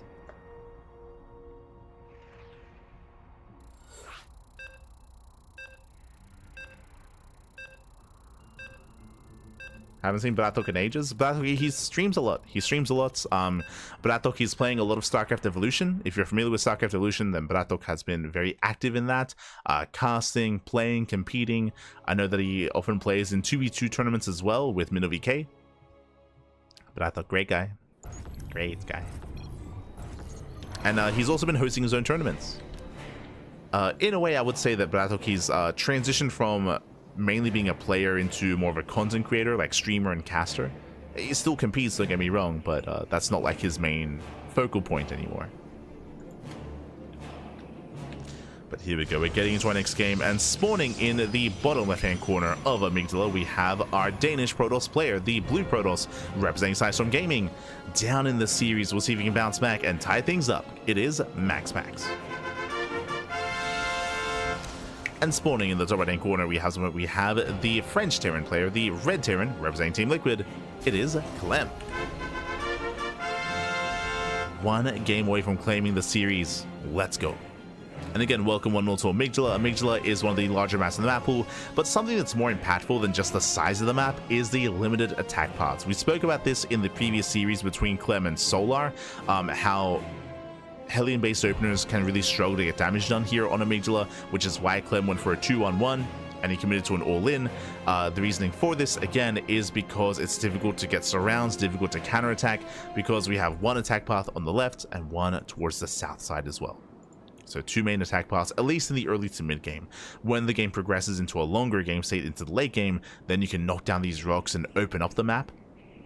But until then, you're quite limited. And on top of that, both Xel'Nagas also scout the attack paths. The southern Xel'Naga, the northern one as well. They see everything. So if we kind of look at the previous game and apply it to Amygdala, it will be difficult for either player to pass by each other without being seen. In the last game, we had a kind of crazy base trade where MaxPax and Clem, they missed each other. That would be much more difficult to pull off here. Meanwhile, single gas. For the first time this series, economic opener. Racks into CC on the low ground. This also plays into the size of the map. We do expect more economic builds instead. Again, the maps do often kind of dictate play styles and dictate builds. Oh, as he checks, he scouts, and he does confirm the pylon. Ay, rough start here for MaxPax. Probe gets chased down, does survive, pylon gets cancelled, and MaxPax does have a rough start. Looks like, yeah, he was going Zealot first. He went Zealot first. He was planning to go for a proxy across the map to try to punish the economic build. The goal here would have been to force a cancel, or I should say, to force a delay, and maybe even a cancel in the CC. Without the reinforcing pylon, not anymore. Not anymore. Bunker is done. Zealot has no reinforcements. Clem holds. So, from the side of MaxPax, it isn't just that the pylon got cancelled, it's that the entire point here of this opener, of the Zealot even, was to punish. Does get into the mineral line. He does deny some mining time. He gets a marine. Not bad. Gets a marine. At least he's getting some value here, but he wanted more. He did want more. Behind this, going Twilight Council into Robo. Into Blink, most likely. And so far, I would say, again, doing a good job here at taking control of the natural. Second Adept has arrived. As the first one is going to be going down. Yeah, first one does fall, and Clem, he holds. He does hold on. We'll clean this up. And I was curious because I did not see any research on the Twilight Council. We see why. DT opener. Okay, bold move. It's going to be a Dark Shrine. Now, when it comes to DT openers and DT play here in this matchup, it is very, very hit and miss. Basically, we're hoping that Clem doesn't bank any energy. If he mules at the wrong moment, then he'll just die. He will just die. He will just tap out. If he mules at the wrong moment, if DTs hit at just the right moment as a mule occurs, then the game can just end. And we've seen that before. We've seen that before in this matchup. I think specifically, I'll always remember, it was on Oceanborn. Oceanborn, Geralt versus Bjorn. Geralt, he waddled in with 2 DTs. Bjorn muled. GG. That was just instant GG. Meanwhile, Hellions, they busted, they scout. More importantly, they scout, they get damage done. And Clem, he knows. Clem, he's fully aware. That's what's even more important. I mean, this is still good damage. 8 probe kills is still insane. As he does threaten the mineral line, he will be cleaned up. But he saw the Dark Shrine. Clem, he sees, he knows. Back across the map, he's banking energy. Dark Templar has arrived. But he has a Raven. Yeah, he has the Raven. He has energy. He's fine. And this is just a really rough start for MaxPax. He's going to charge as a follow-up. This is very committed. We have Forge. We have the Bay. Oh. MaxPax. He delays his production to afford an extra warp in, going for an Archon drop. It's just now a really shaky game here for MaxPax. As a Prism is going to go down. Oh, nice. It's very too soon. Prism does survive. But MaxPax, he has to pull away. It's just already low HP. Stalkers to reinforce. MaxPax taking his expansion. This is a third base after his gases and after his tech. After the Robo and Forge and Bay.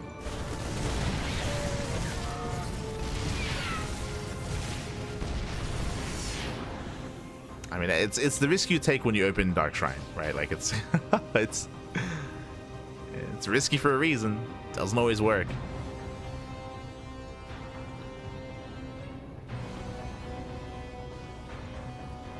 Clem, he moves out. Moves out with his drop.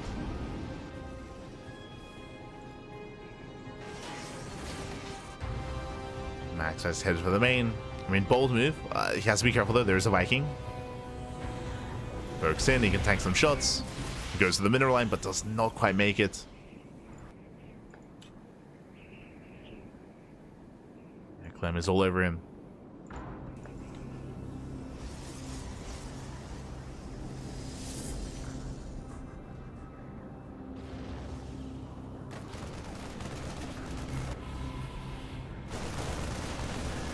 Likewise, going for the pylon. Doesn't quite get it. Building up towards Stim, +1, combat shields. Clem just amassing his army, and here comes the push. MaxPax will lose control of the Zonaga. Probe gets hunted down. He doesn't see the move out. He's not fully aware how committed this is. He's getting ready though. MaxPax has got a Colossus, he's got 2 Archons. Again, there's not really much to support this army. And Clem can just sim in. Yeah, he can and he will. Nice force fields. They do slow him down. MaxPax trying to hold on. Clem picking up, going for a Doom drop. He backs off. He sees the Colossus, he knows he cannot break this location. Dropping into the main instead. Blink is not done, but he sees the Stalkers and he backs off.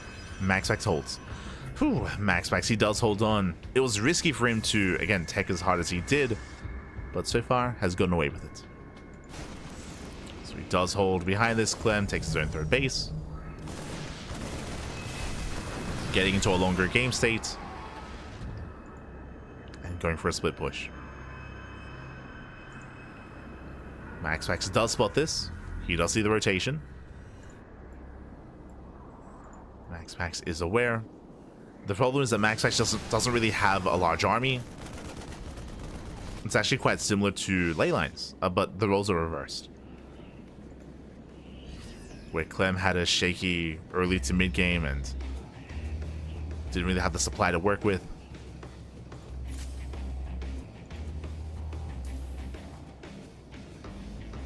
And pulling away. MaxPax trying to split up. So far doing well enough. He's holding. Taking his base. From here, Clem, he can afford to be greedy. Like, Clem has been left alone for quite some time. Dark Templar waddling in. But Clem, yeah, he takes his gases, tech up. We have the Ghost Academy on the way. 4th CC, that's what I was waiting for. 4th Command Center. As ideally, the Protoss player wants to be up in expansion, but that's not quite happening here. It shows how ahead Clem is. Now, of course, MaxPax can still stabilize, whether it comes to harassment, zealot run bys, DT counterattacks, or even taking up into either Disruptors or Storm. MaxPax will have potential to take a better fight, but he's still building up. There it is, Disruptors on the way. Just the one Robo for the time being. But you can beat down 20, 30 army supply, but with those Disruptors, with those Novas, you can recover, you can bounce back. Can do so.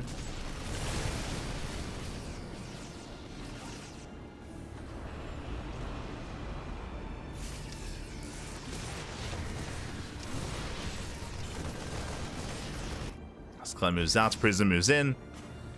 Turret not quite done in time. Prism does slip by. Lasso reinforcements. Production is out. Nice EMP. And the Prism falls. Massive pickoff. Now he can commit. Nothing keeping him back. Clem, he can send it.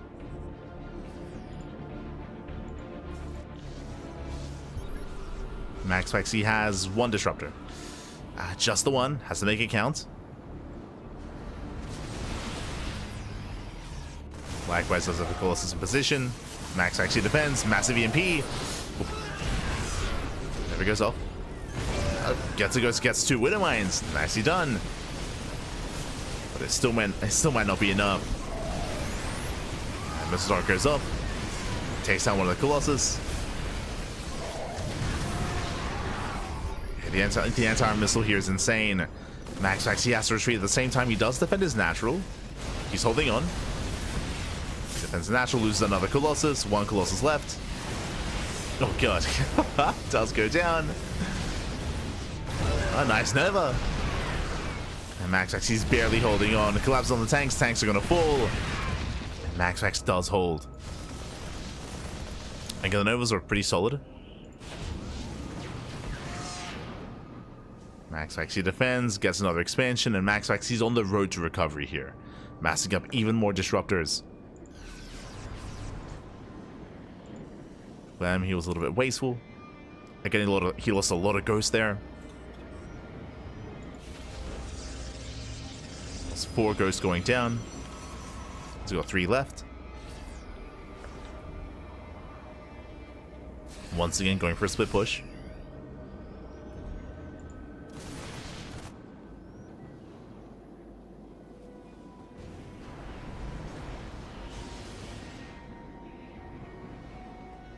I'll split off. Likewise, MaxPax, he's in position. He's ready for the push. He has his Colossus. He has Scan to reveal it. Clem, he cannot push in. Oh! Getting another ghost once again. Like every time, ghosts are just going down.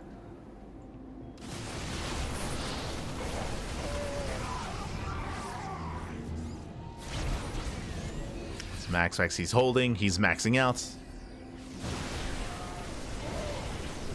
Doesn't have the most ideal army, but it's maxed nonetheless. Oh. So he almost gets another ghost. Almost. Clem trying to expand. Colossus finally going to be going down. Clem, he pushes in. Oh, he gets punished though.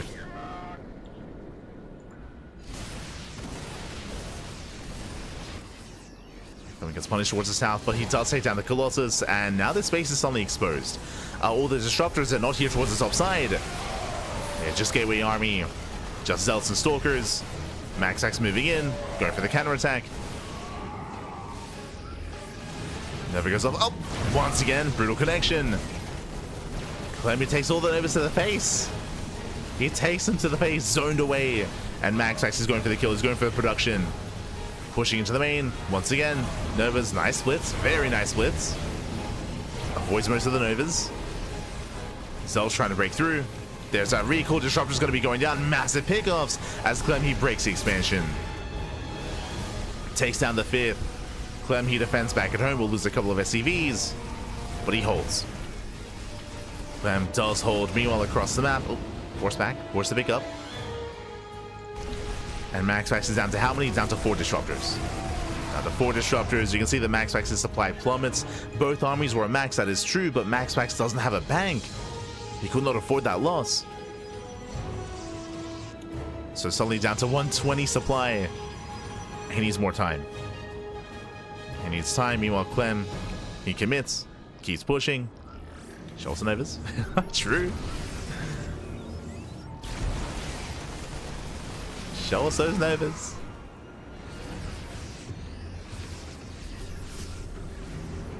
It's now just buying time, trying to zone away. There's 1 Nova left. Takes down a couple of Marines. MaxPax barely holding on at the same time, though the 5th base gets denied. Just cannot expand, cannot get a 5th. And Clem is remaxed. It's remaxed once again. Just never allowing that expansion. This main army here from MaxPax is looking quite threatening, though. Clem has to respect it, has to back up. At the same time, moving in. Up! Oh my god. Clem, he just... It's either the Storm or the Disruptor. Like, both. Like, Clem, he just takes them all. Oh my god. I mean, he typically wins even despite that. He'll take every Nova to the face, but he'll still overwhelm. GG gets called as MaxPax is starved out. He's pulled apart, and Clem will take the series 3-1, becoming this week's champion. GG. GG, well played. Again, MaxPax just could not expand. He was torn apart. It can be very awkward, especially when you're behind and when you don't have map control to defend at both locations at once. I'm referring to the northern bases and the southern bases. They're just so spread out and they're so isolated from each other, and MaxPax just couldn't defend. Just could not defend, could not hold on. GG. GG, well played. Congratulations. Clem, he will... Oh, sorry. There we go. Clem, he will take the series. He will be our champion this week. Very well played. Very well done. Again, Clem, he is the current best player in the world, or the reigning world champion. And whenever he does rock up here, he's favored. Is favored to take it. Shout out to MaxPax. He did make Clem bleed. So did Solar. Both players had their moments, had their time. But Clem does come out on top. GG. GG, well played, is going to be our champion. And if you want some more Clem action, MaxPax, Solar, herO as well, our top 4 players, they will be reprising their roles in a couple of hours in the Monday Night Weekly. Oh boy. So do check it out. Monday Night Weekly is going to be beginning in 26 minutes, so in half an hour. That is the European Weekly. The European Weekly, and all these top players, they usually pull an all-nighter, and they play in all 3 events. The Korean, European, and NA tournament. Oh, so the night is still young. Night is still young. If you are unsatiated, if you want some more StarCraft, if you want some more MaxPax, Clem, herO, Solar, all these guys, then do tune in to some of the other casters. We do not cover it. We don't cover the European Weekly. Wardy doesn't cover the European Weekly either. I believe it's typically Rotterdam, Zombie Grub, and Steadfast. Those are the 3 that come to mind. Every now and then, maybe you can get like a Chicken Man or like a Dave Testa or one of the other English casters. But those are the typically 3 regulars. 3 regulars that do cover the EU Weekly. So do make sure you tune into that. Otherwise, thanks for watching. Thanks for the support. Again, congratulations to Clem for being our champion this week. And I'm sure we'll be seeing more of Clem either in the Monday Night Weekly or in the Pigasaur Monday as well. If the night is young, does it make it a squire? Oh no. Oh no. Not like this. I don't think so. Maybe? I don't know how old you have to be a knight, to be a squire. Just catching up. SL8 Chrononaut. But yeah, GG, well played. I do apologize for being a little bit low energy. I'm very fatigued over the weekend. We did so much casting over the weekend, and I'm still a little bit tired. So I'm going to be getting some rest, going to be going to sleep, and we'll be back for the Pigasaur Monday. That is going to be in a couple of hours. Quickly switching our scenes over. Let's find out. Let us find out. As our next event here is that Pigasaur Monday. We also have the HSL, the Hispanic Star League, also tomorrow evening. So we have 2 casts tomorrow, 2 broadcasts, Pigasaur Monday and HSL. Likewise, you have Code for Giants Cup on Wednesday, the Rex March Madness, the playoffs, I should say, also on Wednesday. Tenacious Door Tussle, the Pondcast, more HSL, and more StarCraft throughout the week. Plenty of content, plenty of casting is on the horizon, plenty here on the CranKy Ducklings. Again, we are live on a daily basis, multiple times a day, every single day. Again, I do apologize for being a little bit low energy, but I will rest up as much as I can and be ready for the Pigasaur Monday. Let's go. That's going to be in how many hours time? That's going to be in 7.5 hours. So in 7.5 hours, we're going to be back with some more StarCraft action. Let's go. Let's go. Otherwise, thanks for watching. Thanks for tuning in. We are going to be heading off for the time being. Again, in half an hour, the other channels going to be live, specifically Rotterdam, Steadfast, and most likely Zombie Grub. They're going to be covering the Monday Night Weekly, the European Weekly. So they got you covered. They got you covered there. I'm going to be in bed. I'm going to go to sleep. Let's go. Let's go. Otherwise, if you want to tune into more of the CranKy Ducklings action, you can follow us on all the social medias. Check out our YouTube. If you want some StarCraft, if you can't watch it live, then YouTube is the place to be, because we upload on YouTube on a daily basis. Plenty of content on YouTube. Plenty of StarCraft is there. So check out the channel. Otherwise, thank you so much for all our patrons. We actually got a new patron earlier yesterday, I believe during the Figro Cup broadcast. So thank you so much. Thank you so much for all our patrons. Thank you so much for all the support. We do appreciate it. Our Patreon, all the money that we make on Patreon goes towards our tournaments. It all goes towards events like Sparkling Tuna Cup, SDO, and MSO as well. It all goes towards our tournaments. It all goes towards the players as well. So you can support us there if you wish. You can help support the community via Patreon. Thank you. Thank you so much to all our patrons. Otherwise, we're going to be heading off. Going to be heading off here for the night. And do stick around. We're going to be giving another StarCraft streamer a raid. Who is live? Who is live at the moment? Who can we raid? Who can we send everyone over to? Let's see. Who do we have? Up a tree. Oh, we have Sal. Sal is live. Who else? Who else is live at the moment? See your smile. Este smile. Smile is live. Luis. Poison. Who else? If one of the other English casters were live, we'd typically raid, but I don't see Roddy online at the moment. Or Steadfast. Okay, we'll find someone. We'll find someone to raid. Otherwise, thanks for watching. Thanks for watching. Thanks for the support. We'll see you guys next time. See you next time. Hard to find someone to raid these. We always find someone. We always find someone. We'll give it the smile. He's a great guy. Great guy. We always raid someone at the end of the stream. So with that, thanks for watching. Thanks for watching. We'll see you guys next time. Until then, hasta luego. Ciao, papi, ciao. Hasta luego. See you next time.